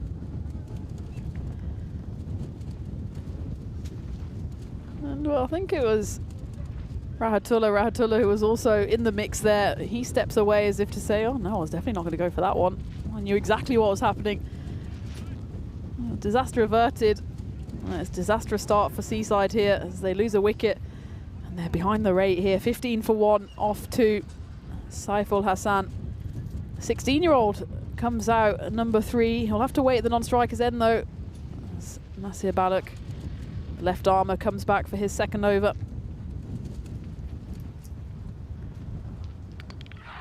Gone. Unlucky from Jadvest. He tries to just lever it into the offside, only manages to get a bit of a bottom edge on it. Sees his stump splattered. It was probably just the wrong shot selection, to be honest. There was not much width on that delivery. It was just going over the top of off stump. Not enough to try and guide it down to third.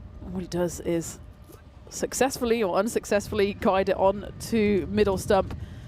So it's the second wicket to fall in 2 balls for Seaside as the captain departs. Oh, it's probably even going over leg stump in reality. Would have been better served standing and delivering. In the end, he has to depart, and Rahim Safi is new to the crease. Crunching Yorker delivered there from Nasser Balak, going for that Hollywood finish.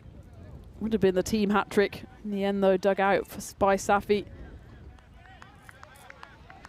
There's a lot of responsibility, though, on the shoulders of Saif Ul Hassan. He's shown he can hit 31 off 10 in the loss to Malmo in the first game that Seaside played. The tall left-hander faces up here. Just a few adjustments in the field. Remember, we are still in the power play, so they just need to make sure those 2 fielders that are allowed outside the ring are positioned exactly right. There's a man in front here, long on for the left-hander. A big appeal, and I think the umpire, again, he sells us a bit of a dummy.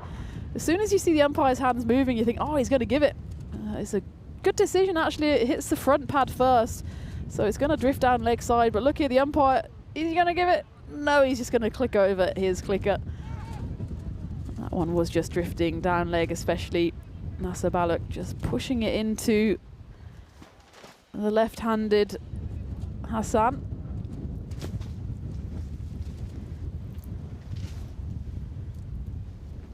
There's 2 left-handers at the crease here, as that one almost splatters onto the stumps again. Chases on for Isan, manages to reel it in. They do just go for the 1.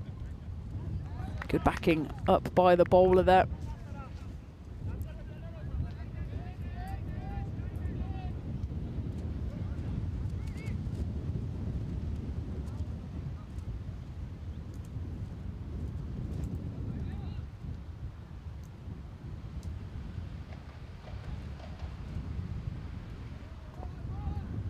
Actually, no, it's a bit of confusion in the scorecard. There's the right-handed figure of Safi, who smears that one away. The man with 10 on his back is the small right-hander, the tall left-hander out there in the middle. That's the right-handed Safi, who hits that one up and over, covers for just a 1 bounce 4. And the previous couple of balls then, the leg bye with the big appeal against Saif Ul Hassan, that one went for 4 leg byes in the end. Next ball was a single. Rahim Safi then hit the 5th ball of the over for 4. Final ball coming up, tries to go for the big old shot again. Just mishits it into the leg side. So that will be the end of the over, end of the power play. Seaside certainly behind the curve here, 26 for 2. The end of 3. And very much up against it here. Seaside win predictor has them at just the 4%.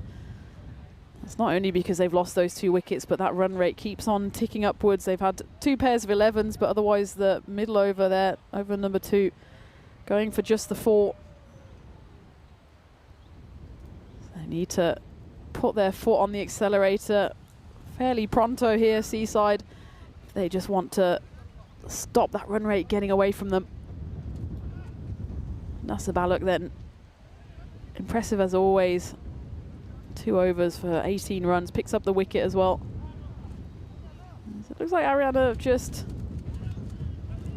had to replace Balak. He's left everything out there with those 2 overs, but he's gone off the pitch to be replaced by 139, Dharminder Singh.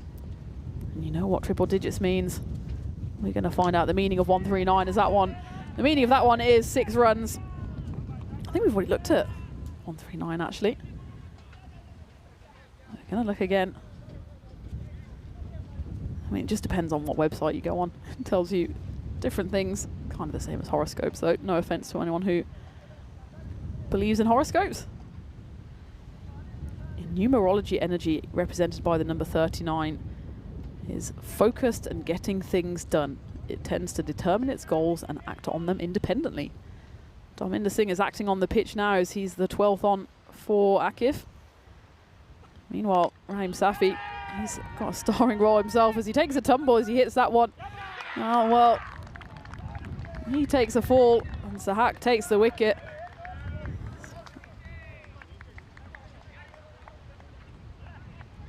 And take a look at this one. He goes for the big old heave-ho. Swings hard, and down he goes. Just slips on the grass there, and down the ball goes into the hands of Sadiq Sahak. Third wicket to fall for Seaside. 32 for 3.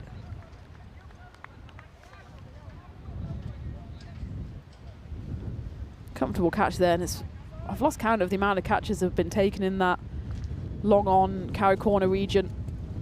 Just seems to be a wind pocket there that sucks all the balls into it and doesn't allow it to go over the rope. As Ali is the new batter here for Seaside. And he brings up all the threes, 33 for 3.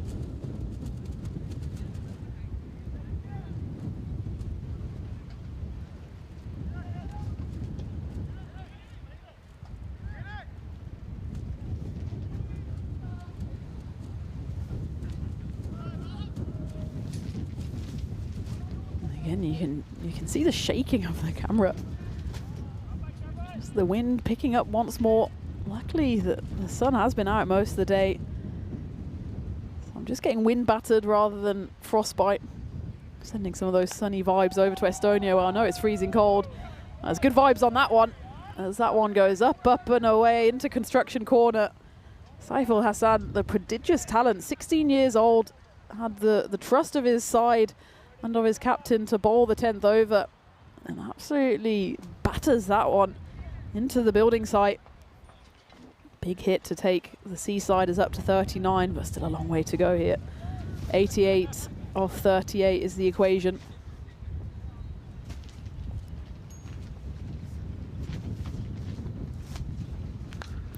And he goes again. This one's flat and hard. And the camera operator, who's already holding on for dear life, now has a grizzly to contend with.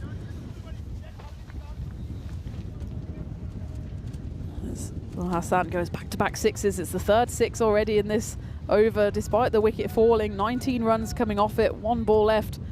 Does Malhotra have a comeback ball? Can Al Hassan go 6-6-6? Slower ball. It's the brave decision from the bowler, just hung it up outside off stump. Does still go magical though, and Al Hassan maintains the strike. 20 runs coming off the 4th over. At the end of it, it's 46 for 3.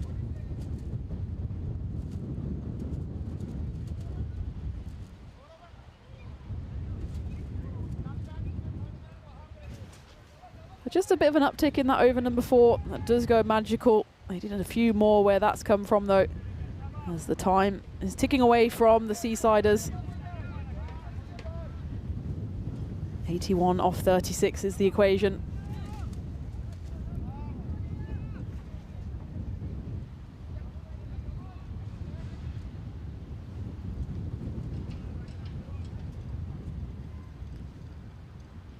Will be Sadiq Sahak to bowl the 5th over here for Ariana. Someone who just happily hangs the ball outside off stump, forces the batters into trying to go for that big shot. That's exactly what Al Hassan tried to do on that occasion. Just as an update as well from the game over in Estonia. Estonia women against Bulgaria women. Crunched into the covers. Should be stopped out there, and it's misfielded. Usman Safi, usually so reliable on that, for the left-hander, deep cover boundary. Just tries to sit on the ball. He just misjudges the line of it. It's always going to be spinning away from him as it's hit inside out by Al Hassan. He just gets down the wrong line. Sees it bounce off him, goes for 4. Update from that game coming after this ball. Slower ball, punch down the ground. At the halfway stage in that second T20I, Estonia put Bulgaria into bat, and Bulgaria, similar result to that first game, got to 75 before they were balled all out. There you see the mid-match summary, 75 all out, and congratulations to Victoria Fry, who gets her maiden 5-wicket haul in international cricket. Something that she'll be able to tell her grandkids about.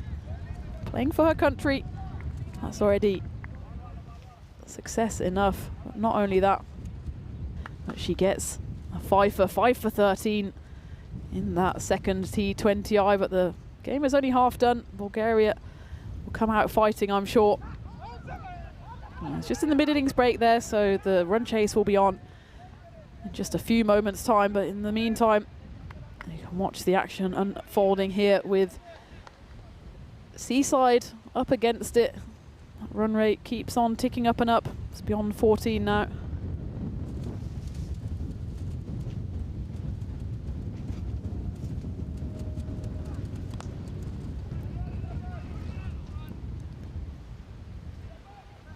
As ever, Sadiq Zahak not giving away too much, just the one boundary from this over, which as well, thanks in large part to the misfield on the boundary by Usman Safi.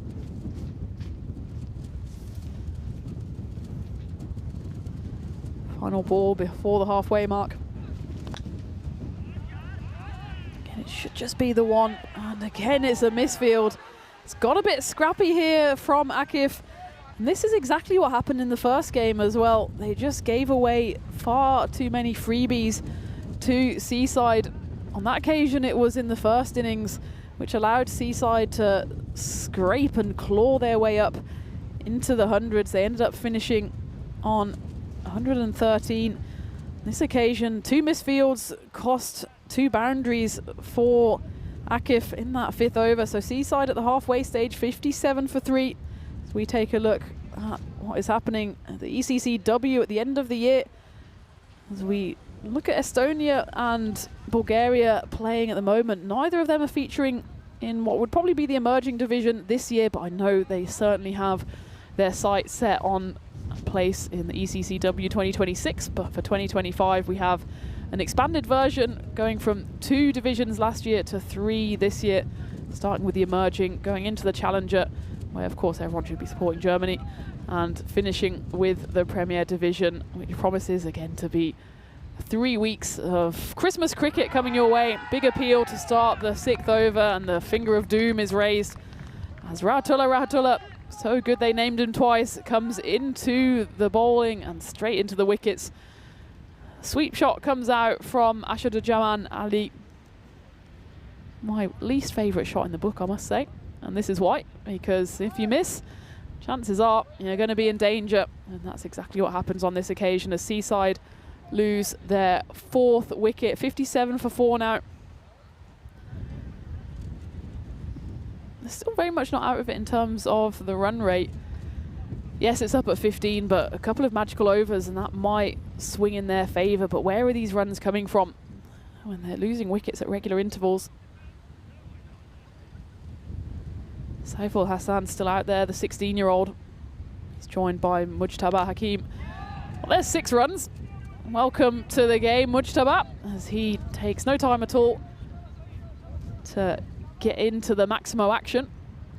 So there's my least favourite shot in the book, the sweep shot. I've just seen it. I think the success to failure ratio of the sweep shot, especially at non-professional cricket, is too much in favour of the failure. What's your least favourite cricket shot? Tell me in the chat. I think also I'm jealous that I can't play the sweep shot mostly. It's just a long way down. I'm quite tall and I'd have to telegraph it for the bowler. I think they'd see the sweep shot coming about 3 balls premature.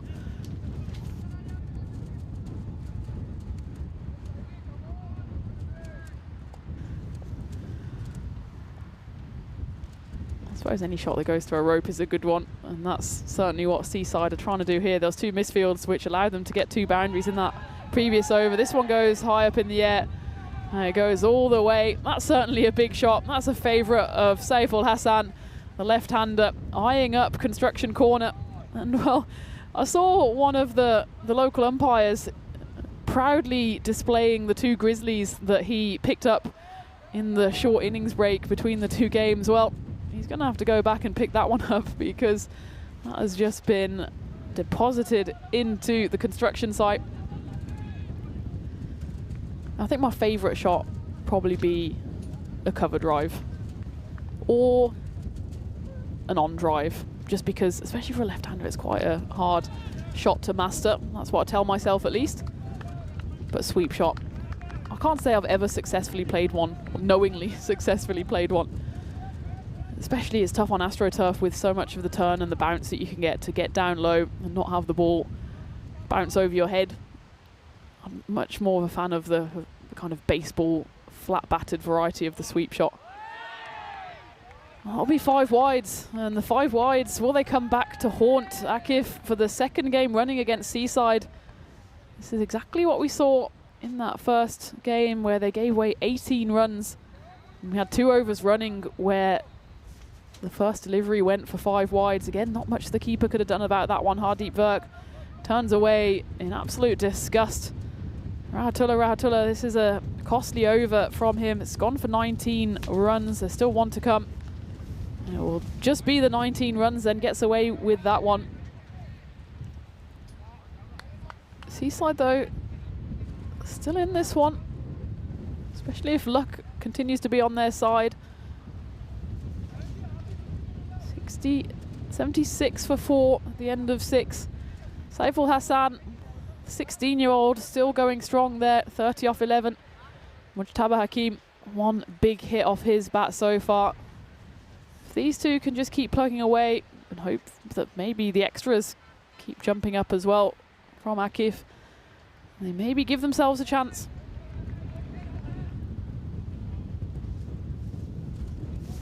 Yeah, Wayne agrees with me in the chat. Says he couldn't play a sweep shot to save his life.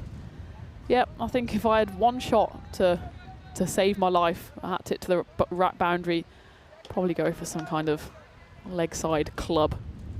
If it's on an AstroTurf. Otherwise, if it's on grass, maybe straight down the ground.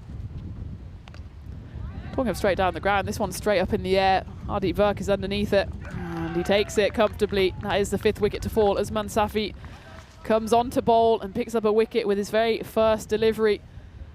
And it is the end of the teenager Saiful Hassan, who put up a spirited fight. Gets himself to 30, but falls on the 12th delivery he faces, and Seaside just fading away a little here. 76 for 5 at the beginning of the 7th as Ul Hassan departs. To also the hopes of Seaside. You can see his frustration. Frustration of youth there, as he wanted to be the hero. And it's Hardeep Virk who's the hero at the moment, picking up a catch on the back of the big runs he scored in the first innings, 83 of them. At the moment is more than the whole Seaside have achieved in 6.1 overs so far.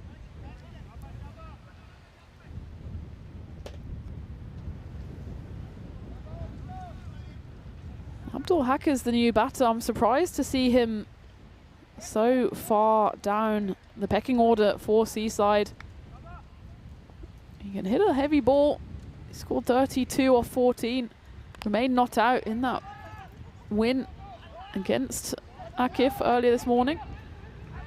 So while he's there, I'd say they've still got a bit of a sniff here. He's an absolute showman and a competitor. He won't want to go down without a fight here. He absolutely just chatters away whether he's bowling or batting. Always got something to say. He starts off with a double here.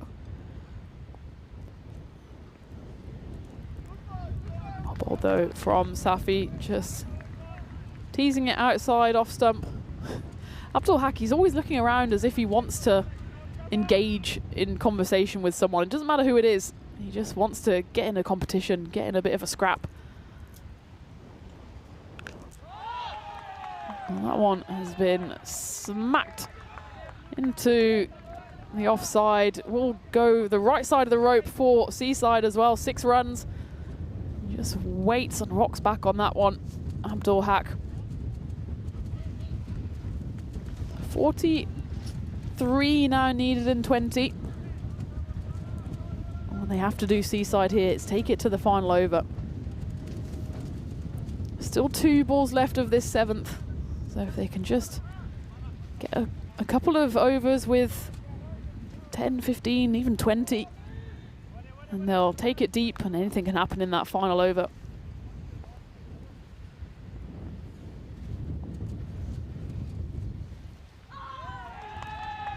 This one's going to run away.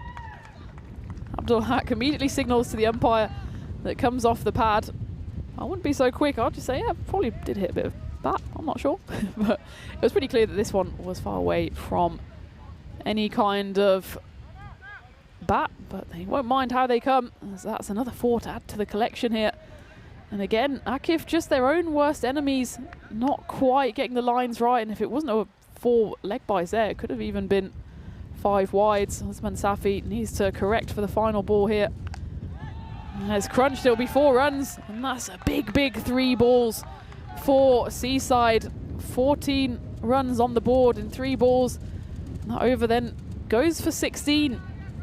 Abdul Haq into the attack. He's a fighter. He'll give it everything to try and get Seaside over the line here. 3 overs left. 35 runs is the equation.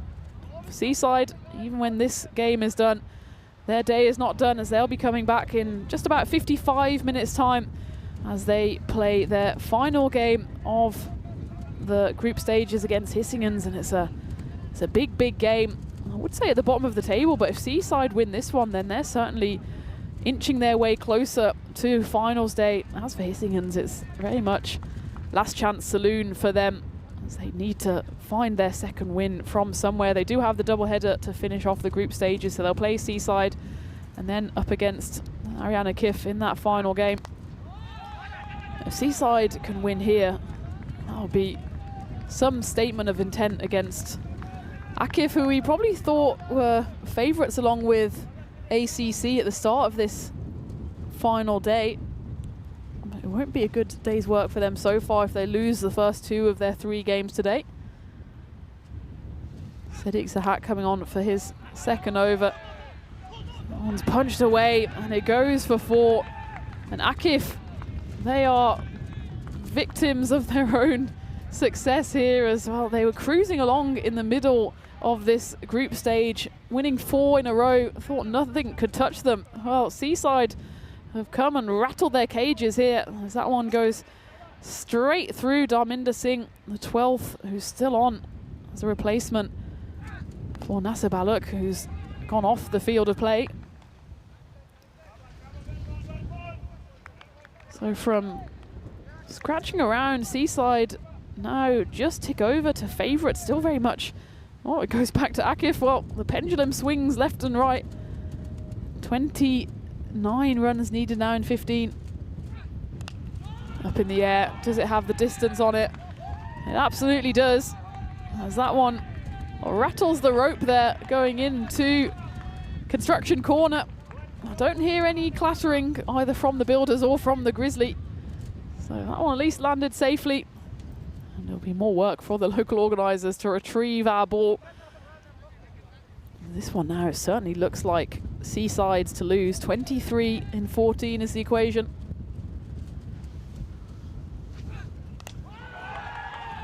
Make that back-to-back 6s. 6-6 for Mujtaba Hakim. That one goes full and straight.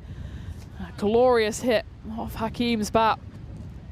And suddenly Ariana Kif facing back-to-back defeats. The worst possible time.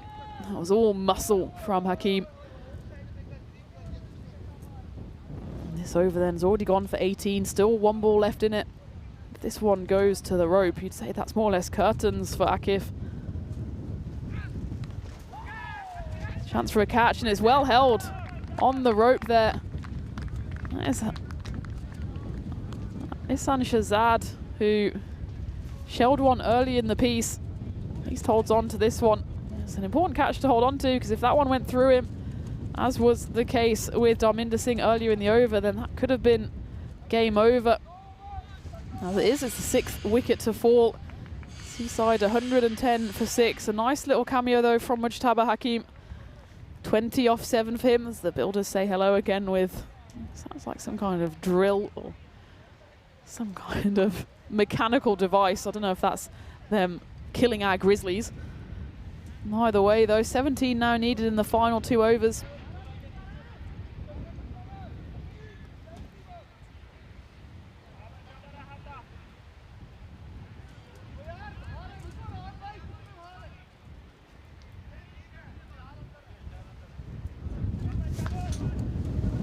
the all-important 9th here. It needs to be a big one. Will be bowled by Rahmatullah. If he can somehow sneak through 6 deliveries and only concede maybe 4 or 5, he at least gives the bowler of the 10th over something to work with. That's Abdul Haq on strike. Good first delivery. It's a risk going to a leg spin bowler in the 9th. It can go one of 2 ways, and that's the perfect start for Rahmatullah. Abdul Haq trying to play against the spin, heaving it to leg side. Rahmatullah's just got to bowl that same delivery again. Can he do it? Absolutely he can.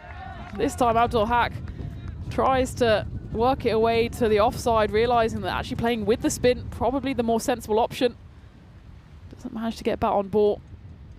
Says calm down to Bratti at the other end. It's Abdul Haq who needs to keep a cool head here.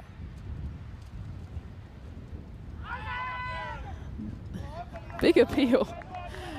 Abdul Haq immediately signals to the umpire that it hit his side. I'm not sure why that would make a difference in an LBW. It certainly was too high for the appeal anyway. But you can still be ribs before W. 3-dot balls. 4-dot balls. What a turn this is from Rahmatullah. Abdul Haq. His head is going to be like scrambled egg around about now.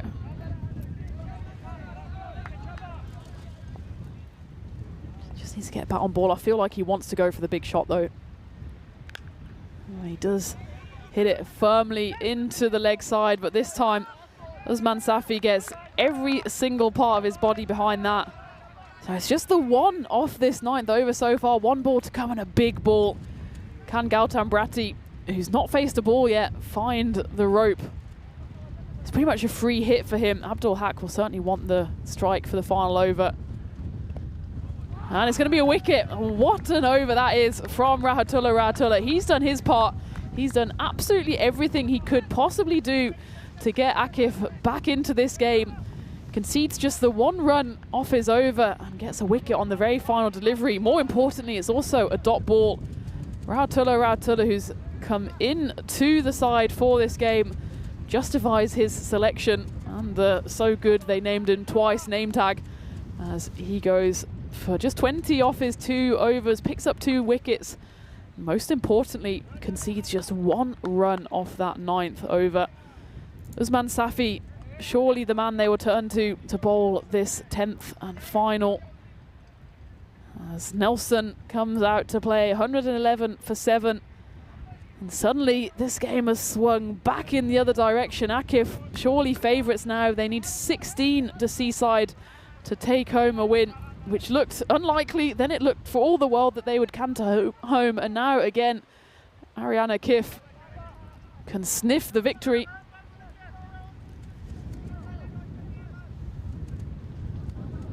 Cool heads needed out in the middle on the blue pitch now. Here we go. Feroz Rahat is the new batter. He's going to try and come back for 2. A slight fumble in the outfield. Dharminder Singh throws it in. Usman Safi probably wishes he was fielding himself out there in the deep. And they run hard. I think if it was collected cleanly from Hardeep Virk, you could have had a chance of a run out. In the end, they get 2. The tingle is well and truly on. 14 needed off 5.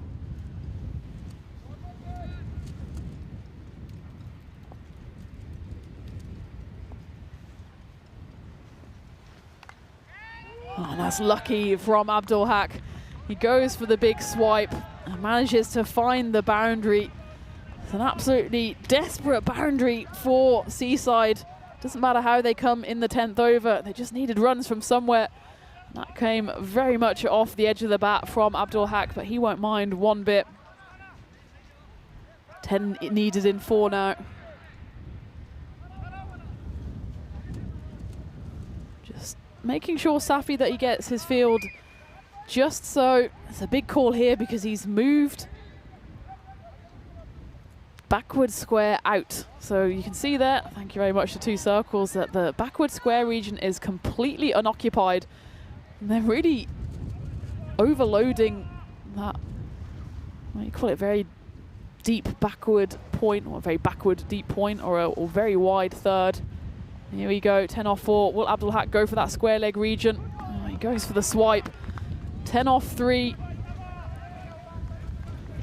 6 and a 4 would do it. It feels like Abdul Haq only really wants to deal in boundaries. I think he wants to take the strike, whatever happens. Feroz Rahat at the non-striker's end hasn't faced a ball yet. He does club that one away. Does it have the distance on it? There's 1 bounce 4. So now it's 6 needed in 2. Well, the golden ball is still on. It would be a 1 and a 4 to get us to a golden ball. You think Abdul Haq has just one thing in his mind, and that's going for the big 6. He's got 2 chances at it. Can Usman Safi just sneak through a dot ball here, take it to the final ball? Seaside needs 6 to do the double over Akif here on the final day of group stage. There is the dot ball. Well, that pretty much discounts the golden ball then. With 6 needed off the final ball, it's all or nothing here for the showman Abdul Haq. He's got a lot to say to a lot of people on and off the pitch. Now he needs to let his bat do the talking. 6 needed off 1 ball. It's all or nothing here for Abdul Haq. Usman Safi at the top of his mark. What's he going to deliver here? Final ball coming up. 6 to win for Seaside. And it's not going to be enough as it's slapped away for 4 runs.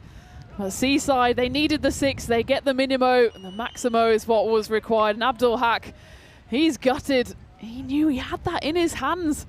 Just too many swipes and misses in those final 2 overs, especially that 9th over against Rahmatullah. In the end, he'll be ruining those missed opportunities. It was 4 dot balls in a row. And even if he just sneaked a few singles there, he could have claimed the win. In the end, Arian Akif beat Seaside by just the solitary run. And you can see it's a case of what could have been for Abdul Haq. Good to see, though, that he's still all smiles after that one, as Seaside and Akif have delivered a bit of an ECN classic here. Goes to the final ball. It's the 2nd time that Akif have taken a game to the final over. And in fact, it's the 2nd time that Seaside have taken a game to the very final ball. Seaside unlucky to be on the end of a defeat there, but they don't have too long to try and seek revenge, as in 45 minutes time they'll be up against Hissingens in what will be the final group stage game for Seaside. It's the last of 2 for Hissingens. Seaside bring in Bawanjak Gruel back into the attack. But before we get to that live game in 45 minutes time, let's go back to the highlights in what was bit of a thriller in the end, match 18, as Seaside, well, they got off to a rocky start. It's almost a 3-way collision, as that one was taken by Hardeep Virk. That was the end of Umair Chowdhury. Manoj Jadves didn't last too much longer, beaten all ends up by Nasser Balak, who then had to depart the pitch. Be interesting to keep an eye on that one. I don't know if he's done himself an injury. But Saiful Hassan, the big left-hander, he was joined by Rahim Safi, who was slipping and sliding all over the place. But Saif showed a bit of wisdom beyond his years, just 16 years old, and managed to score 3 big 6s in his 30. Certainly they got a bit closer than they maybe should have done, did Seaside, thanks to a bit of scrappy fielding by Akif, giving away a few too many fumbles on the boundary. Well, talking about giveaways, that Grizzly was given away to the builders. They'll find that as they come back to the construction site early tomorrow morning. Saiful Hassan then went for 1 big hit too many, and that fell comfortably into the hands of Hardeep Virk. Asadujahan Ali, he departed for just 2, as at least Rahim Safi tried to continue rolling for Seaside. That was one of the best shots probably of the day. It was 1 shot too many, as that was taken by Mujtaba Hakim to dismiss him for 20. And Saibzad Abdul Haq then, he's never too far away from the action, both on and off the field. It was really then down to him. Could he see his side home?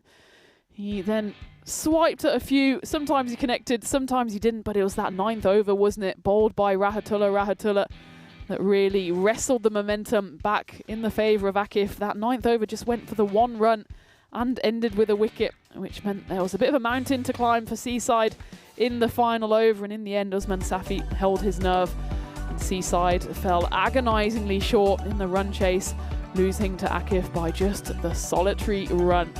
Saiful Hassan then, he's someone to look out for years to come. 16-year-old who scored 30 off just 12 deliveries. He's a hulking giant of a man, of a boy really, and I'm sure he will be featuring for Seaside later today and possibly tomorrow if they get through to finals day.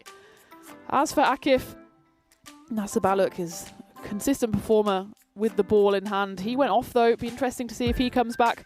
Rahatullah, well, we've got to speak about him. His first over went for 19, and we thought surely he won't bowl the 9th. Well, he absolutely did, and what a gamble it was, as it paid off for Akif and for the captain Nasser Baluk, who was of course off the field, but Rahatullah came up trumps, picking up a wicket and only giving away 1 run in that 9th over. So Akif held their nerve. They avoided going 2-0 against Seaside. They pick up the points. That more or less cements their status at the top of the standings going into finals day tomorrow. But the work is not done for Seaside, as they have 1 more game to try and get some more points on the board. By virtue of the fact they won the earlier game, it's not quite a basement battle, but it certainly is last chance saloon for Hissinghams, as they need to pick up points and fast if they have any hope of getting through to finals day tomorrow. But there's a slightly longer break now, as we'll be back at 3:15 local time. So the first ball will be bowled in just over 40 minutes time. In the meantime, grab yourselves some refreshments and of course flick over to the other channel where Estonia are on the hunt for their 2nd win in T20Is against Bulgaria. That's not to be missed. And not to be missed then, in 40 minutes time, is match 19 between Seaside and Hisingen. So come back to join us again for that one on the European Cricket Network.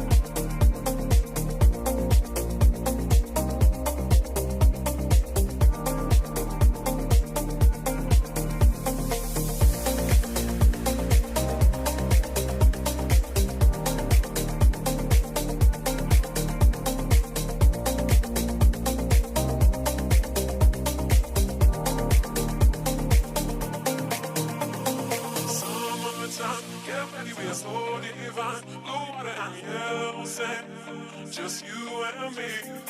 Summertime, get ready, we are so divine. Blue water and yellow sand, let's live our dream. Summertime, get ready, we are so divine. Blue water and yellow sand, just you and me. Summertime, get ready, we are so divine. Blue water and yellow sand, let's live our dream. Summertime.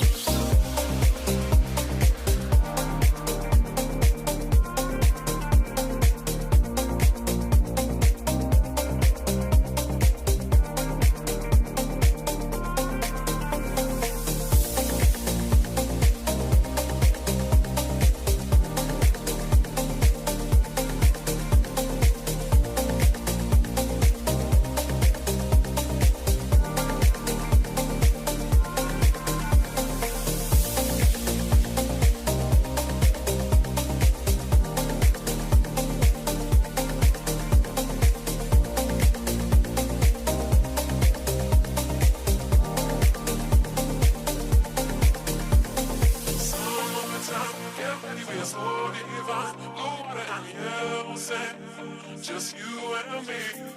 Summertime, get ready, we are so divine. Blue water and yellow sand, let's live our dream. Summertime, get ready, we are so divine. Blue water and yellow sand, just you and me. Summertime, get ready, we are so divine. Blue water and yellow sand, let's live our dream. Summertime.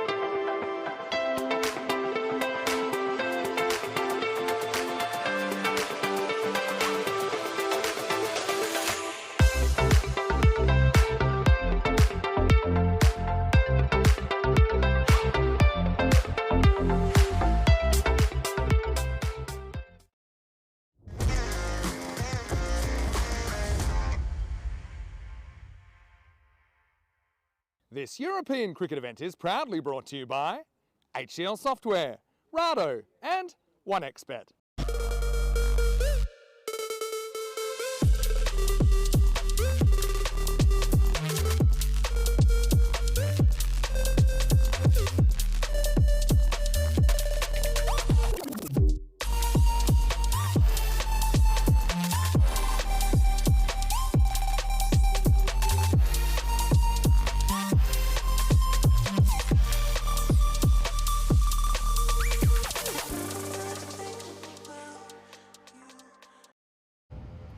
Good afternoon, welcome back to Sweden, where we're going into the latter stages of the group stage here in Landskrona, and it's match 19 coming your way. An important clash at the mid to the bottom table here as Seaside are taking on Hissingens. And before we go out to the live action, let's go to the middle for the coin toss. Hissingens to call. Heads. Heads is called, and it's come down heads. Batting. Batting? Yeah. Good luck. Have a good game. Good luck. Hissingens have won the toss. They're batting. Very confident call there from Gokul Sinivasan, the captain of Hissingens. One word, batting. And that's what Hissingens will be doing here as Seaside come out for the third time today. It's their final game in the group stages. They, of course, won the wrong side of that tight game against Ariana Kif. They needed the 6 off the last ball, didn't quite manage it. So they have a 3-4 record, and they've got a chance here to level it up at 4-4 in their final group stage game. They've brought in Bawanoj Gretewal in for his second game of the series. As for Hissingens, they are unchanged from that tightish defeat against Ariana CC. In fact, it was Hissingens that just sneaked in the bonus point from absolutely nowhere. Ariana probably should have taken home all 4 points from that game, but just needed 7.1 overs to chase down the total set by Hissingens. So Hissingens are still alive here by virtue of picking up that bonus point, but they need a win here, and they need it desperately. It's going to be an interesting game. It's 4th versus 5th, with, of course, the top 4 going through to finals day. Win predictor on the side of the Seasiders, given that they have picked up 3 wins to Hissingens' solitary success, which was back in their very first game of the group stages. The silver lining for Hissingens is that they still have 2 games to play. They've got this penultimate game, and then they'll be rounding off the group stages against Ariana Kif, who will be in finals day. Haven't exactly shown their best side today, sneaking that win against Seaside after they fell to the Seasiders in the first game this morning. So the equation really for Hissingens is that they are 5 points behind Seaside. So they certainly need the win here. They need to get 3 points just to keep themselves in contention. The thing is, the 3 points would take them up to 10. It would take Seaside with that bonus point up to 13. That would be the end of the Seasiders group stages though. And then Hissingens, they would need to win the final game as well to draw them level on points with potentially then Malmo and Seaside. Of course, though, if they get a bonus point win in the last 2 games, they can claw their way up the table. One thing is clear, though, this is a must-win game for Hissingens. Otherwise, that final game against Ariana Kif becomes pretty much a dead rubber for them. So it's all on the line here. And Abdul Haq, the man who had the opportunity to win the game for Hissingens, for Seaside in that previous encounter against Ariana Kif, he was the man batting in that final ball. He has the ball in hand for Seaside here. And it's Sachin Kumar who will be the opening partner with Nitin Ramakrishna. It's Gokul Sinivasan who opened with Nitin in the previous game. Sachin has got the nod on this occasion. He plays that one away for the first boundary of the innings.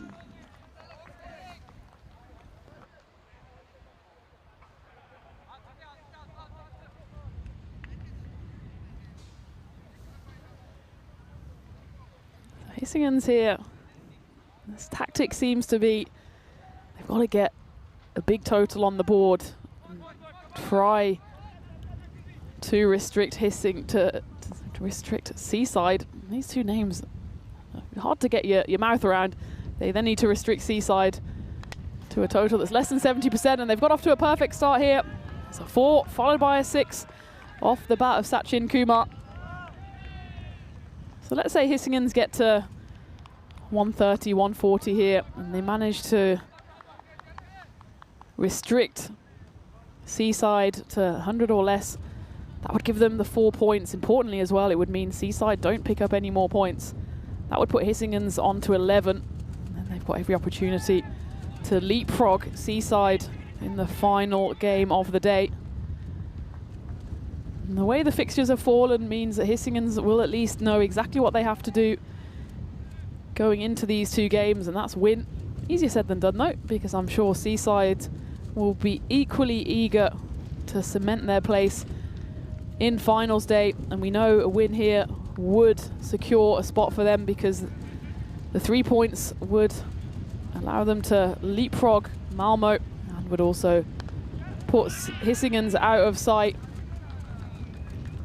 So if this one goes the way of Seaside, we will already know the 4 teams in finals day tomorrow, and Malmo, I'm sure, are hoping here that Seaside do the business. So it will mean as well that Hissingens can no longer catch them. Of course, Malmo already played their 8 games in the group stage before the start of play today.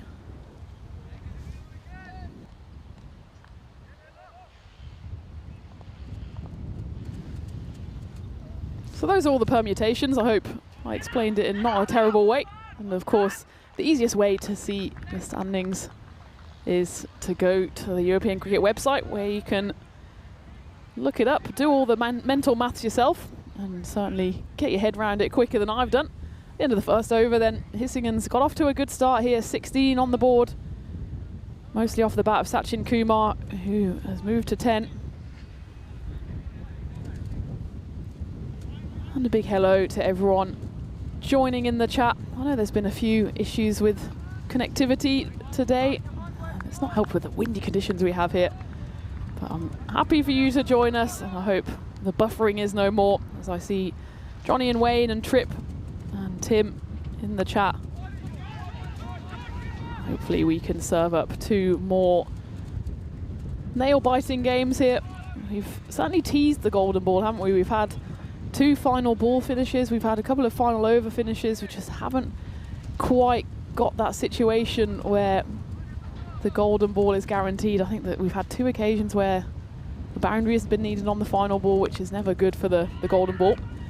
That one is knocked away into the construction corner area, not quite clattering into the gate, but big enough from Sachin Kumar. Hemant Butula is bowling the 2nd over here for Seaside. That one just whipped away dismissively by Sachin Kumar.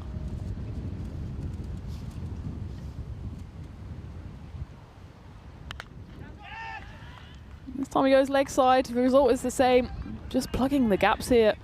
It's proving difficult for Seaside, with just the 2 players allowed outside the ring in the power play. Sachin isn't afraid to go offside and leg side. Goes back-to-back boundaries, 6 and 4. Just brought about a change in the field as the covers are brought in. Mid-wicket will also be brought in. Long off is sent back alongside a wide long on. This game comes in at 3 for Hissingens. There's almost a chance for 2 in 2, but it flashes over the sprawling dive of a fellow teenager, Saif Ul Hassan. Goes away for 4. That's almost been the signature shot, actually, for Gokul, the captain of Hissingens. In the previous game, he also managed to scratch his way up to 30. Not too many shots coming off the middle of the bat, but it absolutely doesn't matter where it comes off. He's got his innings off to a good start here. Goes again, and same repeat performance. This time not quite off the edge, more like the middle of the edge. Just lifted away. Bit too short, bit too wide there from Hemant Butula, and it really allows Gokul Srinivasan to throw the kitchen sink at it.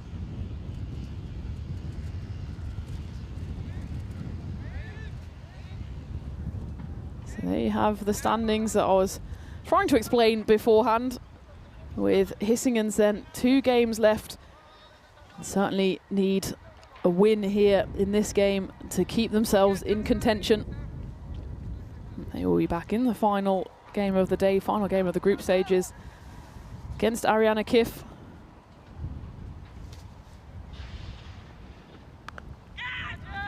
Up in the air, and it's dropped.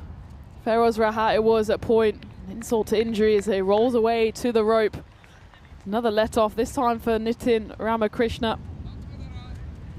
Abdul Haq, well, if he played poker, he would be the easiest opponent to face up against, because he wears his heart on his sleeve. You know exactly what he's feeling at any moment, and there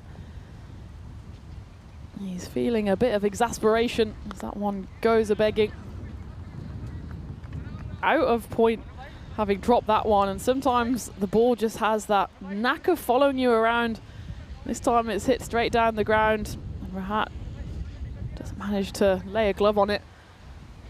There's another boundary in this third over. So back to the table. Hissingen's, the good thing for them is that they'll be coming up against an Ariana Kif side in the final game of the day with Lim. Abdul Haq gets one to slip straight through the gate. It just came in a bit to Gokul Srinivasan, and he found his feet just stuck in mud on the crease, and the ball continued its path to the top of middle. It just clips the bails. It's a nice delivery actually from Abdul Haq. Left arm over, just nibbles off the seam a little, and Gokul, that's exactly what he's saying, yeah, fair enough. So he has to depart, and it's the second wicket to fall for Hissingen's, 44 for 2. Still in the power play here. So the run rate not an issue really, just losing wickets here as the captain goes for 12 off 4.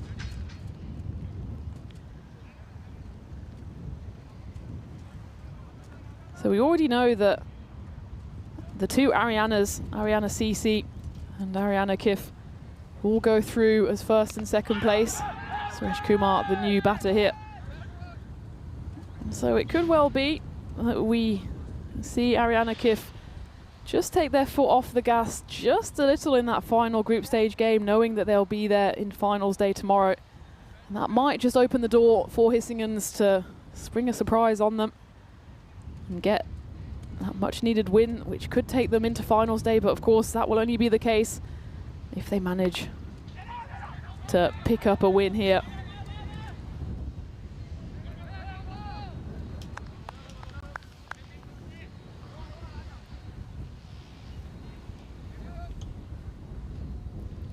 At the end of the power play, 45 on the board.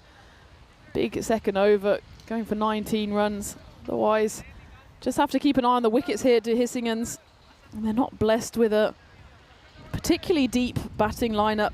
They're relying on the likes of Gokul Srinivasan, who of course is already back in the shed, and Nitin Ramakrishna, who's still plugging away out there to score the runs. Aswin Madhav, he's chipped in with a few handy knocks. It'll be interesting to see where he bats for Hissingen's, as Ashadujaman Ali comes on for the Seasiders to bowl over number 4. Is the end of the power play as well, as signalled by the umpire.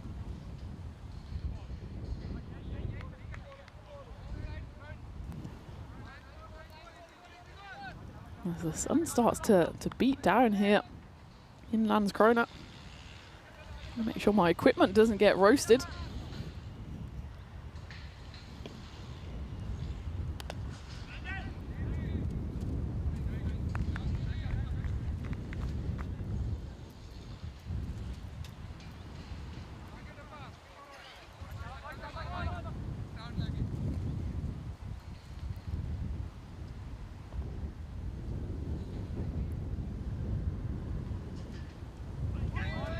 Ali gets a nice bit of turn and bounce off the blue pitch here. Really rips it out of the hand, and that one goes harmlessly through to Chad Vest behind the stumps. Again, that one slightly fuller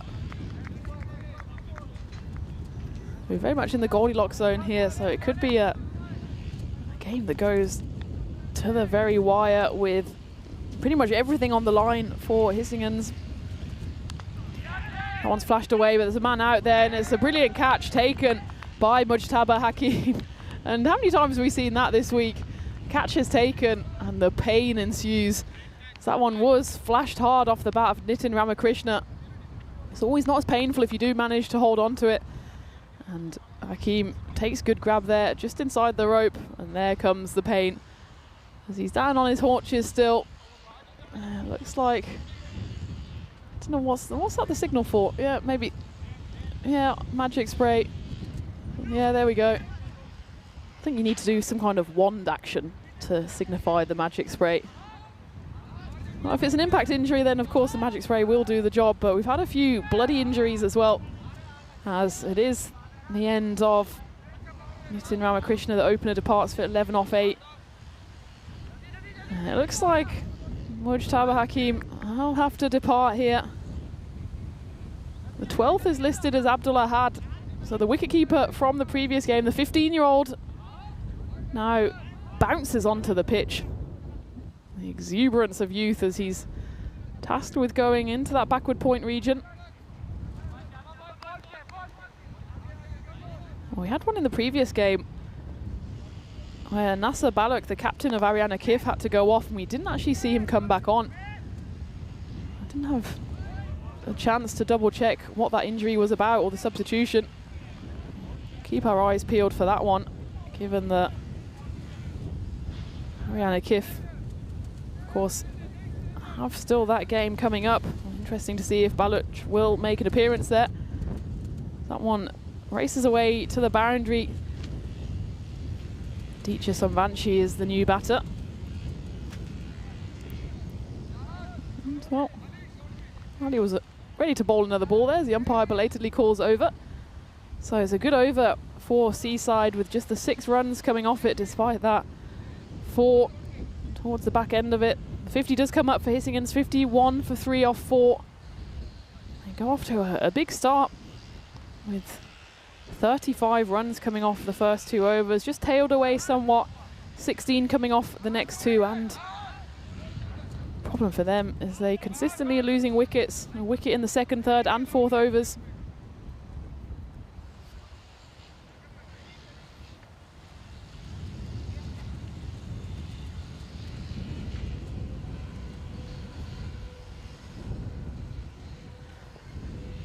Feroz Rahat comes into the attack for Seaside to bowl the 5th. This one's skewed up in the air. It's a chance for a catch, and it's taken by Hemant Batula. It looked for a moment that he was going to run underneath it. Again, the classic signalling to the sky from the fielder.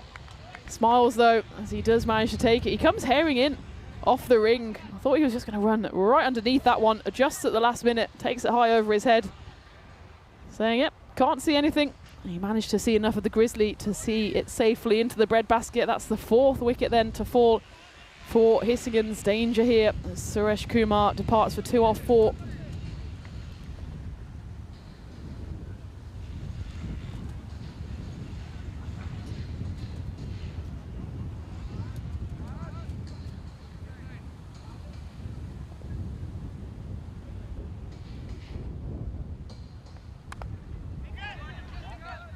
Abhishek Patel, the new batter for Hissingens. He's been a consistent performer with the ball for his side. Comes in out at 6 here with still a task on his hands. Remember, it's a must-win game for Hissingens. At the moment, showing some signs of nerves here. With them needing a win to keep their chances alive.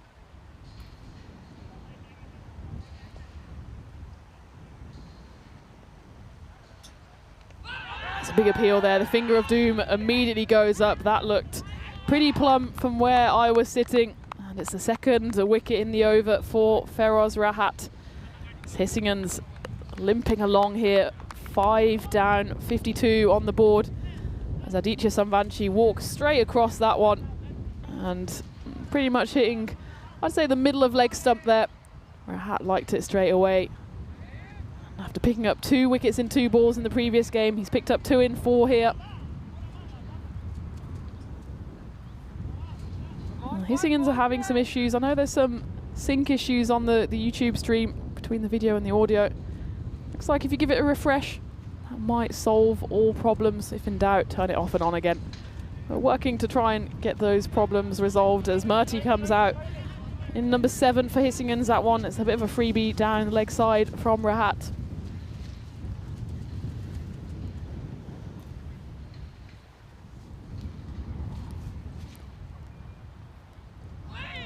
Oh, and how did that miss everything? It's harsh to call that one a wide.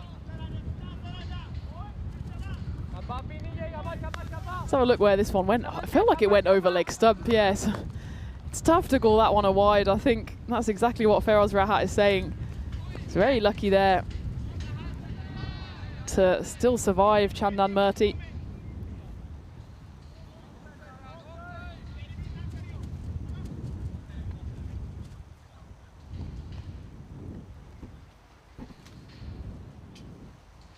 All the 5s, 55 for 5. This one chipped up in the air. It should again be a comfortable catch for Hemant Batulla, who I've lost track of how many chances he's taken today. The man in covers takes another one. It's all the 5s to 55 for 6 now for Hissingens. They've lost 4 wickets, despite those few wides for Rahat. They've lost 4 wickets in 7 deliveries for the loss of just 8 runs. Chandan Murty goes for a golden derrick. Hissingens, well, probably showing why they are where they are in the table. So again, they're just falling away here. Aswin Madhav, surprised that he's coming in so deep. He has been someone who's got runs here and there with the bat, as he knocks that one away for a single. So at the halfway mark then, 56 for 6 is the score. As we go into the second half of this first innings. And remember, of course, to follow us across social media, wherever you are in the world. Of course, tune in on the YouTube stream, as well as catching up with all of the video highlights, the good, the bad, the ugly of European cricket across all of our social media channels. I know there's been a few big highlights already, both from this.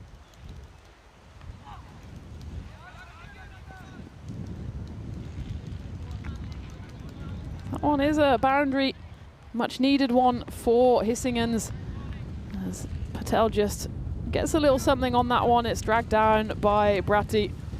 And a deft flick of the wrists by Abhishek Patel. It's the first boundary for about an over and a half for Hissingens, but still well short of anything resembling a defendable total here.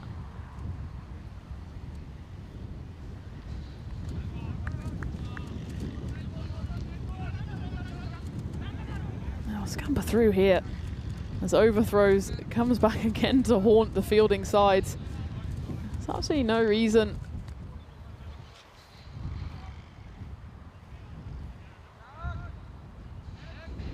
It will go down as buys. He just rolls the ball at the back of the legs of the batter for absolutely no reason. And they get through for a bonus run.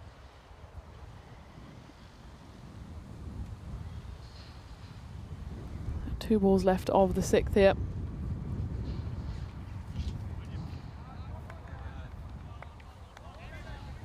That one will be called a wide. Gautam Bratti, just a bit scattergun here.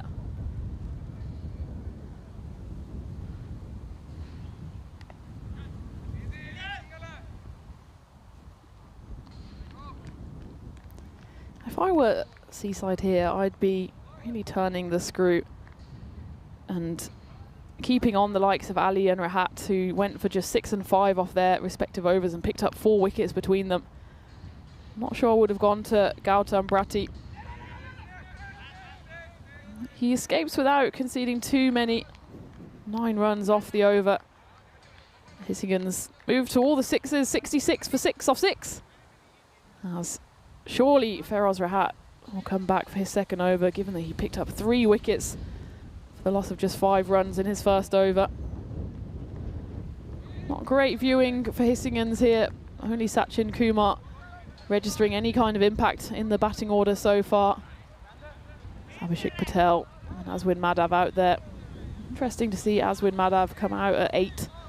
Would have liked to see him more at 4 or 5, but he's got the opportunity now.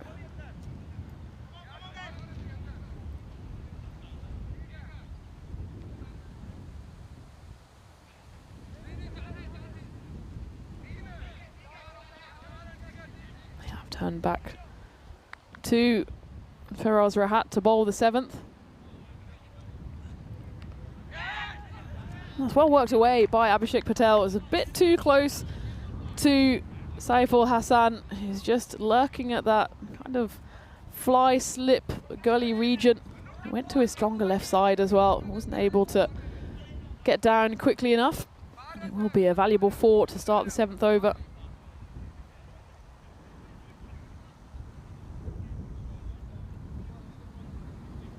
Expected score exactly 100. I think Hissingens would take that from this position with only the 4 wickets left. So that one's dangerously close to skittling Abhishek Patel.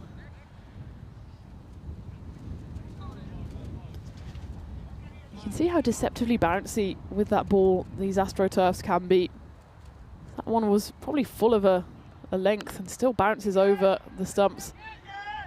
It's certainly something the umpires should be keeping an eye on when they deliberate on their LBW decisions, that even a delivery like that, you'd imagine if that one hit Abhishek Patel flush on the pad, the instinct would be to put the finger up immediately. But actually, even off a delivery that's fuller rather than shorter, still gets a lot of lift off this AstroTurf pitch and went above the stumps.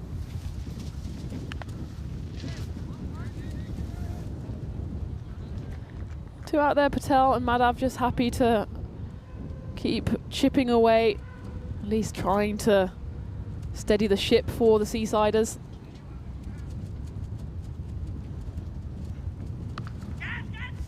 Oh, it's crunched. We're going to have another magic spray incident, I think, here. As Madhav flicks his wrist, that one gets right out of the middle of the bat. And the fielder there bravely threw his hands up. Just checking it. 1, 2, 3, 4, 5. They're all still there. So he tipped this one over the bar. It would have been a spectacular catch. Actually goes through his hand rather than over the top. He's soldering on without the magic spray. Has been sent back to the boundary though, as Asaduddin Ali.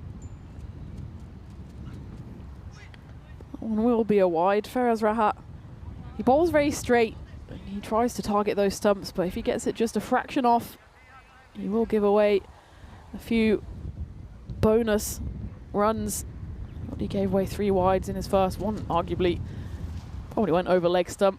He's now given away 4 wides in his 11 deliveries so far.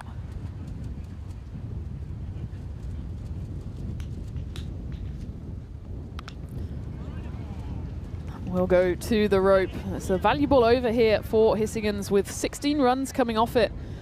So that 100 mark is looking increasingly likely as they move to 82 for 6 at the end of 7.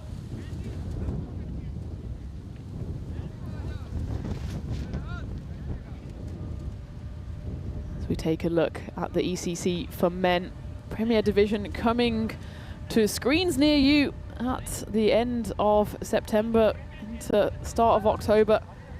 We've chopped and changed the format just a little bit, so we go from Challenger to Premier and then back to the Championship group, which is 12 days later than the group stages, just to allow whoever gets through those groups A, B and C to rest, recuperate and then come back against England and the Netherlands for the Championship 3-day festival starting on Thursday the 16th of October.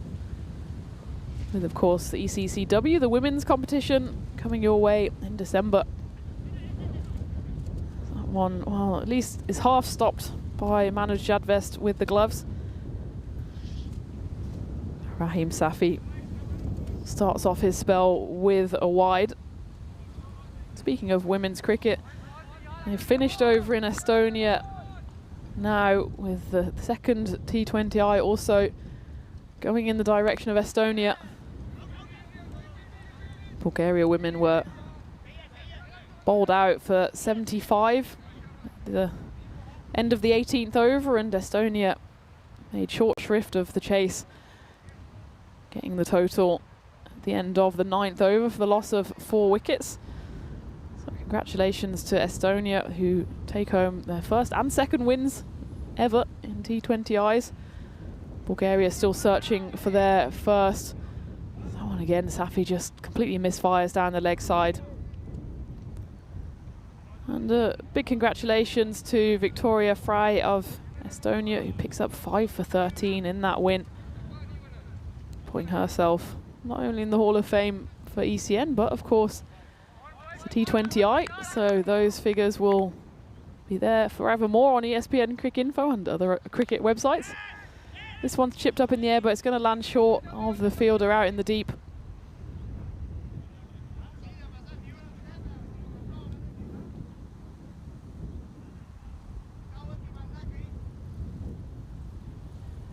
It's been a nice little partnership between these two, worth 32 so far, Patel and Madhav.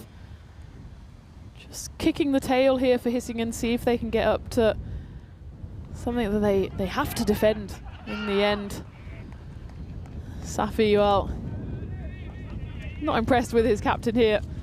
I would argue that he's not exactly covered himself in glory so far in this over with the 4 wides down the leg side. This one wasn't a wide, it was left in hope rather than expectation by Abhishek Patel, and they do run through 4 a bite.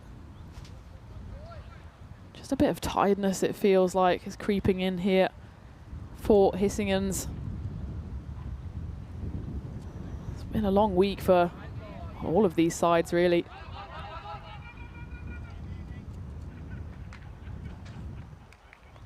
With Hissingen's in particular, the way the fixtures fell, they had their rest day on the very first day, so we didn't see them start the competition until day 2. Could argue then they didn't really have a rest day because they've now played what will be the 3rd day in a row. That one's a full bunger. We're going to have to check that one for height. As it goes away to the boundary, it's certainly a 4. It might be a 5 up. Madhav, quite a tall figure, and he does come down the pitch. Maybe that's what saves Rahim Safi, because the contact is, well, pretty much waist high, but it's a good 2 meters ahead of the crease. They will certainly check it. In any case, it goes to the rope. Just waiting on confirmation. And Safi is given the nod. Saved there by Madhav's dance down the pitch.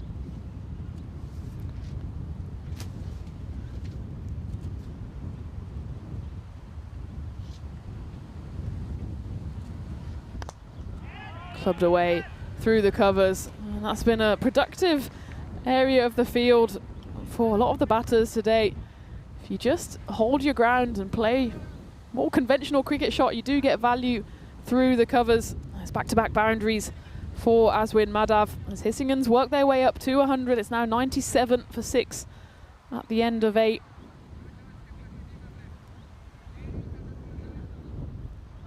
So they've just managed to steady themselves in the past 3 overs. It was only otherwise over number 1 that passed without a wicket incident. These two now fairly settled at the crease. Abhishek Patel 13 off 9, Aswin Madhav 21 off 11. As we go into the all-important 9th over that will be bowled by Hemant Batula.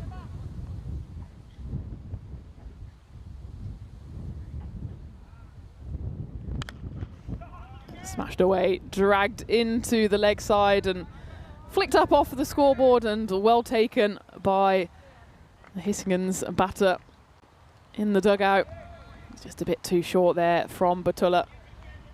It was not exactly straight, it was probably outside off stump, but Abhishek Patel there had enough time to drag it over to leg side, and that will be the 100 up for Hissingen's. 101 on the score. They've still got 11 balls left. See if they can get up to something like 120, 130. In the super Goldilocks zone, 50-50, nothing between these two sides according to the win predictor. That one goes in a similar area, this time aerial, and it's fumbled by Umer Chowdhury.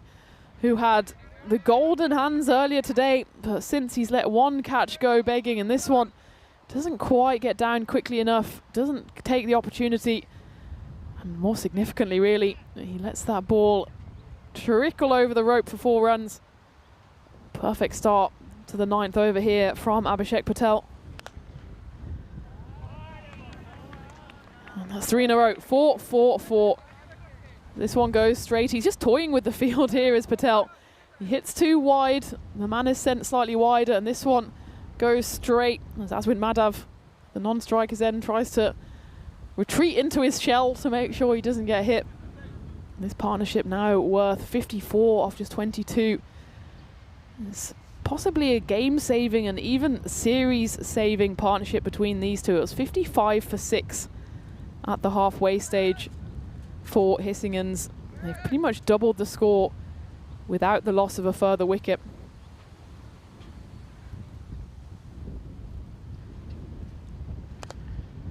Good comeback ball though from Hemant Batula. Patel can only manage to drag that one along for a single.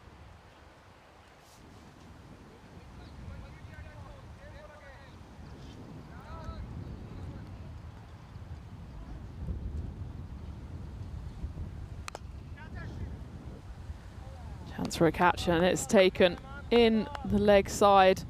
So the final 2 balls for Batula have gone his way, just managed to stop the rot of consecutive boundaries. Madhav goes for the big hit, only finds the grateful hands of Gautam Bratti. So that is the 7th wicket to fall.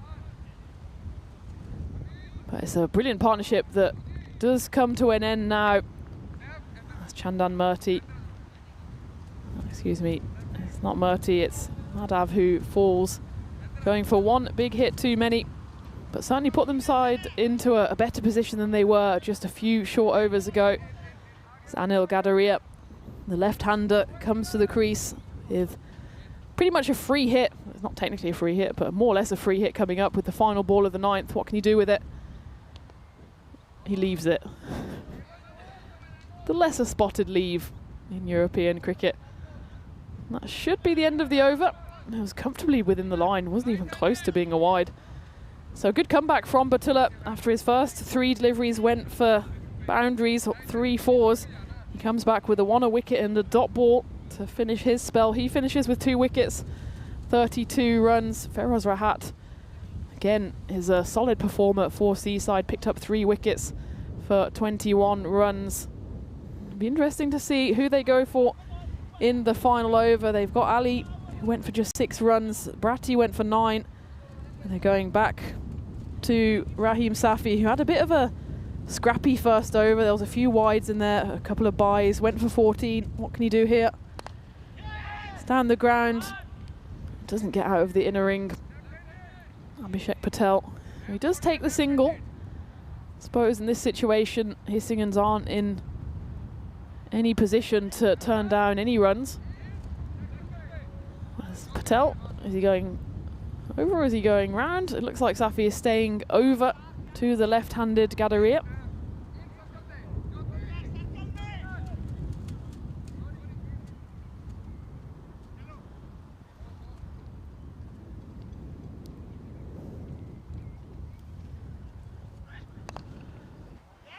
Should be taken and is. It's the next wicket to fall. Gautam Bratti takes his 2nd grab of the innings.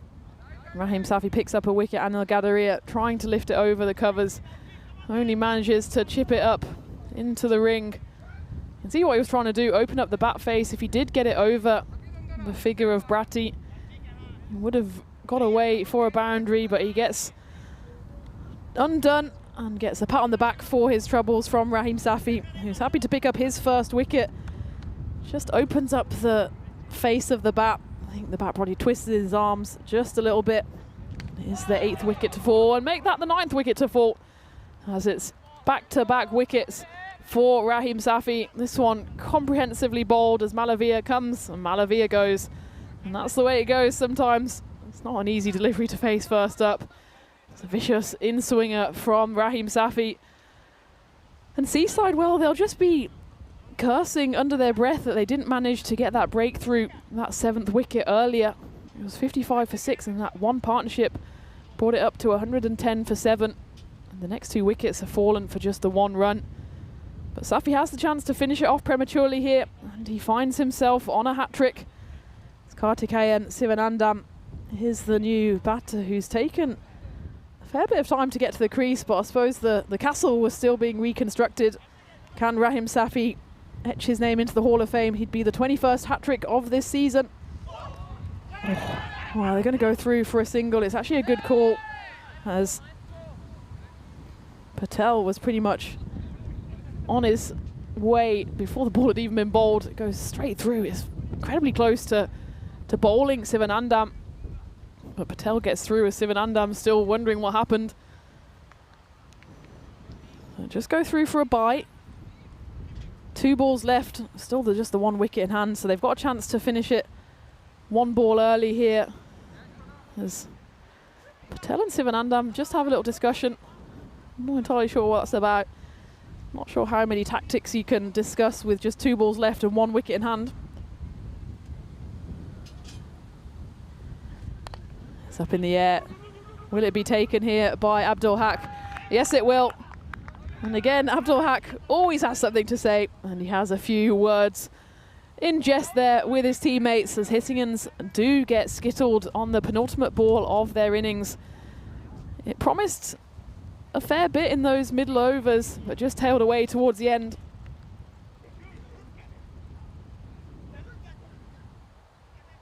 And Safi picks up his 3rd wicket. 3 for 15 he finishes on with 1 ball to spare. And it was a tale really of 3 parts in that innings. It got off to a bad start for Hissingens. They lost pretty early wickets. They still managed to get some runs on the board. It was 44 for 2. But then there was a little mini collapse. They got to 55 for 6, and we thought, well, this is danger. Maybe they might not even get to 80 or 90. But in came Abhishek Patel and Azwin Madhav, who put on a partnership that was worth 55 in the end. That's really what powered Hissingens up to 112 total that they have to defend. There's no 2 ways about it. If they want to stay in this series, they need to win. Well, it was a painful catch on that occasion. It's not as painful as if you drop it. But for Seaside, they'll just be ruining the fact that they didn't get a few earlier wickets, and of course they were a bit sloppy in the field as well. But when the chances came, they mostly took them. That was a pretty plum LBW. That was Feroz Rahat's 1st wicket of 3 that he was able to take. The catching was decent. There was 7 catches in total for the Seasiders. And only really the resistance of Abhishek Patel meant that Hissingens got up into triple digits. Also helped with a bit of poor fielding on the boundary. In the ring, the chances were mostly taken, as the left-handed Patel then went for 1 big hit too many. It was ably supported by Azwin Madhav, who's chipped in with important runs and wickets for Hissingens. It'll now be his chance to bring out those slower balls again to see if he can bamboozle the Seasiders. Hissingens then know exactly what they need to do. It's finished then by Abdul Haq. He can't keep out the action for long because he's always got a word or 2 to say to his own teammates, to his opposition, to anyone who will listen. So there you have it, 112 on the board for Hissingens. It's going to be a scrap to the bitter end here, as they know they need to defend these runs with their lives, otherwise it'll be lights out for them. So 3 20s for Sachin Kumar, Abhishek Patel and Azwin Madhav. Otherwise just a few contributions here and there, and also 2 golden ducks going the way of Chandan Murthy and Vishal Malavia. A few too many extras, I think, for Seaside, 15 of them in total. Abdul Haq again. He's always got something to say with ball in hand. He picked up another wicket. Batullah picked up 2. Feroz Rahat again picks up 3 wickets for his side for the 2nd game in succession, and Rahim Safi had a bit of a scrappy first over but came back strong with 3 wickets in the last. So there you have it. In this must-win game for Hissingens, they've put 112 on the board. Probably below par, but they know they've got to give it their all to keep their hopes of getting through to finals day alive. Seaside, meanwhile, they know that a win here would cement their place in finals day. The run chase, it's an important one coming up in 5 or 10 minutes time. So join me, Tina Goff, as we go into the latter stages of match 19 here on this ECS in Sweden.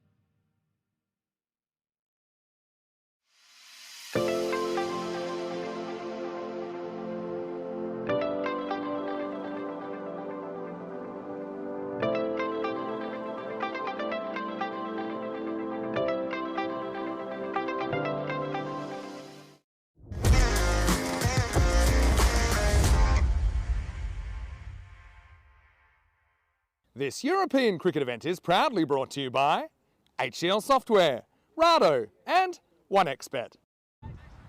It's a do-or-die battle here in Sweden in match 19, where Hisingen's need to win to keep their hopes of getting to finals day alive. And well, they've done half of it. They've got runs on the board, probably 20 or 30 fewer runs than they would have liked. It's 112 of them. And for Seaside, they know they don't even really need to bother with the bonus point. They just need to get that target if they want to cement their place in tomorrow's big day. As for Hisingen's, well, it would be a big effort from them if they're able to restrict their table rivals to 78 or less. That would give them an even bigger chance of getting through to tomorrow. The difference between the two sides at the moment is 5 points. So Hisingen's need this 3 or possibly 4 points to give themselves every chance of going into that final game against Ariana Kif with the opportunity to leapfrog Seaside, who are out there chasing down this target. For Seaside, it's the final game of the group stages for them.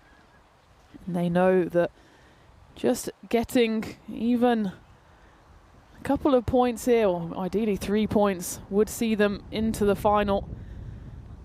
They pick up 1 point, that would put them on 13. That would at least give them a fighting chance. Based on the run rate, well, they'd probably stay behind Malmo. If they get 1 point, they'll be on 13. Hisingen's would be on 10. That would open the door for Hisingen's getting through in the final game of the day against Ariana Kif. It's a big if, though, as Hisingen's have to defend this target here. It's Rahim Safi and Umair Chowdhury opening up for Seaside. And that first ball bowled there by Aditya Somvanchi.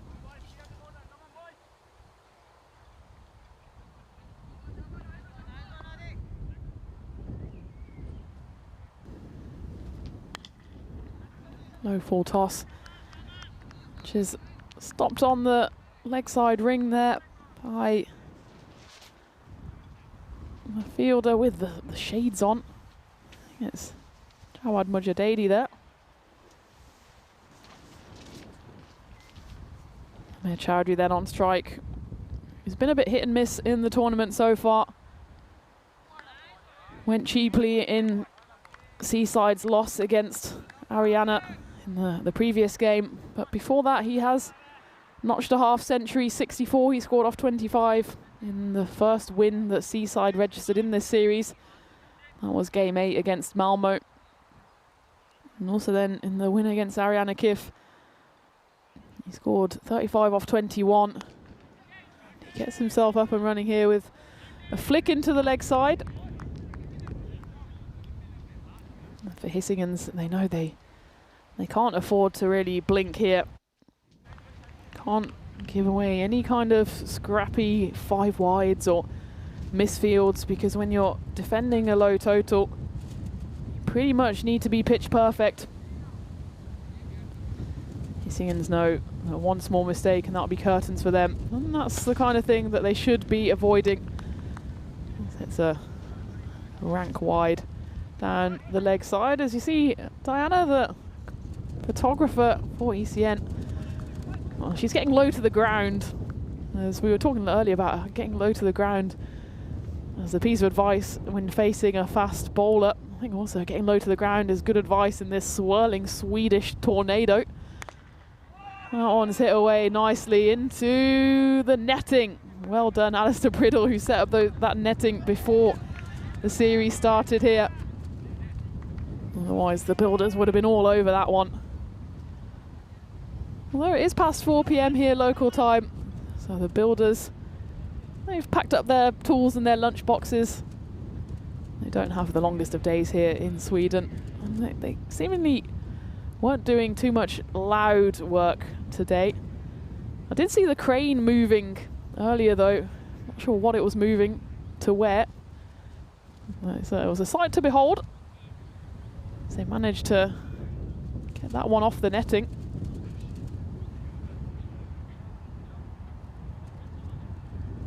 I don't know what's been signalled here. I think it's for a change of ball rather than a change of fielder. So the netting did its job, but the Hisingen's players weren't able to retrieve it.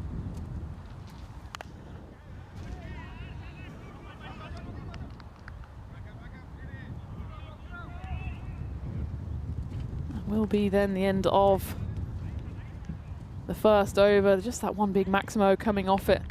10 runs on the board for Seaside. Well, we could be in for a low-scoring thriller. 36 matches since a golden ball. And after today, we've got 9 matches left. We won't quite be able to raise the bat on our 50. But of course, at the weekend, we do have the ECIs as well between Estonia and Bulgaria. So maybe it will be the 50 up by the end of the weekend, unless we can channel some GB energy out here in the middle.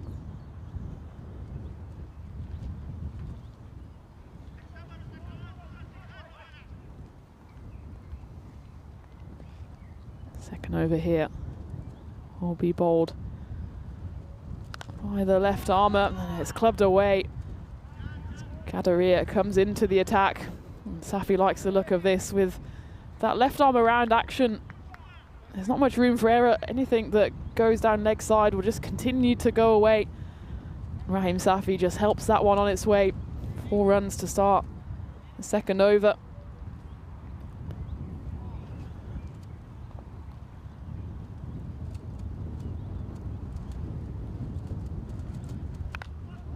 Tries to go again, does Safi. Doesn't get a hold of it on that occasion.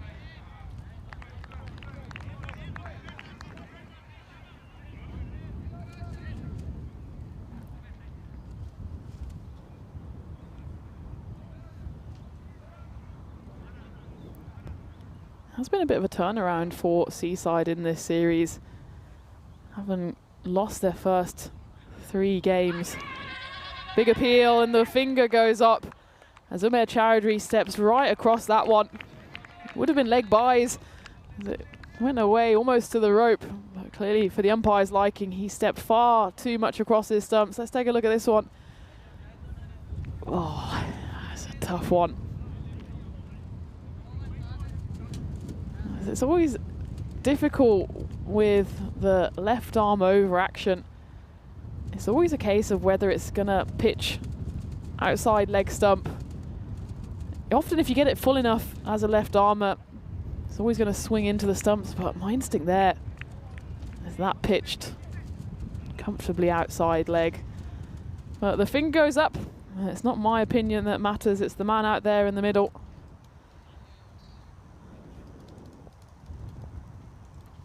And it will be the first wicket to fall for Seaside as Umair Chowdhury goes for 1 off 3.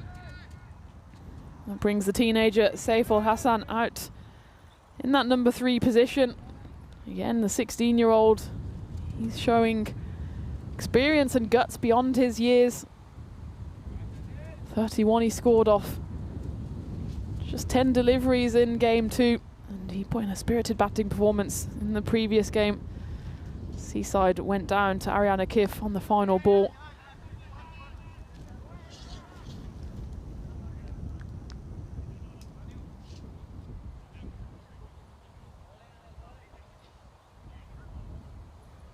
But despite that early wicket, Seaside is ahead of the curve here, at least as far as the supercomputer is concerned.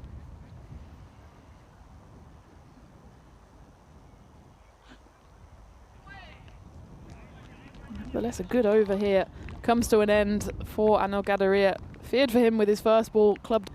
It's not looking likely as Saiful Hassan pushes that one down the ground just shy of the rope. That'll be a 1 bounce 4.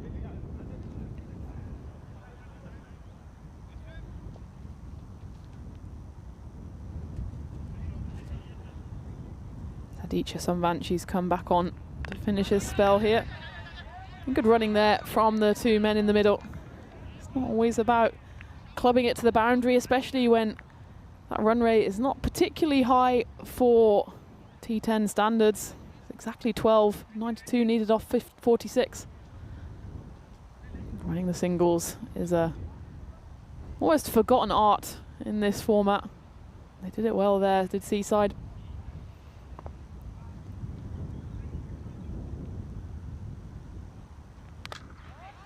Very much off the toe of the bat there. You could hear the reverberations, and while I don't know if the fielder there was just put off by the sound off the bat. I was saying Hissingens have to be perfect to defend this small total, and that was anything but stand and deliver by Rahim Safi. He was caught ball watching, as was the fielder. That just dribbled past him all the way to the rope. No hiding when you got the white cap on and the aviator sunglasses, and well, unsurprisingly, you could hear just by the sound that that bat made that it was going to be consigned to the bat graveyard. It's not too often you absolutely shatter a bat and you still manage to get the ball rolling away for 4. Safi gets 4 runs, gets a new bat.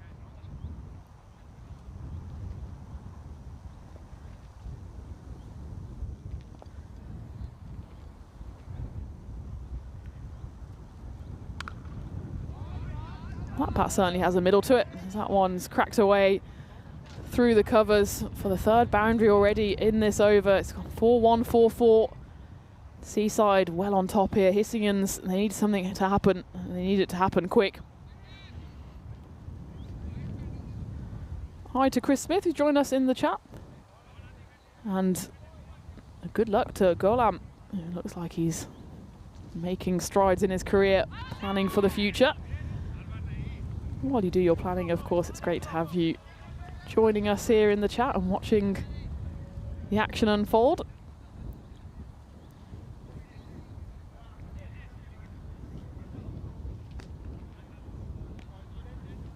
Also, Timothy Lucas is there, Thomas Martinez. I know there's been a few issues with buffering, so thank you for bearing with us. This one goes down the ground, protect the equipment time. Woo! All good. That one did come flying into the shed. I'm not entirely sure where that ball's gone. I think it went into the corner. It's just as well for me that Comcam, I think, has not been working fully today. As it smashed into the back of my monitor here. I did my best to protect what I could, and the monitor lives to fight another day. We're just rummaging around in the igloo. They might have gone all the way through beyond. We're all okay here. Abhishek comes and looks for the ball, and I think it has gone beyond the igloo. What happened there? Was it 4 runs? Yeah, I think it was 4 runs. As everything is still in one piece. Just need to readjust the monitor here. It is 4 runs. Thankfully, you won't have the footage of me bravely adhering to Rule 1, so you'll just have to take my word for it. End of the power play, 33 for 1. 37 for 1 at the start of the 4th then. As that Aditya Samvanchi over went for 17 runs. 4 4s in it. And the 4s continue to rain down here in Landskrona.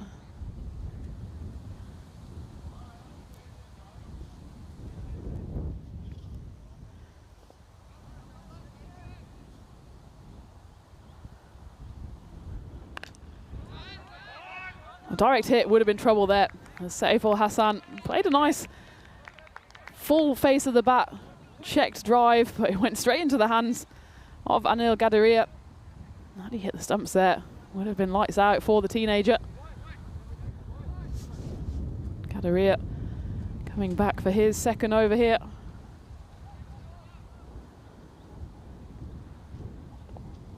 It wasn't buffering sound, Thomas. That was very much the grizzly cracking against the back of the monitor. We're made of stern stuff here in the igloo.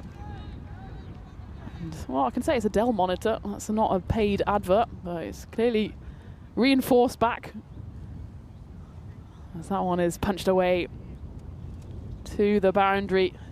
Seaside at the moment, cruising along. 72 now needed in 39. Remember, a bonus point doesn't really matter here for the batting side. A win will do it for them, and a win will sink Hissingens. Up in the air. Does it have the distance on it? Just about. 6 runs.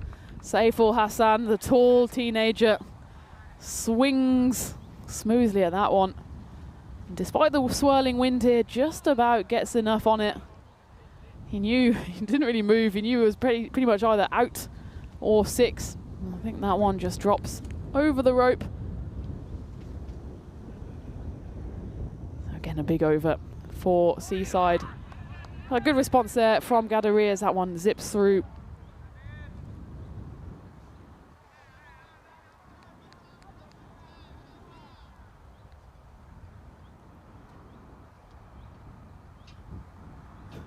Good afternoon to Vinny in the chat, who just happens to pop up. I don't know if he's got some kind of Rule 1 klaxon, either in his head or in his rucksack, because it clearly was blaring there. And thankfully for me, Vinny, there's no video evidence, but I can guarantee hands were raised by me in a vain attempt to stop. I will say shamelessly I protected my own equipment before the monitor, but I knew the monitor could take bigger hits. And we're all good here. And hopefully ComCam will be up and running tomorrow, so we can check if you're adhering to the rule as well, Vinny. I'm looking forward to welcoming you back into the commentary igloo for, of course, finals day tomorrow and Peacock Friday. Into the 4th, 47 for 1. The wind continues to judder the camera up on the gantry there, and it's swirling around. Hissingens need something to happen here. Just making some changes in the field. 66 is the equation needed off 36 balls.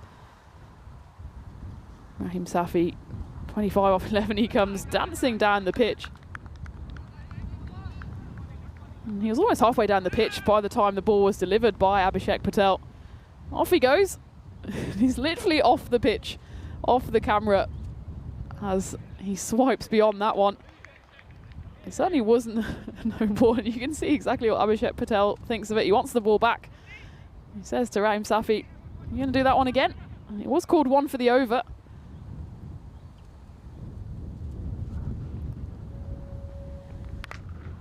This time he stays standing still at the crease. It's cut off on the boundary.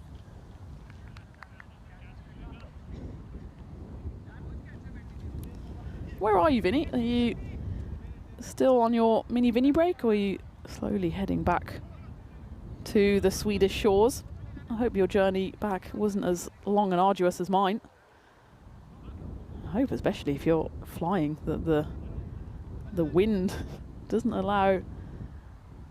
stop you from landing safely. Windy landings on planes are my absolute nightmare. You see that footage of some of them coming in, rocking side to side. I do not need that in my life. Good Yorker there by Patel. Has anyone ever been in any kind of plane incident? I think I've had one. It wasn't even much of an incident, where going into land and then suddenly, well, it feels like you go up, 180 degrees or a 90-degree incline. It very much wasn't. It was probably just a gentle incline, as if one goes up in the air. It's a chance here, and a comfortable catch in the end for Somvanchi. That is the second wicket to fall for the Seasiders. 48 for 2. Saiful Hassan, the left-hander, tries to just muscle it down the ground, and he manages to hold it up in the Swedish wind. And a comfortable catch taken by Aditya. As we're coming into land, I think maybe just a normal readjustment, with possibly the runway not quite ready yet, and we veered upwards. I can't say it's the most pleasant experience in the world, especially, of course, the pilot doesn't say anything immediately. That was a not nice experience on the plane. Obviously, I fly quite a lot nowadays, and touch wood, that's the only real incident I had. Flashed away. Hakim is the new batter, and he'll get off the mark with a minimo straight back over the keeper's head, and that does bring up the 50 for the Seasiders. 52 for 2, still 1 ball left before halfway. I will say, when I was younger, I was a terrible flyer. I used to get very much, well, not just, what would it be, sky sick? travel sick, but also in the car. Wasn't the best travel companion, put it that way. I suppose I grew out of it. No, not too bad. Not that I'm ever someone who enjoys turbulence. I'd rather just have smooth sailing. But as long as it's just a light wobble, don't mind too much. That one, well, I'd argue that one landed very much on the line. That's maybe what Abhishek Patel is trying to plead his case with to the umpire, but it will be called a wide. Oh, Vinny, Godspeed, the train gauntlet. Well, if you go to Copenhagen Airport, it says very much trains to Sweden, platform 1. And they were very much from platform 2 when we were there. Taking a look at the final T20I that will be coming your way from Estonia tomorrow morning. Just the one between the two sides. They had a heavy workload today with the T20Is. The final one in the 3-match series coming tomorrow before they go into the ECIs at the weekend, with Bulgaria still looking for their first win in T20 international cricket in Estonia. Meanwhile, looking to make it a hat-trick on home turf. So it'll be a treat for you tomorrow, the final of those T20Is, and of course finals day coming to you live here from Landskrona. That one's down the ground. It will have the distance on it. Safi, he's continuing to fire here. He moves to 32 off 14. And that run rate for Seaside remains for now a comfortable 12 or less.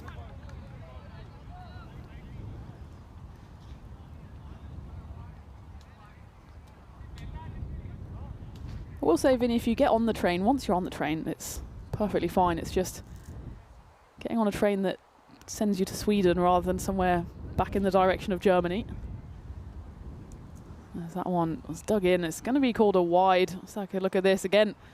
A very early dance down the pitch from Safi, but based on the fact we can't see the ball on that replay, suggests it was a little too high from Aswin Madhav, who's come on here to bowl the 6th. Will he respond here with one of his trademark slower balls?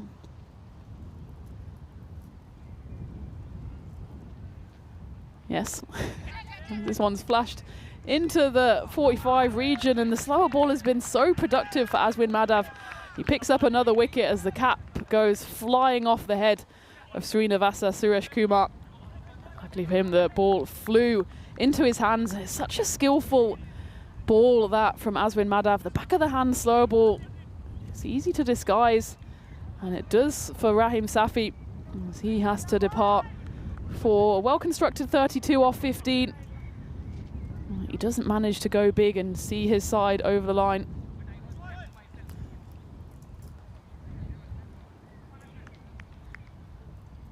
And Chris Smith saying that's the experience of going into Camp Bastion or Kabul. Yeah, well, luckily I think this was just into Hamburg Airport, not quite as high stakes, but yeah. Travelling by plane is fine until something happens, then you realise I'm in a metal tube in the sky. Try not to think about it too much. But enjoy your flight, Vinny. So that one's flashed away. It's a backward point on the boundary for just a single. Ashadujaman Ali is the new batter for Seaside.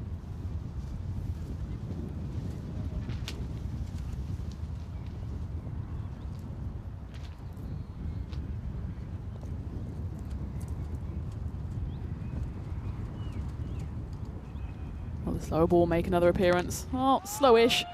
This one is picked. And Mujtaba Hakim, who had a flurry of boundaries in the latter part of the previous game, starts off with a 4 and a 6 here. Now it's less than 50 needed for the Seasiders, 46 off 26. Vinny, I will say, I thought I'd missed the last train, but I had a look. There must be different train providers in Sweden, because the last train, I think, does go late into the night. Worst case, I'll get the first train in the morning, I guess, or hitch a ride. I think Uber, though, you'd have to take out a mortgage for that, because it's not the cheapest place to get around is Scandinavia. But safe travels nonetheless, and looking forward to calling finals day with you tomorrow. And Hissingen's, well, their finals day prospects are looking more and more bleak as Madav does get that one through to the keeper. Yep, he does have the one ball left. Despite those sixes, he has picked up a wicket in this over.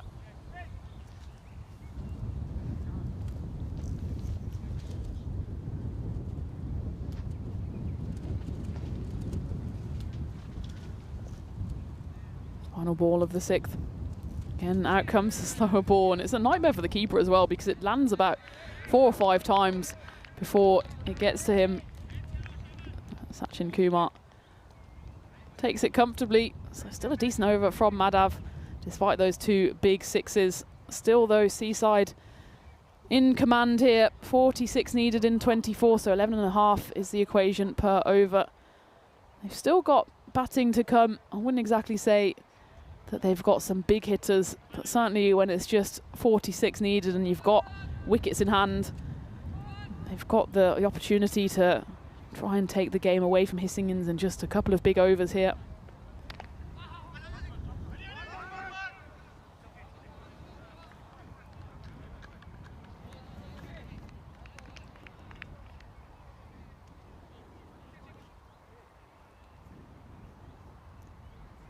The 7th over here will be bowled by Abhishek Patel. I think this is a good move for Hisingins. He's one of the key bowlers. They've only used the 4 so far, but they need to go top heavy here if they're going to give themselves any chance of taking this game deep, and they need wickets. I think Hakeem, we know he can hit it long. He's one of the key wickets they do need to take. There's a chance here. As this one goes up in the air, it would be a brilliant grab if he gets to it, and he does take hold of it. As Anil Gadaria running backwards with the ball coming over his shoulder, held up in the wind, and he does keep hold of it, and that is the key wicket to fall. Mujtaba Hakeem goes for 10. Dug in short there by Patel. He picks up his 2nd wicket. He makes it look easy, does Anil. Oh, I can guarantee you, with that wind swirling and having to more or less turn his back on the ball and the action, it's not an easy take at all. And he manages to hold on as Hakeem departs. He offers his bat to the outcoming batter, Abdul Haq. Abdul Haq takes one look at it and says, no, well, just got you out. I don't want that one, thank you very much. As the performer, Abdul Haq, comes out. He didn't quite get his side over the line in that previous game. He had the chance to go for glory with the 6 needed off the last delivery. Wasn't able to get it over the rope this time. He's got 45 runs still needed. Oh, and that's a sloppy bit of fielding by the Hisingins captain, Gokul Srinivasan. It's not the first time he's let himself down in the field. If you put yourself in that key position in the covers, which I think is a good position for the captain to field, you can't be doing that. A bit of a lazy effort from the captain. He throws up a hand in apology, but it's a bit inexcusable, isn't it? As that one does go for 4. It was a nice hit from Abdul Haq. Should have been stopped though. That one will not be stopped, as it's 4 followed by a 6, and that one rolls away into the bushes. And you can just hear on the effects mic, or maybe you don't hear the fact that the Seasiders have just gone quiet here. If you have your captain putting in a half-hearted effort like that, and then it's double jeopardy with the next ball cracked for 6, then you know you're up against it here. And double teapot comes out from Abhishek Patel. Consider himself a little unlucky. He got the wicket, probably should have got just the single or the dot ball off the next one instead. He's conceded 10 off 2.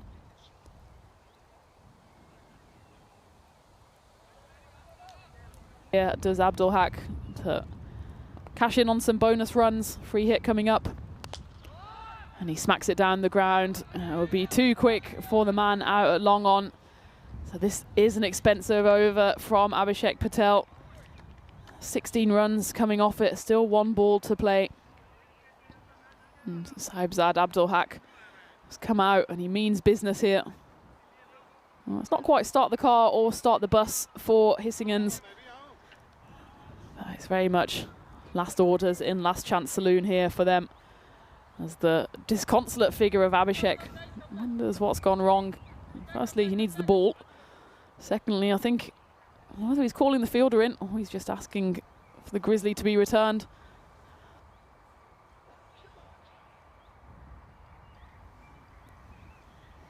So now just 30 needed. Final ball of the 7th. Can't afford for this to go to the boundary, can Hissingens? Abdul Haq sizing up the field, looking where the gaps are. At the moment there's gaps, feels like, all over the field. He works that one away to third. There is a man out there, so it will just be the single, but it's not a bad result actually for Seaside because it keeps Abdul Haq on strike. 29 needed now off the final 3 overs. Usually we say it all happens in the 9th. It needs to happen in the 8th here for Hissingens if they want to keep their finals day hopes alive. And they will remain unchanged in the final game. They just need to get there and make sure this game is worth something. Because at the moment, it looks like it will be a bit of a dead rubber with Ariana Kif being led by Dharmender Singh, who interestingly was the 12th in the previous game. So not only is he in the side, he's been given the captain's armband. What a rise to the top that is for Dharmender. And that's because Nasser Balak seemingly not recovered from the injury that took him out of the game in the previous appearance. And maybe also with the knowledge that they are through to finals day tomorrow, trying to give their captain and former Centurion a bit more rest. So that's the game. The final one of the group stages coming up in just over 35 minutes time. Hissingens, they need to do everything to ensure there's something still on the line in that game. And that one, though, is going to be worked away into backward point, and it goes for 4. Abdul Haq, he wants to go one better than the previous game where he fell agonizingly short of seeing his side home to victory. The showman says the show here must go on, and he goes up to 19 off just 6 deliveries. Seaside now needing just a quarter century of runs.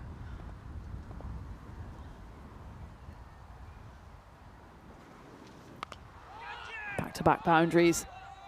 4 on the offside, 4 on the leg side. Not great bowling by Vishal Malavia, just inviting the ball to be hit as he comes on to bowl the 8th over. Hissingens very quickly running out of runs, running out of ideas.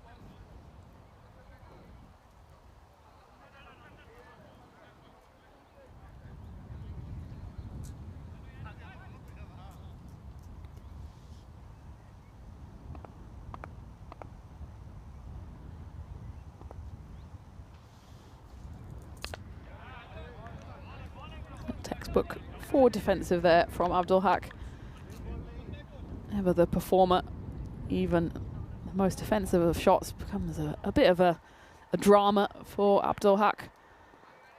And he certainly wants to be there to finish it off for Seaside. This time he goes dancing down the wicket, and he won't be there to finish it off as he flashes one through into the grateful hands of the fielder there. And it will be the 5th wicket to fall. I don't saddle up the horses quite yet. As Hissingens, they need something to happen. They've at least given themselves a glimmer of hope as Abdul Haq, he's done well to get to 23, falls off the 9th delivery that he faced. Has a few choice words there for the incoming batter. Probably something along the lines of, don't play the shot I just played, as it's Manoj Jadvest, the captain, who comes out. The man with one hand, the one-armed bandit. Can he see Seaside over the line here? There's 2 balls left of the 8th.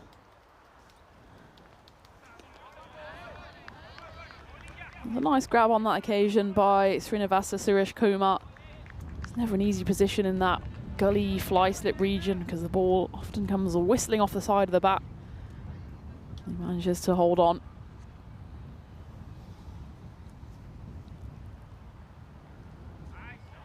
Oh, just dies a death. It's a good little finish to the over by Vishal Malavia.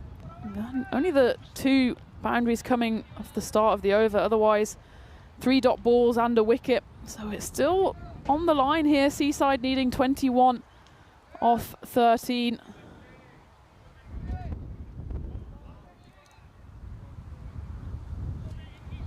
Still very much in, say, GB territory. As I'm sure you don't need reminding what happened in that over number 9, and Seaside certainly won't need reminding either. It looked like for all the world they were going to cruise home to victory, and then Rahatulla for Ariana Kiff bowled that 9th over and went for just the single run and took it deep. In the end, Seaside fell agonisingly short. Well, that's what Hissingens need to repeat here. As Aswin Madhav, well, he's not quite a leg spin bowler, but he does have great variations of speed. Should have been a dot ball. In the end, this is going to be a 2, and that's heartbreak really for Aswin Madhav. He does everything right, puts in the perfect disguise slower ball, back of the hand completely does for Ali, and it's fumbled behind the stumps by the wicket keeper Sachin Kumar. The throw then comes in with Aswin nowhere in sight, and they managed to burgle 2 runs to Seaside. 19 needed in 11. 18 now in 11 as that one's called wide.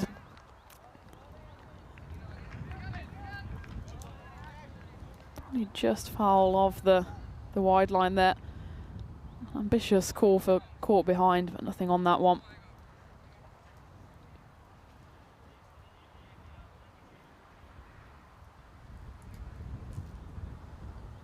There comes the slower ball again.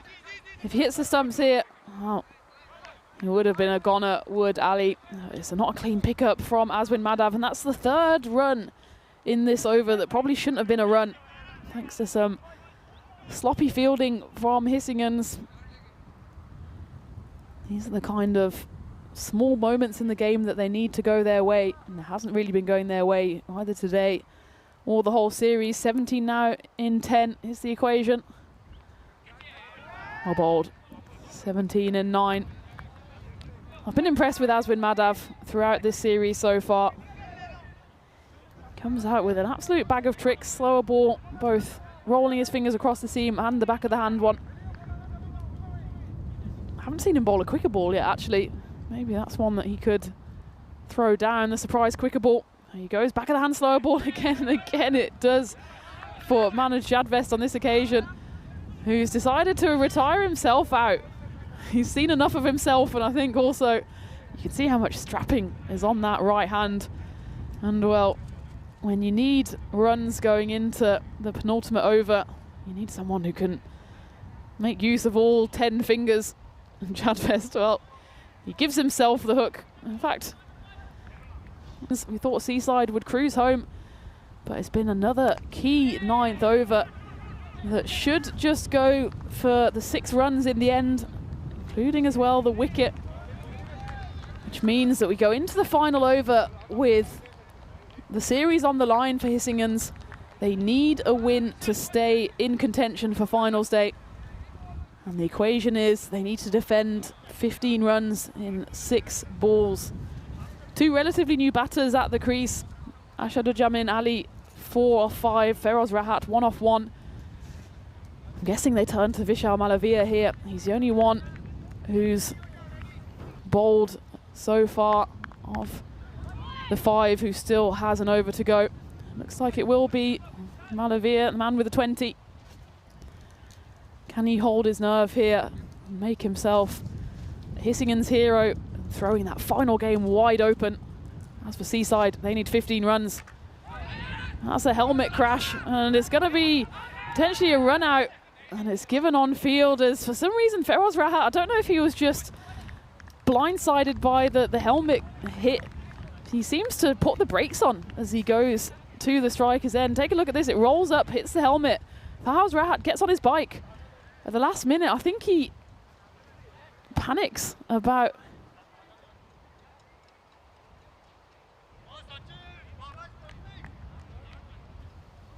It's Feroz Rahat. Not sure quite what happened there.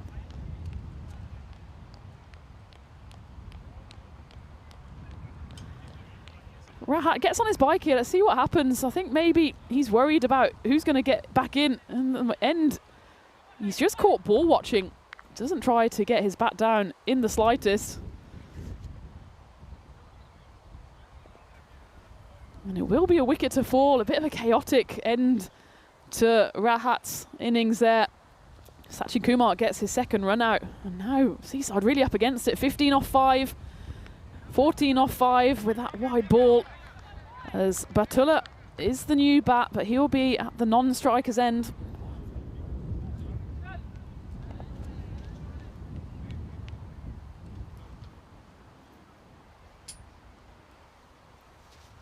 Will be Batullah actually on strike. Just a readjustment to the scoreboard. This one should be stopped.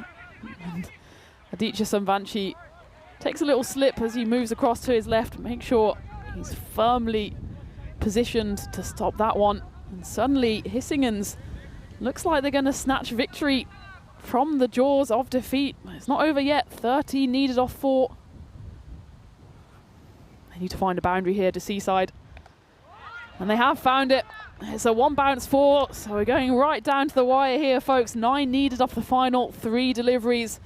We're very much in tingle territory, as 2 4s would take it to the golden ball. It was just a bit of a rank ball from Vishal. You could see the sharp intake of breath as soon as he bowled that one, as he knew he was in a bit of danger.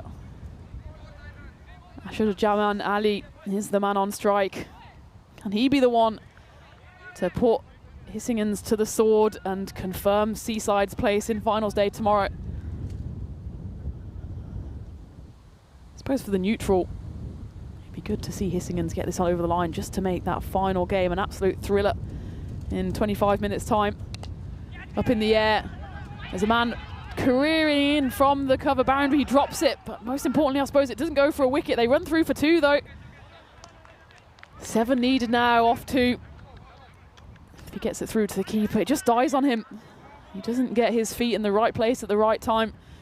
Does Anil Gadaria. 7 needed off 2 for Seaside. Big swing, and they don't even try to run through to the keeper. So we're going to have another finish for Seaside, with them needing 6 off the final ball. The previous game it was 6 to win. Here it's 6 for the golden ball. Unless there's an extra bowled, Hissingens can't lose it in regular time. 7 needed off 1 for Seaside. Ali, can he make himself a hero? It goes up in the air. I don't think it's got the legs on it. I think it's going to hold up in the wind, and it's going to drop safely to the ground. It doesn't matter that the catch is dropped. They run through for 2, but it won't be enough, as Hissingens do hold their nerve. Vishal Malavia, he puts in a great final over. Hissingens take the nail-biting victory, and that sets up an absolute grandstand finish in the final game of the group stages, with Hissingens' final hopes still alive. Seaside again seem to somehow snatch defeat from the jaws of victory. For the second time, they had a game that they could have won and probably should have won, but once more it was that cursed 9th over for them. In the previous game, it went for just the 1 run off the bowling of Rahatullah. In this game, it was Azwin Madhav who bowled it, and it went for 6 runs, not enough. In the end, they fall short by 4 runs. So what a finish that sets up in match 20. That's how we love it here on the European Cricket Network. Something to play for in every single game, with Hissingens coming back, knowing they still need to get points on the board against an Ariana Kif side who are missing their captain, and also have certainly more than one eye on finals day tomorrow. They know they're already through. Can Hissingens sneak through into Peacock Friday on the very final game? Well, the reason that they even have that chance is because they held their nerve. The net held the ball there, thanks to some innovation from the Blue Crew ahead of this series. That was an LBW call, which was an unfortunate one for Umer Chowdhury. That was the first wicket to fall, as Anil Gadaria picked up his first and only wicket. And you thought for Seaside they just needed 1 or 2 partnerships, and it was a good one between Rahim Safi and Saif Ul Hassan, worth 33. Got them more or less halfway there. Ul Hassan just went for 1 big club down the ground too many, and was comfortably caught by Aditya Samvanchi. Mujtaba Hakim, he thought then he might be the key player. And again, it was just an ugly swipe that was taken comfortably by Anil Gadaria. Ashur-Jaman Ali, he stayed there for a while, just wasn't able to really get going. 12 off 10. Abdul Haq, the showman, came in and we thought, well, he might have the chance to do what he didn't do in the previous game, and that's see his side over the line. But a brilliant catch by Suresh Kumar was the end of him. And there was just a strange incident with Manoj Jadvest, the captain, coming out, and he didn't get going at all in the 4 deliveries he faced. So ended up walking down the pitch and then walking off the pitch as he did a self-retirement. First though, that was the end of Abdul Haq swiping away. This was the retirement of Manoj Jadvest. Oh no, that was the attempted run out. The comedy 1 and then the 2. And I thought at this point Hissingens would be undone by their own sloppy fielding. In the end, this was the second run out, which was a strange one again actually. Feroz Rahat caught ball watching. And it was up to Hemant Batula and Ashadurjaman Ali to try and get them over the line. And it was not enough in the end, and Hissingens held their nerve, showed at least a bit of fighting spirit to give themselves a hope of going through to finals day. For Seaside, they'll just have to watch the final game with nervous nail biting on the sidelines, knowing that they still could be leapfrogged by Hissingens. So we'll take a look at the table and work that one out before the final game. But certainly Hissingens have given themselves every chance here as they go into the final game against Akif with their hopes still alive, and that's thanks to a pretty comprehensive bowling performance. Seaside though, they threw it away once again. Rahim Safi, he top scored with 32, but otherwise just a couple of contributions in the 20s by Saiful Hassan, and again Abdul Haq, who shows flashes of what he can do but isn't able to convert it into a big score, or at the very least a score that sees his side home. As for the bowlers then, it was Vishal Malavia who held his nerve in that final over, giving away just the 10 runs when he had 13 to play with, and Abhishek Patel again chipping in with 2 wickets. So there you have it, another breathless, low-scoring thriller between Hissingens and Seaside that goes the way of Hissingens winning by just the 4 runs. It's the second time in a row that Seaside have gone down by just a handful of runs. Now they will have a nervous wait to see if they get through to finals day. As for Hissingens, it's in their hands. Can they do it? It's the final group stage game coming up in just under 20 minutes time. You absolutely don't want to miss it. So it promises to go down to the very wire. Can Hissingens do what looked like almost impossible a couple of hours ago, and that's sneak their way into finals day? Ariana Kif, they've got their eye on tomorrow. Maybe to take their foot off the gas just a little bit, but I'm sure they also want to go into finals day with a final win under their belt. So join me, Tina Goff, for the final game before we go into finals day here in ECS Sweden, with that one coming up in just over 15 minutes time here on the European Cricket Network.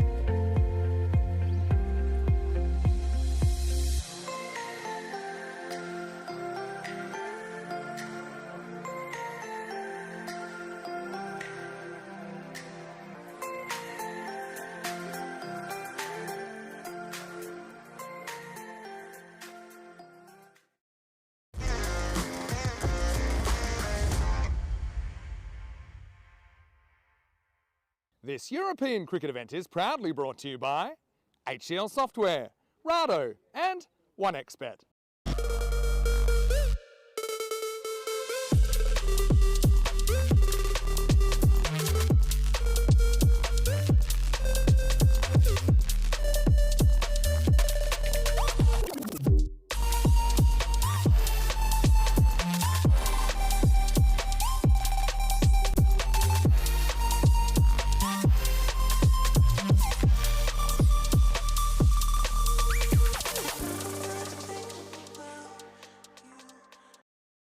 Welcome back to Sweden, where we're in the final game of the group stages. It's match 20 and it's going to be a thriller. Ariana Kif are facing up Hissingens.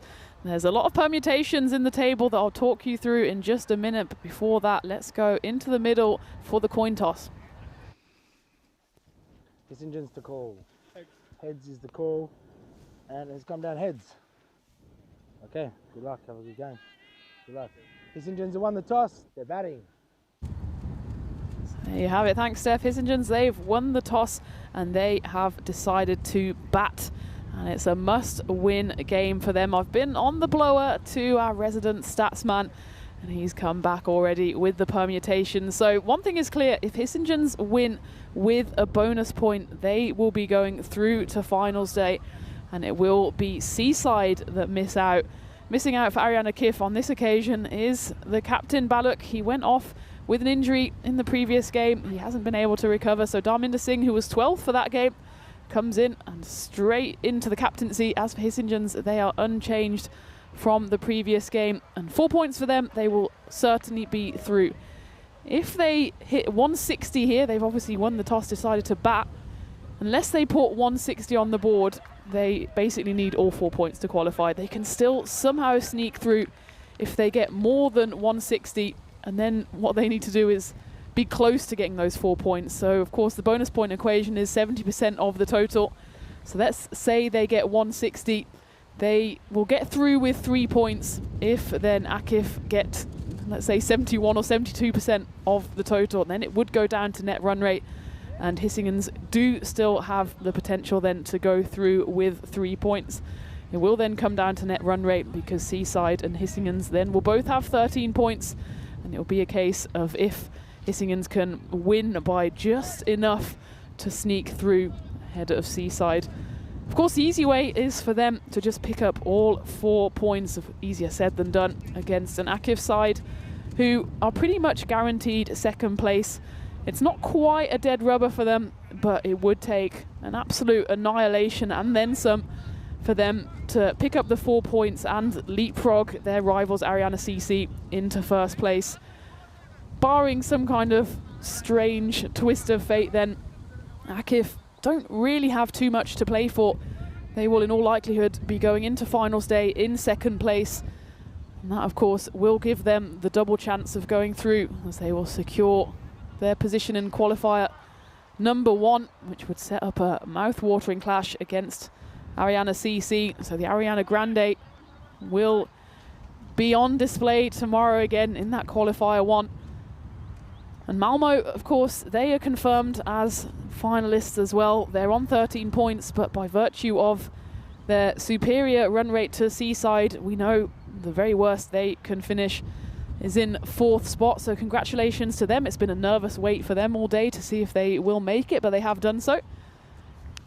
As Malhotra will open the bowling here for Akif, tasked with getting runs on the board for Hissingens are Sachin Kumar and Aditya Samvanchi.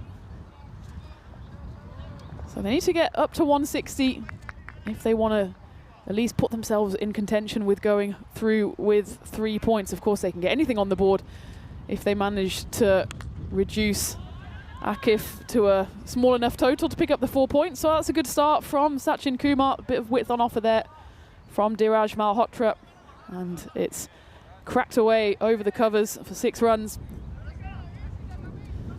So if you want to have a look at the standings as they are, we will flash them up in a while. You can go over, of course, to the ECN website.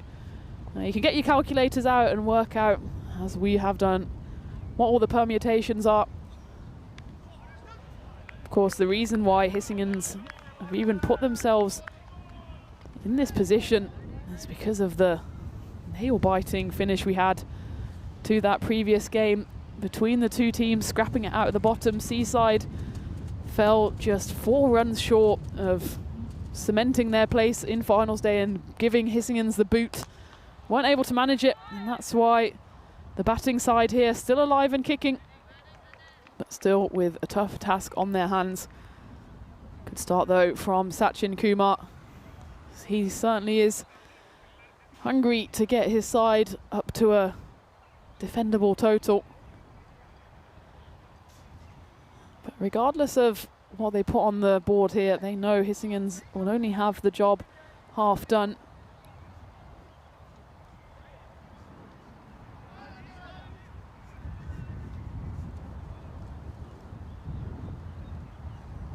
Mid-off has been pushed back to long off now. That one just gets a bit of lift. The keeper for Akif, Hardeep Virk, who scored the runs for them in the previous game, standing up here till Malhotra, and that one just gets big on him. Does well to get his frame behind it.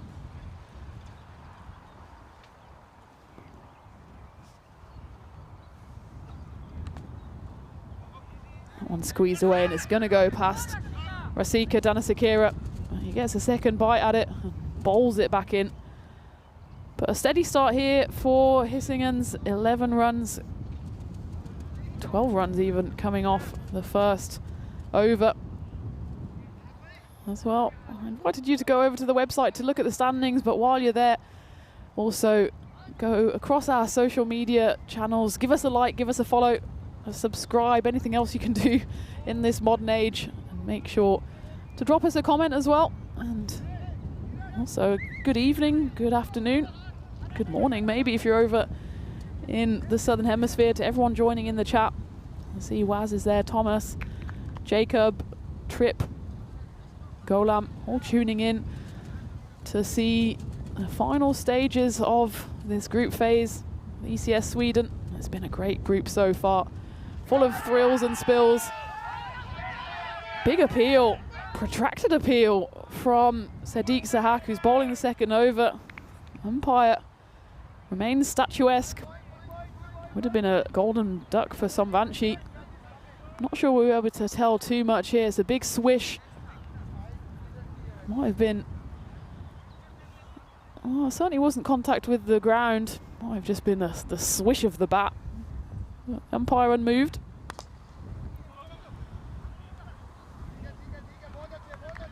And of course, sometimes we do random questions in the final innings. This time I'll extend it to the whole final game. Of course, I am solo in the commentary box, so it'd be nice to have a chat with people in the chat as opposed to just talking to myself.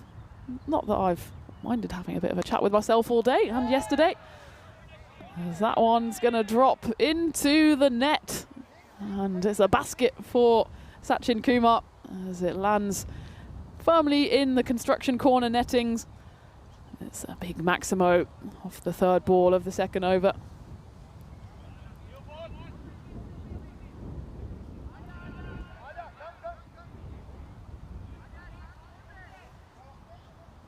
The good news is, of course, that Vinny will be back in the commentary box tomorrow, joining me for finals day, where one of Hissingens and Seaside will bag that fourth and final spot.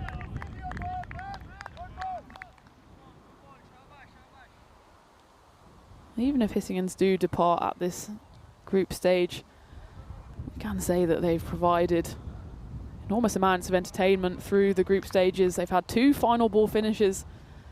They were on the right side of it in that previous game 19 against Seaside, on the wrong side of it against Seaside earlier in the series.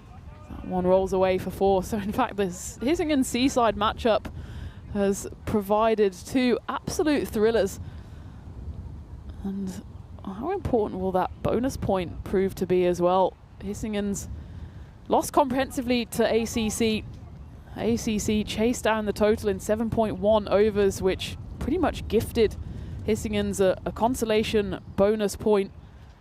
And if they didn't get that, The equation here would be much different. It's flashed away and it's taken comfortably on the third boundary. That's the first wicket to fall, and it's a big one. Sachin Kumar, he was the one driving the chase forward for Hissingens, but he departs for 22. In fact, it's only 23 on the board. 22 came off the bat of Kumar, but he has to go.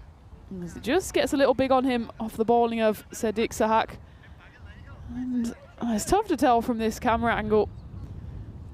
The rope doesn't move, and we'll have to go with the on-field decision.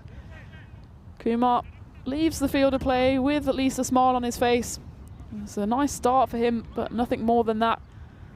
As Dharminder Singh, the captain for this game, takes the catch comfortably just in front of the rope. Sadiq Sahak picks up a wicket with his final ball of the second over. 23 for 1 then. Teacher Samvanchi, the new batter of Hissingens. That's a good start to the third over from Dheeraj Malhotra. Teacher there didn't know if he was coming or going. Goes for the big shot, goes for the defensive shot. In the end, goes for the leave. His third time lucky as that one flashes past the outside edge.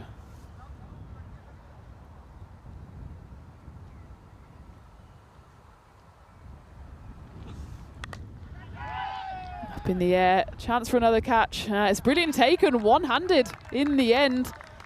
There's Usman Safi. Oh, he's got a bit of a homemade shirt there. I think that's the jumper. I was going to say, I've seen him in a very smart kit the rest of the day. He's got his jumper on, made sure everyone sees his name and number on the back, and it's that of Safi 16 who takes the grab. Hissingens, they know they have to go big. Let's go big or go home, but at the moment, it's Samvanchi who's going back into the hutch. He departs for a 4-ball 1. One-handed grab in the end. Safi went two-handed, only needed the 1. Hissingens lose their second wicket, 23 for 2. Hi to Kitty. Says hello to me and to everyone in the chat.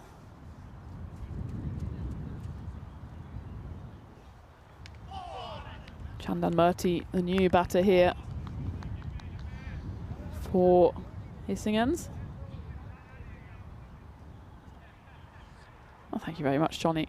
It's been a lonely 2.5 days in the commentary box, but in fact, I'm not lonely for long when I have you all keeping me company in the chat. I'm very grateful for that, and I hope you've enjoyed the action coming your way over the last 2 days. And the good news for you is the action doesn't stop here on the network with what promises to be a thrilling finals day tomorrow. Of course, we go to 4 games tomorrow, with the final starting just under 24 hours time from now.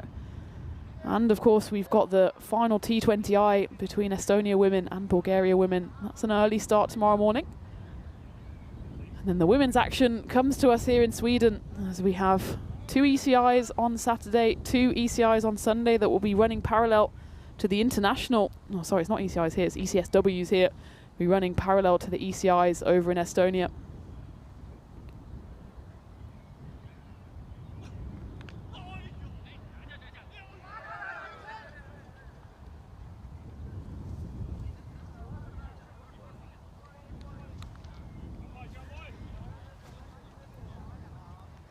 It seems increasingly likely here, unless Hissingens can go absolutely wild in the final 7.1 overs, that they're not going to get to that 160 mark, which would at least allow them to still try to sneak through without the bonus point, which means they pretty much have to go 4 or bust. And the only way they can do that is to restrict Akif to 70% of whatever that total might be. At the moment they have 26 on the board. It's the end of the power play. It was a solid first 2 overs. They lost a wicket in the second, and Dheeraj Malhotra came back with a stunning third over. 3 runs coming off it and the all-important wicket. Meaning that Hissingens, well, for them, 160 seems a far cry. That expected score hovering just around the 100 mark. So let's say they get to 100. They can then still get the 4 points for victory if they restrict Akif to a, well, I suppose unlikely 70 or less. Rahatula comes on.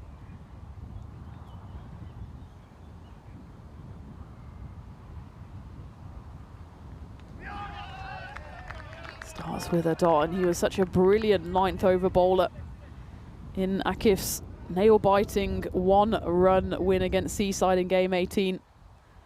Looked for all the world that Seaside would, in the end, cruise to victory. But Rahatula put in an outstanding 9th over that went for just the 1 run, which allowed Akif to hold firm in the 10th and seal the win, which pretty much cemented their place in the top 2, which is why they can take this game, well, not easily. They certainly want to go into finals day with a win under their belts, but they know it's not everything on the line, unlike Hissingen's. They need to get the win here.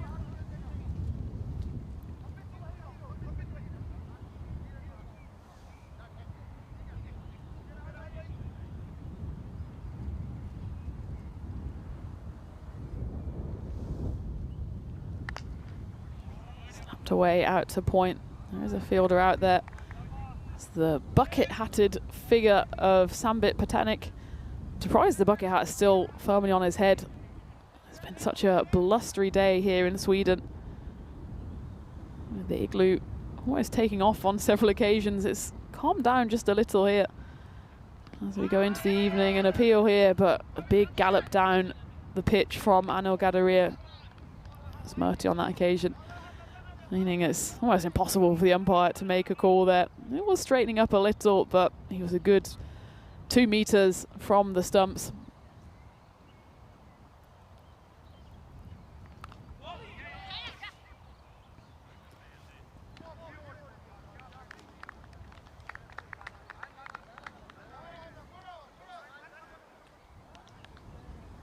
Direct hit would have been interesting there, but the direct hit was pretty much off the table as the wicketkeeper Hardeep Virk, big figure, absolutely blocked the stumps from the throw. It's gone down the ground. Shahzad is running in, but he'll just drop short of him as he doesn't go all guns blazing for that catch. Would have been a tough opportunity. Didn't pick the line and the length quickly enough. A good over nonetheless from Rahatula. That's 2 overs now without a boundary for Hissingen's. 31 for 2 after 4.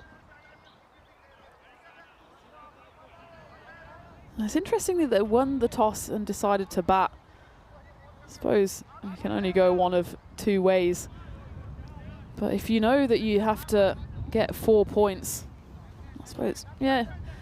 If it were me, instinctively, I'd want to chase and then know whatever it is on the table, I need to get it in 7 overs or less.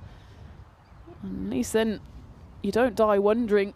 By batting first, you put the pressure firmly on the batters who know they have to get a big score, as they need something that can not only be defended, but which 70% of which can be defended. It's flashed away, and it will be a boundary to start the 5th over. It's Mujadedi who's come on to bowl. Unfortunate that one just flew over the head of the keeper. The left-handed Anil Gadaria. Random question from Jacob. Tina, do you like flying in little aeroplanes? I don't think I've been in a very little aeroplane. I think the smallest one has been on some kind of flight from the UK to Jersey, which is small enough to have the propellers on the side, but very much still a commercial aeroplane. I will say for my 30th birthday, I got a voucher from the Golden Eagles, the German national team, to go skydiving. And that will require me to go up in a little aeroplane to then come back down out of it. Oh, disappointing footwork there from Patanik. Footwork not quite as fancy as his headwear, as that one runs away for 4. I'm not sure what that says about me and my standing in the national team, that they say, you seem like the kind of person that needs to jump out of an aeroplane. I haven't done it before, skydiving. It is something I fancy doing. Has anyone in the chat gone skydiving? Is that something you would ever consider? I know some people think this is the worst idea in the world. Other people say, yeah, absolute bucket list. I'm just waiting for, well, A, being at home in Hamburg, and B, a nice clear day. They do say it's not worth doing it, really. if it's not glorious blue skies. And well, anyone who's been to Hamburg knows that there's not too many of those glorious days in the year. And when they do come in summer, I'm mostly to be found on a cricket field somewhere near you.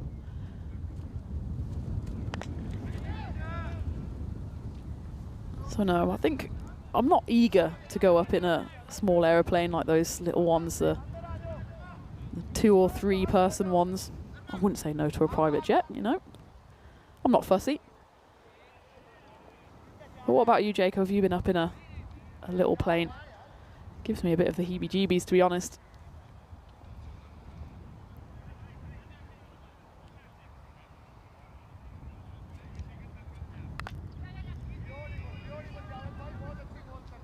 It's a decent little overbuilding from Hissingen's.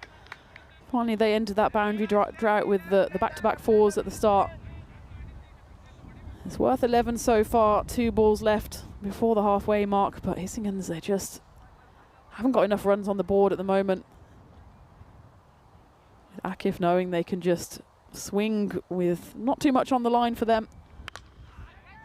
That's clubbed down, and it should be taken really by Jawad Mujadedi. He just went a little too casually on this one. I think he probably thought it was coming quicker than it was. It was a bit of an optical illusion as it went high up off the bat of Anil. And Jawad just snatched it over his head. I don't know if he was thinking about social media highlight. Well, Jawad, you only get on the highlights if you catch it. And that one goes safely to the ground. A chance goes begging there for Akif. And this one goes down again. It's 2 in 2. It's hit so firmly it's deceived the cameraman. As that hits firmly to Raseka Danasekera. He gets both hands at it, pushes it up in the air and doesn't manage to get it on the second attempt. So 2 misses in 2 there for Akif. Hissingen's lucky escape, 42 for 2. In fact, they might have run a single on that one. Nonetheless, though, still not where they should be. As we go into the final 5 overs of this first innings in the last game. We can't do Comcam at the moment, having some technical difficulties. That's what I look like when I'm not wrapped up in a big winter coat. It hasn't been the warmest here today in Sweden. I know Estonia, we flashed some of the images live from across in Eastern Europe. It was even colder there. I think there was spectators, players, umpires, all in bobble hats. I don't blame them. First ball of the 6th is clubbed away by Anil Gadaria, the left-hander. Just a bit of a drag down by Rautula. Rautula gets that one wrong, and Gadaria has all the time in the world to knock it past the on-rushing Dheeraj Malhotra.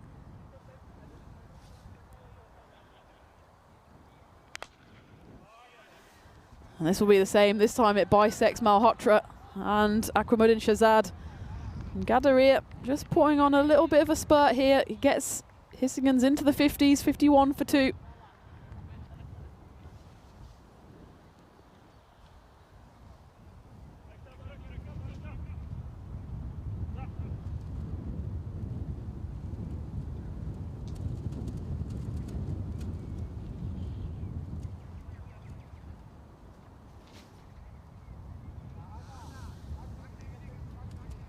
Jacob says that his uncle has a little 4-seater plane.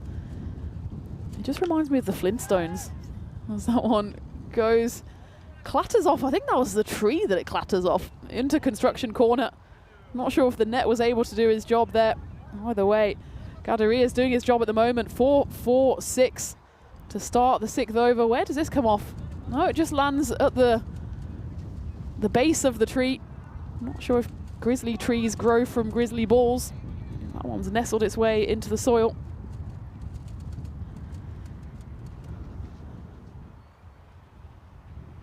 And you know the Flintstones form of transport with the car where they run their feet out the bottom. That's the image in my head with an aeroplane that's so small. Just everyone has to run really fast on the runway. I'm sure it's pretty cool, especially if you're piloting the plane. I like my transport generally on the ground. Chipped up in the air, and Shahzad tries to reel it in on the boundary. I was almost trying to catch it for him right in front of me. as it does go all the way to the rope. This over from Ratul has gone magical. Just about gets enough on it, does Chandan Murti. Shahzad underneath it. It's a good effort. He gets a good hang time, but it just bursts through his hands. Even if he managed to hold on to that one, I think he might have stumbled over the rope. 22 runs coming off this Rahatullah over. It's a big one, given that his first only went for 5. So at the end of the 6th, Hisingen 65 for 2. Certainly if they can get into triple digits, they at least give themselves something to bowl at. As batters 3 and 4, Gadaria Murti doing a decent enough job here. Gadaria in particular, 28 off 12 for him. Nice rebuild as this partnership goes into the 40s.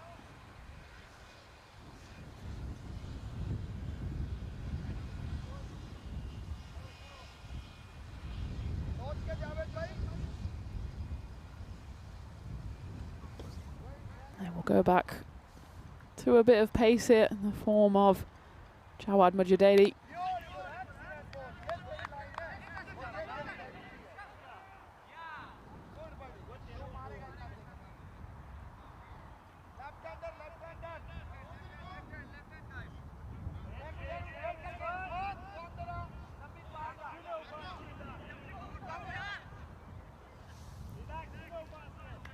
The left-hand, right-hand combination here of Gadiri and Murti is doing well. It opens up all 4 corners of the field to them.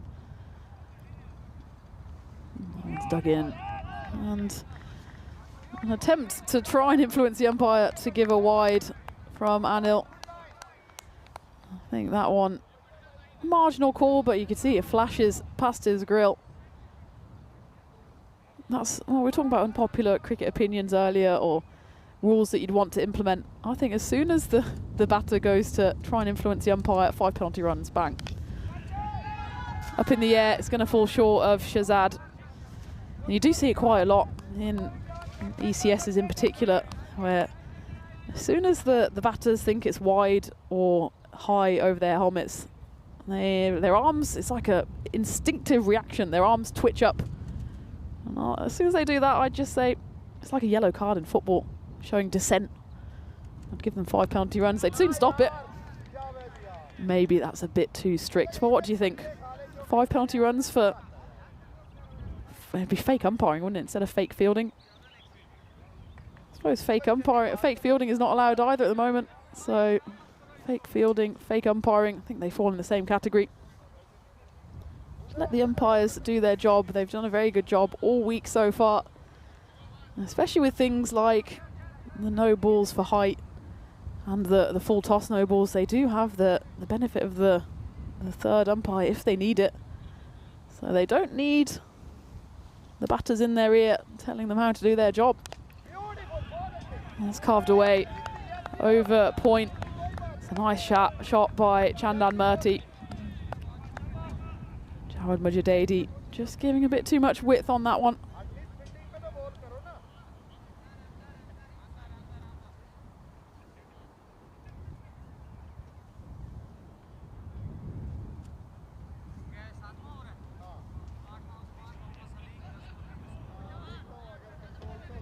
Suddenly here, Hissingens have found their boundary hitting ability. They went through a dry spell, no boundaries at all in overs 3 and 4.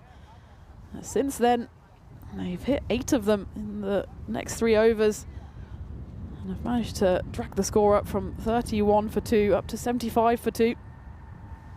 Thanks to these 2 out in the middle. Big appeal, very much came off the bat. The umpire signaling it's going down leg. The only reason it's going down leg is because he absolutely middled it.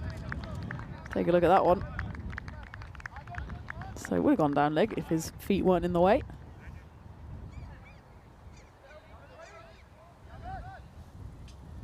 As this is the equation for tomorrow. As Ariana CC will be facing Ariana Kif in the qualifying number 1, the eliminator. That's what's still to be decided. Malmo will certainly be in contention either in 3rd or 4th place, and it'll be either Hissingens or Seaside that will go through depending on the outcome of this game. As a reminder, Hissingens will go through to the eliminator if they pick up 4 points here. They can go through with 3 points on the net run rate equation, but given that they won the toss, decided to bat, in order to do that, they would have had to have scored a minimum of 160 runs and then reduced Akif to just over 70% of the total, so they could have given away the bonus point, but only just on net run rate. However, it seems very unlikely that Hissingens are going to get to that 160 mark, so the only way they're going to get through now is if they, in all likelihood, skittle Akif and claim the 4 points. Up in the air again, it's probably going to fall short of Shahzad, who's tearing in from the boundary. So let's say that expected score goes to around 100, 110, then they'd need to reduce Akif to no more than 70, 75 in order to get that bonus point and book an unlikely spot on finals day. This one should be a bit longer to Shahzad, but it's a tough one. It was just tailing away to his left. It's a good enough effort from him, but he doesn't manage to stop the runaway Grizzly. It's signaled 4 on field. Just want to see where this one actually ends up. Shahzad tumbles away, and I think it does land. Yeah, it lands right underneath him. So 1 bounce 4. His sunglasses fly off for the trouble. Usman Safi has come on to bowl this 8th over.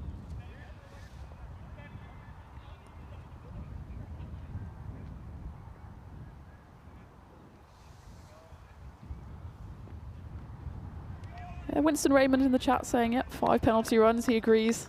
Any kind of fake umpiring or trying to manipulate the decision of the umpire, maybe I'll have a word with our laws makers.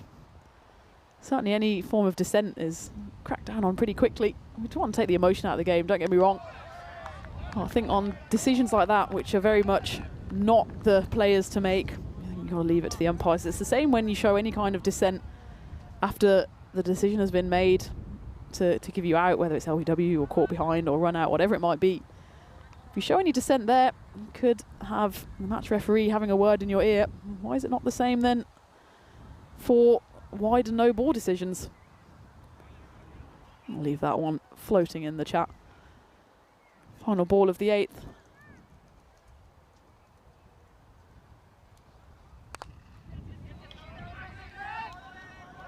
I'm going to go for 2 here. Yes, they will. It's a good run in the end as it's flashed right onto the kneecap, and they're going to actually come through for 3. Usman Safi wears that one on the knee. Not too much sympathy there from Dhiraj Malhotra, who does the backing up. Safi complaining. The throw in was pretty meaty. Where's the magic spray? Bring it out. Oh, currently it's the magic rub being administered. As this one comes in, gets fired on the pitch, and they scamper through for 2. And thanks to the knee assist of Usman Safi, they get through for 3 as well. So the end of the 8th, 85 for 2. Run rate just hovering above 10 in the last 3 overs. How high can Hissingens take it here? Both of these batters well set. Gadaria 30 off 15, Murty 29 off 19. One or both of them have to go with this partnership now worth 62. And they certainly don't want to die wondering. And if they go big and get caught on the boundary, well, so be it. They need to get runs and quickly. Knowing now that the equation is they need to grab the bonus point. And the only way they can do that is getting runs on the board and restricting Akif to 70% or less of the total. As it'll be Sadiq Sahak coming back into the attack. And he gets pivoted away for a 1 bounce 4 by Chandan Murty.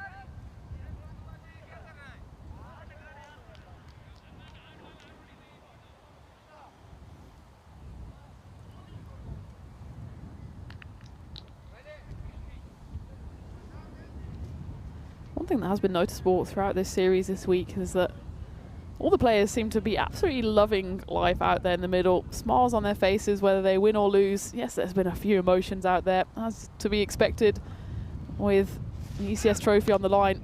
It's always been played in a good spirit. Of course, these players know each other quite well from the domestic league here in Sweden. A few of them play international cricket either together or against each other for Sweden and Denmark as well.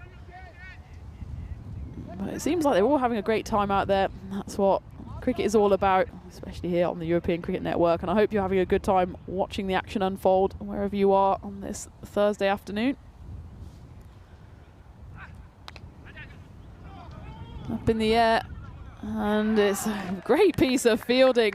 Sahak catches the ball, turns blind, and throws down a single stump, and a big grin on his face, and why not, as he dismisses Anil Gadaria, who consigned himself to the run out there. He knew a direct hit would have him gone.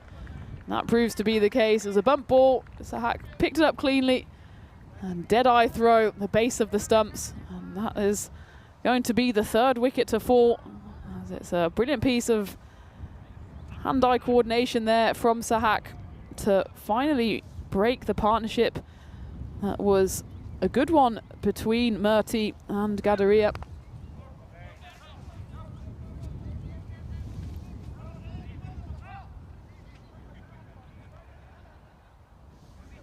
New batter Suresh Kumar joins Murty in the middle. Partnership in the end worth 57. It is broken by Sahak.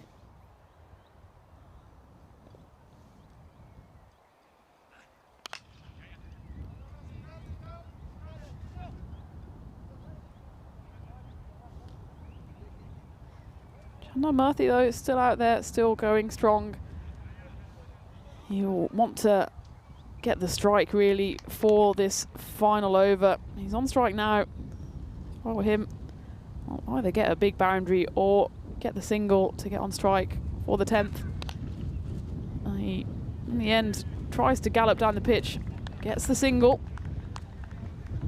So he will be on strike going into the last over, 93 for 3.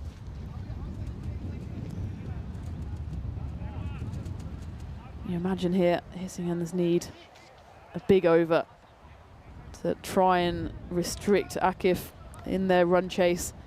Usman Safi will be the bowler to have the honours of bowling the 10th.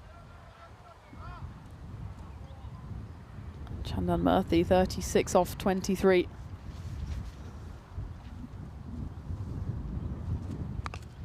He just waited for that one, but it's gone high up in the air. There's two fielders converging underneath it. It goes past the one. And Dheeraj Malhotra, in the process of complaining to Ihsan Shahzad, misses the ball. He ends up firing it in, and it will be a run out of the non-striker's end. Usman Safi not happy though. It was a tough chance between the two, admittedly. Just a bit of a miscommunication as Shahzad throws out a hand.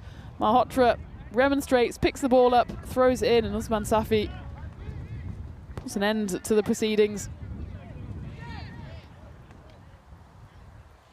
Still, they at least managed to run through the one. Importantly, Chandan Murthy maintains the strike. The new batter will start at the non-striker's end. And we'll just run the one here, so it's a good start to the final over from Usman Safi. Hissingen's limping here to triple digits.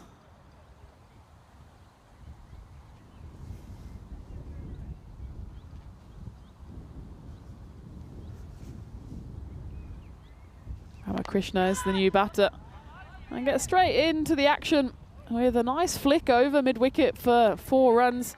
So that will be the 100 up for Hissingen's, 100 for 4. Still 3 balls to come. Anything now is really just a bonus. Makes our life much more difficult as well, because 100 is easy to calculate. I know exactly what 70% of 100 is. Now, imagine here the equation will be that Akif have to be restricted to something between 70 and 80 if Hissingen's want to sneak through with the bonus point into finals day. Slow ball from Safi. Ramakrishna though sees it coming.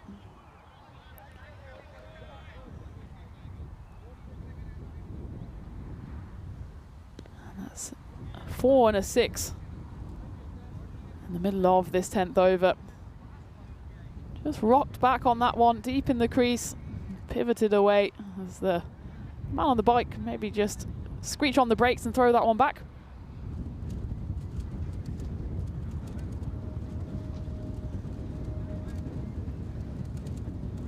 I think it's actually just double checking who the batter is who came in. It's difficult to tell with the lack of the number on the shirt. That's why we try to get everyone on the network wearing shirt numbers. It not only makes it easier for the viewers and the umpires, also for the commentators and the scorers.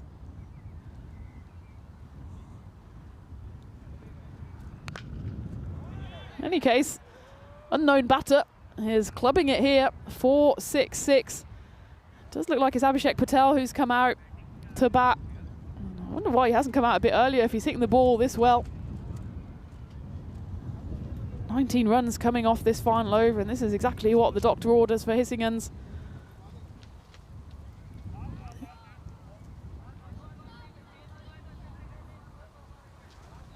And the score is certainly correct, just waiting for the corrections to the batters.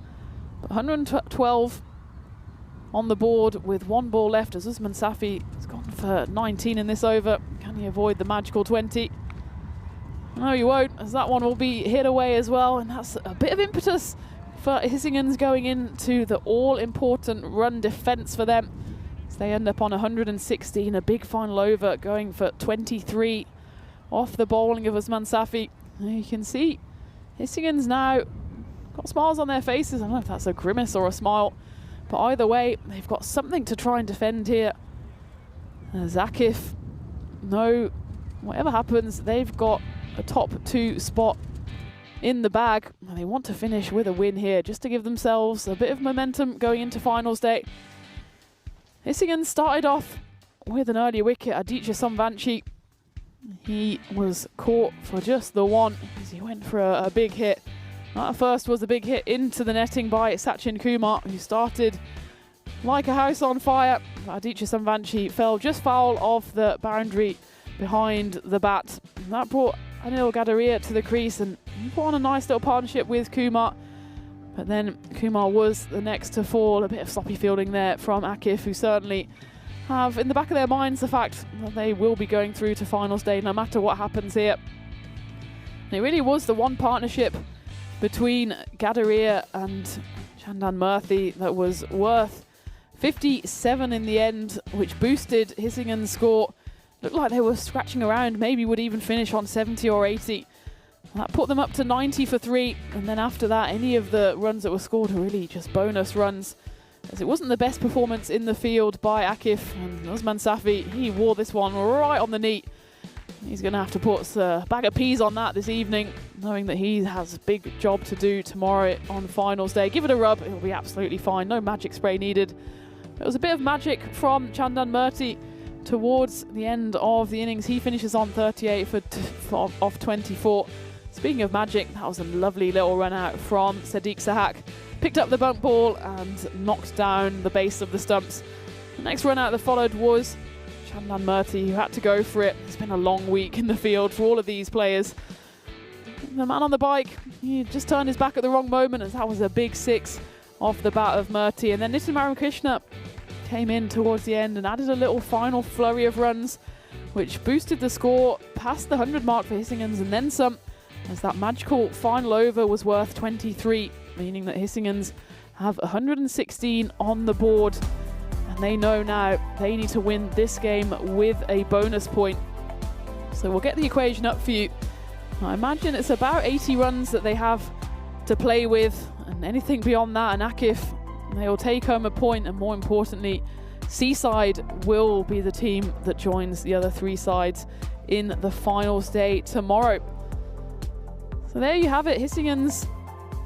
They've had a strange week, haven't they? They've on occasion looked like they've been dead and buried, and for some reason they always seem to just get themselves back into contention. Oh, this would be an all-timer if they do manage to defend this. They of course beat Seaside by 4 runs on the final ball. They were able to defend 112 in the previous game. This time they've got 4 more on the board. It's 116. Can they do it? Oh, there's only a few moments to go. And then at the halfway stage, Hissingen's 116 for 4. Ariana Kiff, can they finish their group stage campaign with a bang, or can Hissingen's sneak into finals day in the dying stages of this group campaign? It's halfway through match 20 then, just a 5 or 10 minute break before we go into the very final run chase before finals day. It's all on the line. Can Hissingen's do it? Join me, Tina Goff, in a few moments for the final run chase of the group stage.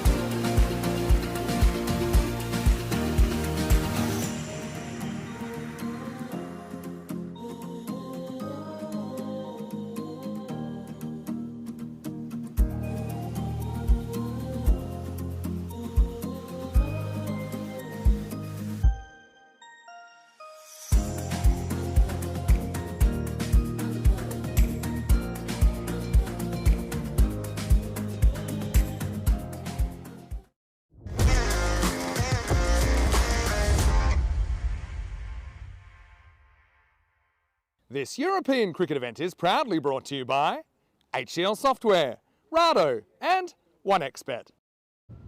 Welcome back to the final run chase of the day and the final run chase of the group stages here, where the equation is a very clear one. Hissingen's need to win with a bonus point.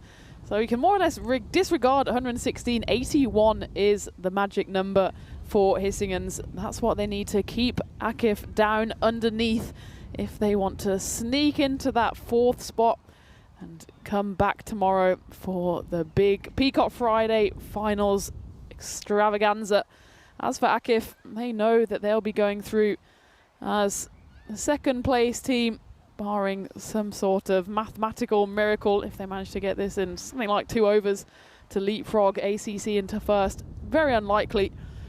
More importantly, the equation is that Hissingen's need to defend this and defend it with everything they can muster. 81 then is the magic number. And it looks like it will be Sambit Patanik, the one who we see with the bucket hat out in the field. He's got his helmet on for Akif, and he's joined out in the middle by Isan Shazad. For Sambit, he's had a few chances at the top of the order, hasn't quite impressed, not been able to score too many runs, but he's got a chance here in what is, while a low pressure situation as far as Akif are concerned, very much not the case for Hissingen's. Sambanchi will have the ball to start off, and well, what was that? That came from absolutely nowhere. And yeah, just didn't come. That's what the correct bowling action is. That one just came all wrong out of the hand. It's a nightmare start for Hissingen's, and it's only 81 that they can afford to give away. They've given away 1 plus the free hit to come. That's a better delivery, but the free hit gets pummeled away. Crash into the construction corner. As the builders tomorrow morning will have another Grizzly to contend with. It's 7 off the first ball. Absolutely not what Hissingen's needed with their participation in finals day on the line. A rueful look on the face of Aditya Sambanchi.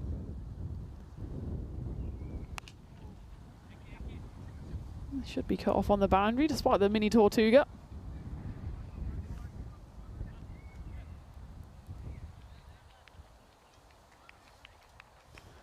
Worth noting again that there's been a change of captaincy for KIF.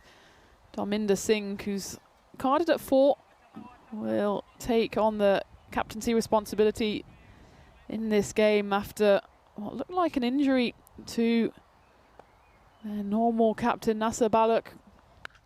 Didn't play, he played earlier today, but didn't play today in the final match in the first innings. He's a big miss with both bat and ball. He usually opens the bowling, nippy left armour. So that one has fallen to, in the first innings it was, opening bowling was, well, Hotra, who of course is no stranger to opening the bowling as well. But Balak will be a miss with the bat, as he's shown exactly what he can do with that big not out 113 he scored earlier in the series, but been on a bit of a dry spell since then. We'll hope for his sake and for Akif's sake that he will be back fighting fit for finals tomorrow.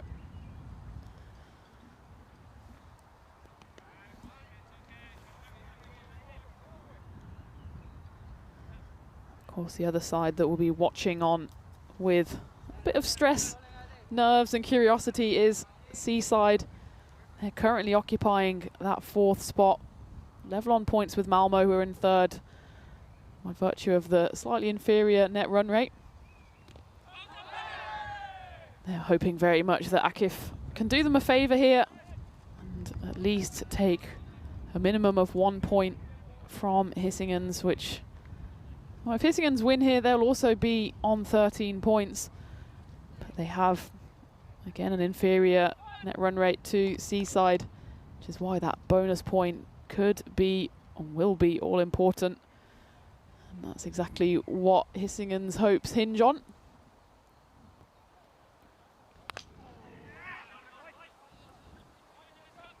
After a nightmare start, Samvanchi has recovered well. 7 off the first ball, just 4 on the preceding 5, so 11 for no loss after 1. Well, we could have a golden ball. I suppose if we do have a golden ball, it will be the dead rubberiest of golden balls, because if we get to that stage, it will mean that Ariana Kiff know they'll be in second place. Hissingens know that they'll be down and out. So maybe we can keep the golden ball for finals day. I know that the golden ball gods listen to no one, but if I would send up a little prayer, it would be hold off until tomorrow, please.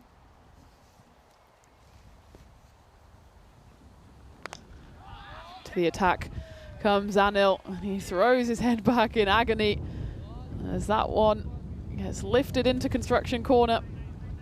Another one for the newly established Construction Corner Cricket Club to add to the collection. Sambit just muscles that one up and over.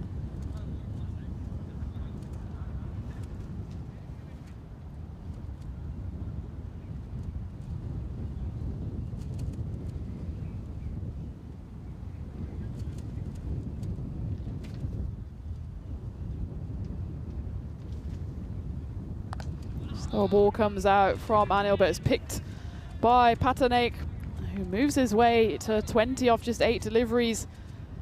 And with this lightning quick start, the hopes of Hissingens are fading fast.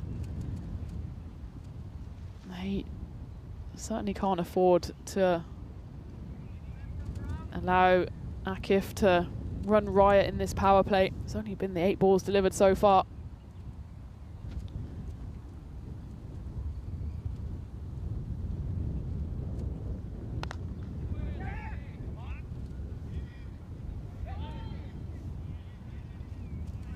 Field there, which doesn't lead to an extra run, much to the relief of Kartikeyan Sivananda. And a final welcome back to everyone in the chat. You've stuck by me admirably the last 2.5 days as I've been flying solo. And, well, I promised a thriller, and it's thrilling off the bat at the moment, as this time it just gets launched straight down the ground. Shazad getting in on the act, the man with the red helmet. Oh, Hissingens certainly on red alert here. This is just slipping away from them. They needed really to get off to a perfect start with the ball, and this has been anything but. Of course, into the final innings, so throw in any more random questions you might have in preparation, of course, for Peacock Friday and Finals Day tomorrow, where Vinny will be back in the box, in the hot seat with me, talking through those 4 games. We know for certain that qualifier number 1 will be the Ariana Grande rivalry, ACC against Akif. It's looking increasingly likely that the eliminator will be contested between Malmo and Seaside, who, well, that promises to be a thriller really, as they've ended on identical records. Both played 8, won 3, lost 5, 13 points, and only 0.168 between them. As perfectly on time, the standings flash up. So Malmo Seaside, if it does stay like that, it will be an enticing eliminator early tomorrow morning. Hissingens, though, not quite down and out. Certainly, they've been hit with a few big punches. And the referee is just signaling with his fingers. 1, 2, 3. Can they drag themselves back off the turf? Well, they've turned to Sivanandam here to bowl the 3rd. And that one's clubbed. And we'll just have to check that one. It's a bit of fancy footwork, a bit of dirty dancing there on the boundary, as he has to soften the blow of the ball, which came at him hard. It's Anil Gadaria. I think it's difficult to tell where the ball is. Well, it looks like he's released the ball by the time he touches the rope there. And then he does get himself back inside. From my eye, if we just roll, yeah, the ball is so difficult to tell where the ball is. His foot is certainly on the rope there. But it looks like he's released the ball because it's not in his right hand. And great work there from Anil Gadaria. That's the kind of effort they need, Hissingen's. Every single run is important to them here.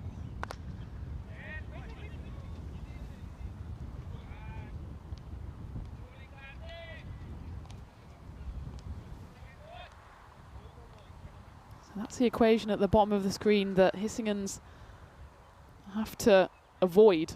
Akif just need a runner ball, more or less, 49 off 46 to get that point, which would knock out Hissingen's.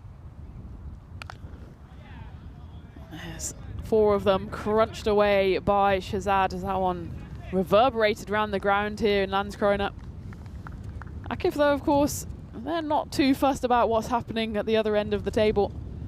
If they pick up the 3 points here, maybe even the 4, they'll still be in second place, but they will certainly give ACC something to think about. Remember, ACC, the only 2 games they've lost in this series have been against Akif. We were talking earlier in the day about how you deal with it as a player when you keep on facing the same opposition, and ACC certainly won't be relishing the prospect of facing up against Akif for the 3rd time in this series. They certainly won't want to lose 3 on the spin.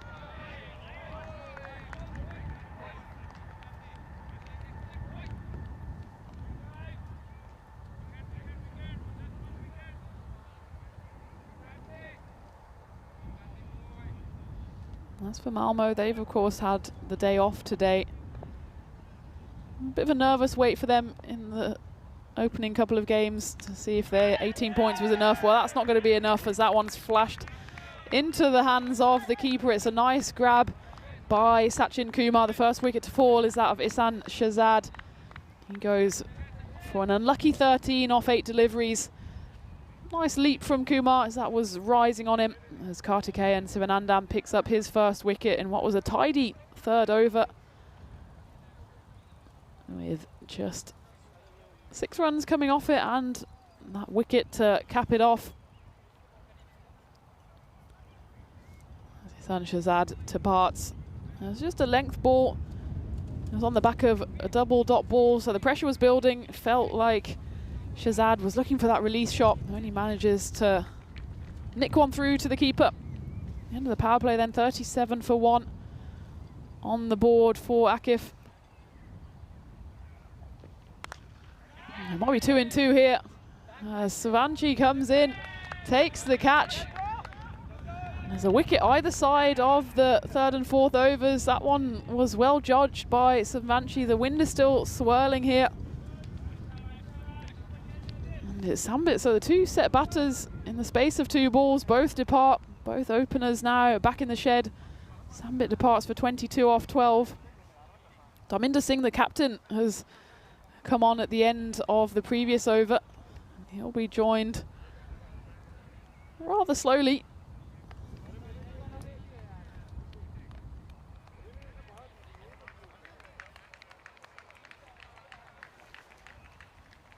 Joined by, looks like, Hardeep Virk, the wicket-keeper, who of course was so destructive in that sneaked win against Seaside, hitting 83 off just 32 deliveries. The danger man facing up the second ball of Patel's over, and immediately gets to work with a elegant cut over the fielder at point into those bushes. Not for the first time today. One of the fielders has to go on a bit of a grizzly hunt. But there's snakes in there. Old Swedish snakes. And that one just got cut beautifully. Just falls short of the boundary rope.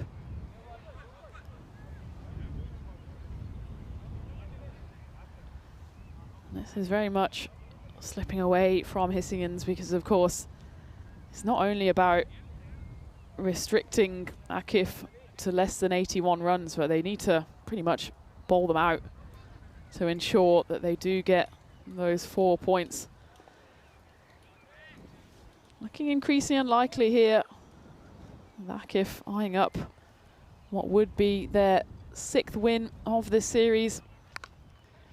It might be another chance, but it's a long old chase for the wicketkeeper, and he just sees the ball cruelly spin away from him, does Sachin Kumar. That was unfortunate from Abhishek Patel. It was a well-guided, slower ball. You can see his frustration immediately. Hardeep Burke just swings hard at that one.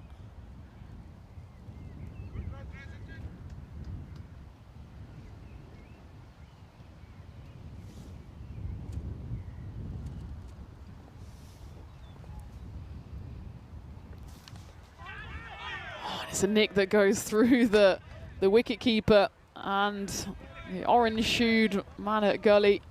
Half chance there, as it was Gokul Srinivasan, the captain, lurking around in that kind of fly-slip gully region. It was a brilliant delivery from Patel. It was too good to hit. It clonks against the wiring there. Says hello to camera number 4. You can see the rueful look on Sachin Kumar's face. That would have been a spectacular grab. Would have been another one to add to his collection. Already got the wicket of Shahzad. Unconventional shot there, just poked away to backward point. And a final hello to everyone joining in the chat. Vinny is still on his way somewhere between Central Europe and Northern Europe. Thomas Martinez, Trip, Luke Belgium's in there, Christopher Ward, Golam. All here to watch the final stages of the group games here in Sweden. Hissingen's just really undone by the fact that they went on that 5-game losing streak in the middle of their campaign. It started so promisingly for them, beat Malmo, beat them convincingly by 30 runs. But after that, they just didn't quite have the luck on their side. They were on the wrong end of a 4-0 drubbing against Ariana CC. They lost that final ball shootout against Seaside. How different it might have been if they weren't picked up the points here. Well, we'd be talking about saying goodbye to Seaside. In the end, though, Hissingen's look like ever increasingly that they will be the unlucky 5th place. Of course, they did have some luck on their side as well. They sneaked that bonus point in game 17 against ACC. Has been smashed. That's I think the biggest we've seen on that side, is it almost goes onto the sports hall roof. Mr. BMW there doesn't make an appearance today, just as well as that one would have been threatening the windscreen. That one goes off the gutter. That's a big hit off the bat of the left-handed Dharminder Singh, the captain for the day for Haryana.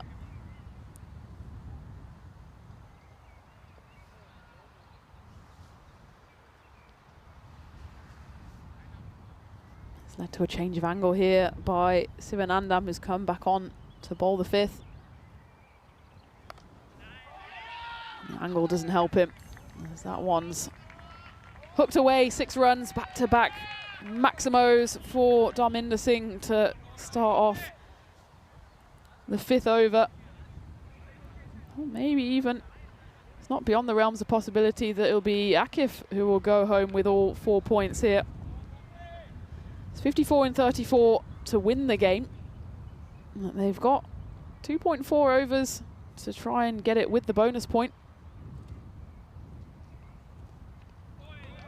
Good comeback ball though. That's the one he was trying to nail the previous 2 deliveries, but even when he gets it right, they run through 4 byes. It's just fumbled there, straight through the hands of the wicketkeeper Sachin Kumar.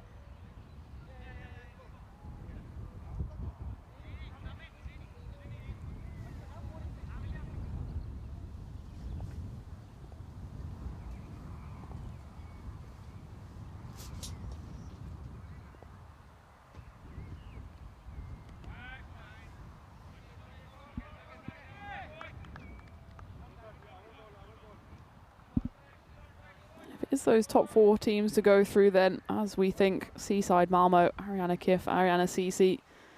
That certainly throws up a few tasty fixtures on finals day. Be Malmo and Seaside then battling it out in the eliminator. That one smashed away over towards Polo corner. Hardeep Burke moving into the 20s and quick time 25 off just 6 deliveries. On his way actually to what would be a extra speedy half century, halfway there. And of course, Ariana CC against Ariana Kif, that would be qualifier number 1. Which means we're guaranteed to have Ariana contingent in the finals. Big swing and a miss there. There's a bit of a rush of blood to the head for Hardeep Burke. Wanted to go for what would have been the 4th 6 in the over.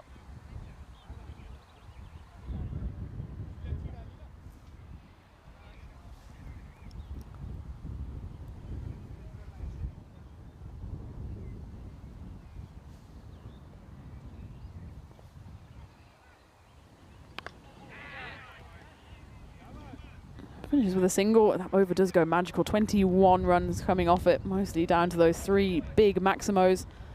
At the halfway stage then, Akif now needing 45 runs in 30 balls to take home the win. So we take a look at what's happening tomorrow over in Estonia. Estonia claimed the spoils in both of the T20Is today, registering their first and second ever win in T20 internationals. Bulgaria still waiting for their first win on the international stage, and they've got one more attempt in that third and final match, starting bright and early, 8:30 Central Eastern time, Central European time, and bright-eyed and bushy-tailed 6:30 GMT. Perfect way to start your Friday, and of course over in India, it's the perfect lunchtime viewing. As Mr. Slower Ball, Aswin Madhav, comes out and starts with one of those iconic slower balls. He's someone who I'm going to be sad not to see tomorrow. He didn't play in the first couple of days for Hissingens, but he's come in since and has been a key part of the side with both bat and ball. He's been the one bowler who I think's really stood out of anyone in the series so far as being brave with his variations, being just a bag of tricks. That time he goes through and almost upends the stumps of Dharminder Singh. So if we had some kind of wildcard entry into finals day, maybe that's another ECN rule we can contemplate, where one player from the knocked out side can come back for finals day to, I suppose, represent the team that finishes first. They get the wildcard pick. And I think I'd go for Aswin Madhav. I think he's a real asset with the ball, especially when you've got batters who just want to swing and swing hard. He takes all the pace off it. He's an absolutely crafty bowler. So Aswin Madhav, he would be my wildcard pick for finals day. Probably can't implement that rule overnight, but you know, might wield my power. Watch this space. Especially when Vinny's in the plane, he won't have Wi-Fi. What's he going to do about it? Madhav then comes out with the world's slowest bouncer. And again, it's too deceptive for Dharminder Singh, who more or less sees it coming. It hits him flush in the chest. That's 3 dot balls in a row for Aswin Madhav.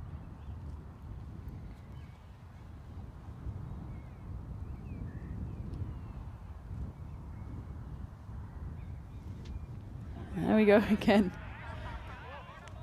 It's just a lovely skill to have. Not everyone possesses it, especially in European cricket. We often see the fast bowlers, their variations are fast and even faster, and the third one is fastest. But Madhav, not scared to take the pace right off it, especially that back of the hand slower ball. It's an absolute sight to behold. And this time it goes up in the air. Will he be rewarded with a wicket? Yes, he will, as it's comfortably taken by the wicketkeeper Sachin Kumar. And that's just reward for Aswin Madhav for another brilliant over from him. Went for just the 1 run. 4 dot balls ensued with a couple of sneaky slower balls in there.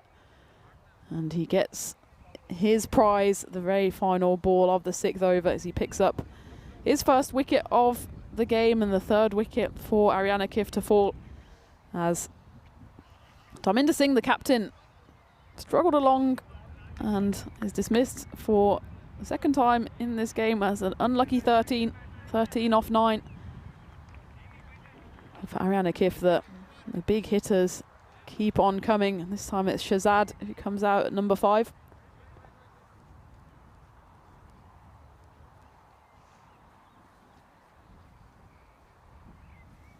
Proximo asking in the chat what's next on the European Cricket Network. Well, we've got ECIs coming your way at the weekend over in Estonia. That will be between Estonia and Bulgaria, the same two teams that are doing battle tomorrow in that final T20I. And then from Monday to Sunday, we've got ECS men's action coming to you from Estonia. And after that, we've got the Medina Cup being hosted in Belgium. And we've got Hornchurch, of course, that's starting in just a couple of weeks. But all of these events are available on the website for you to check out. It's high up in the air, and it's a brilliant catch by Vishal Melavia. Not the first time that Hissigins have actually shown flashes of brilliance in the field. This time he was running away to the backward point region. Again, had to completely turn his back on the action. Had to watch the ball drop over his right shoulder. Made sure not to run straight over the boundary rope. And it's the second wicket in just 3 balls as Hardeep Virk has to depart. And well, I would say they're still in it, but really with just a few runs to play with, Hissigins in terms of getting the bonus point really is a bit too little too late, but they still might be able to at least finish their campaign with a win, as that's the 4th wicket to fall for Kif, 73 for 4. 2 brand new batters at the crease now. Malhotra comes out at number 6 and elegantly cuts that one away, 77 now. So just as there's another grizzly hunt in the bushes, we now know it's 5 runs which will ensure that Akif at least get a point from this game. That will confirm that Hissigins will be leaving us after this game.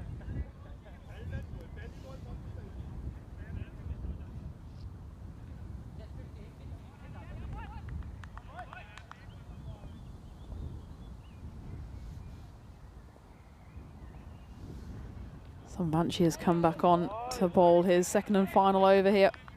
Picked up a well-deserved wicket. He's someone who's just been steaming in all week for Hissigins, not always with the rewards he might have deserved.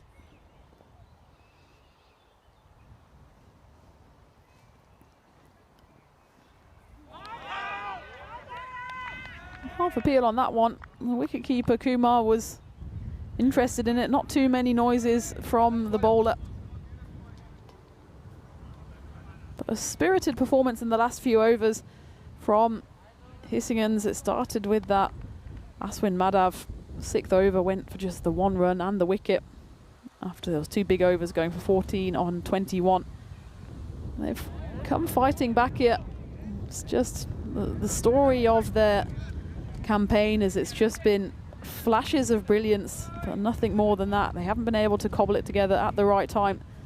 And that's why, in all likelihood, we will be saying goodbye to Hissigins at the end of today's play. Of course, it's the big finals day coming up tomorrow. 3rd, 4th place will, in all likelihood, then be Malmo versus Seaside. And then qualifier number 1, 1st and 2nd place will be the Ariana Derby, with one of the Ariana sides going straight through to the final in the evening, and one of them will have to do battle against either Malmo or Seaside in that second qualifier. Aswin Madhav has been rightfully rewarded with his second over here. Starts with a gentle away swinger.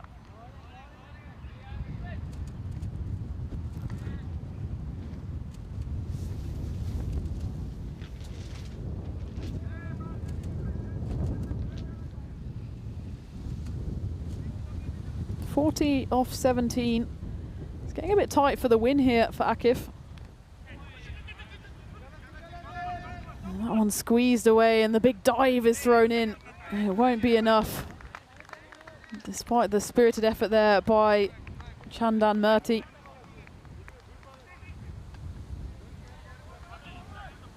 So now Akif just one run away from securing the bonus point. The only way Hissingens are getting through now is if they get the remaining 6 wickets without conceding a run. If anyone can, that's when Madhav can. Well, there's one dot ball at least.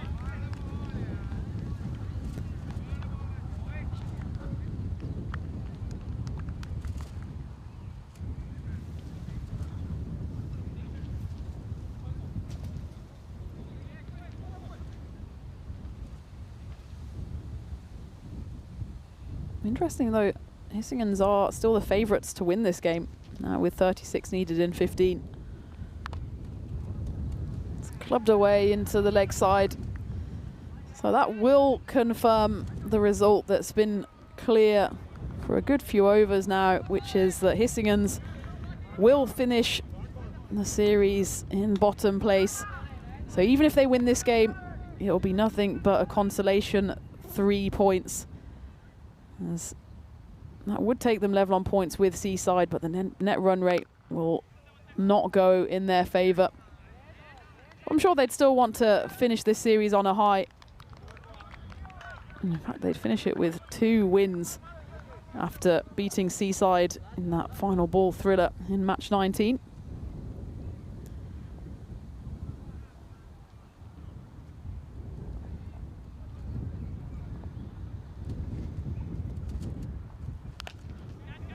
That one's hit away. Will Aswin get his 2nd wicket? Yes, he will.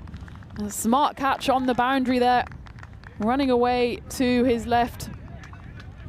And it's Chandan Murthy with the nice piece of fielding. When you look at Hissingens as a side, you certainly wouldn't say they're significantly worse than the 4 sides above them. And they've just been on the wrong end of just a few too many close encounters. They've got a chance at least to finish in style. They've got 34 runs to defend in the last 2 overs. Actually, you'd say they're still favourites here. As well, if they were above the run rate, they've just slowed up in the last few overs. That's when Madhav finishes with brilliant figures of 2 for 7 off his 2 overs. Certainly a star for Hissingens. That one though, it's flashed away off the bat of Dheeraj Malhotra. Usman Safi is the bat who's joined him out there in the middle.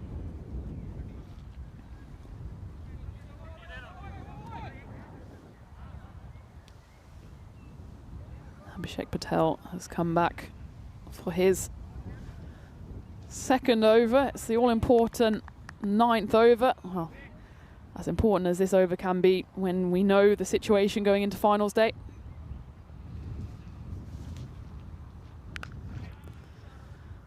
That's hit firmly away, and you can't repeat the heroics of just 2 balls ago. Can Chandan Murthy? That one did take a bit of a violent jump off the surface. It was hit firmly by Dheeraj, quickly on the pull there. And he just tips it over the bar, does Chandan Murthy. And this is a good start for Akif going into the 9th. Still might have a grandstand finish. A little tingle coming your way, 26 off 10.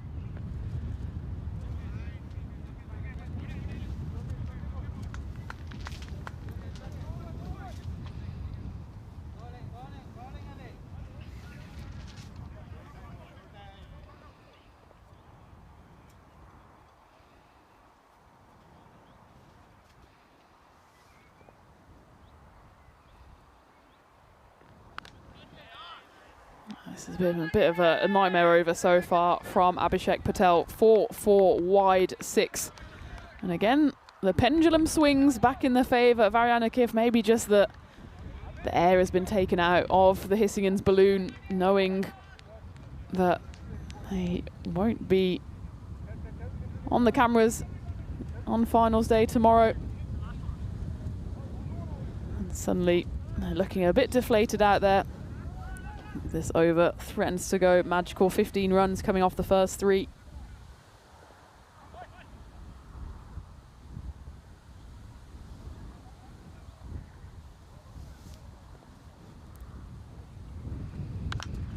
Goes chasing after a wide there. Probably would have been an extra ball.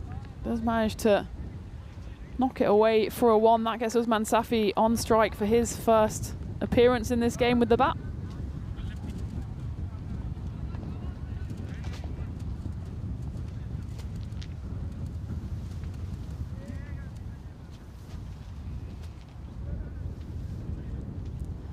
What Akif do have is a nice balance of left-hand and right-hand batters as well. They've got the left-hander Darminder Singh and Usman Safi out there in the middle at the moment.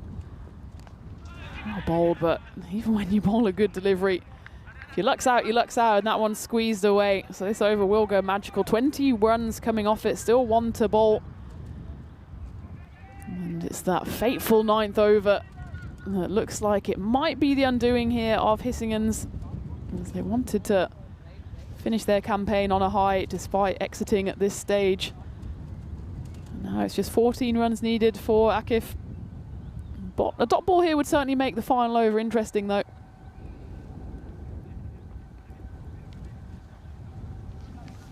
Drifts down the leg side. Just the 4th wide bowled by Hissingen, so it hasn't been a bad performance with the ball. And again, they've shown themselves more than capable of defending a low total. 112 is what they defended against Seaside in the previous game. Well, they defended that with 4 runs to spare. They still have a chance here to defend this one.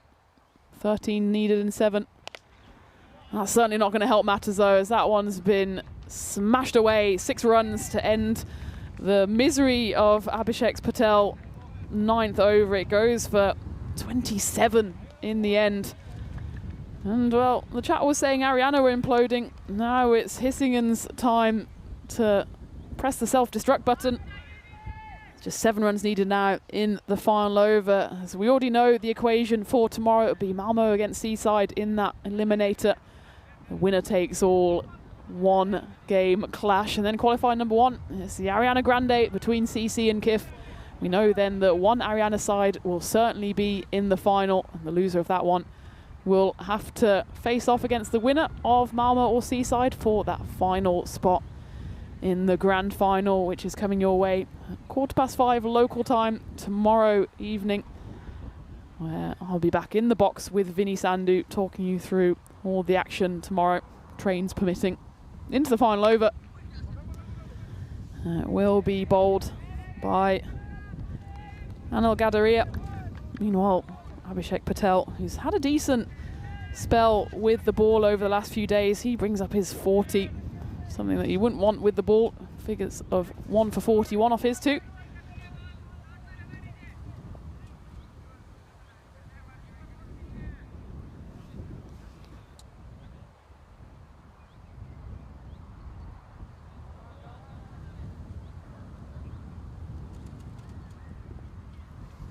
Five balls left then of the group stage. Get a couple more to zip through and we could be in for a mini grandstand finish. Not quite the grandstand at the level of, I don't know, Liverpool's Cop, but maybe something lower level grandstand. 6 needed in 4. This one won't have the legs to go all the way to the rope. They're going to try going 3 for 2. Might be a chance of run out. Will be a run out, as pretty much sacrificed himself. Did Dhiraj Malhotra. Usman Safi throws the hand up in apology. It was always worth going for the 2 there. I will say Dhiraj didn't exactly go 100% sprint. And he really got himself to blame. I'm sure he'll forgive Usman Safi, especially if Safi is able to get his side over the line here.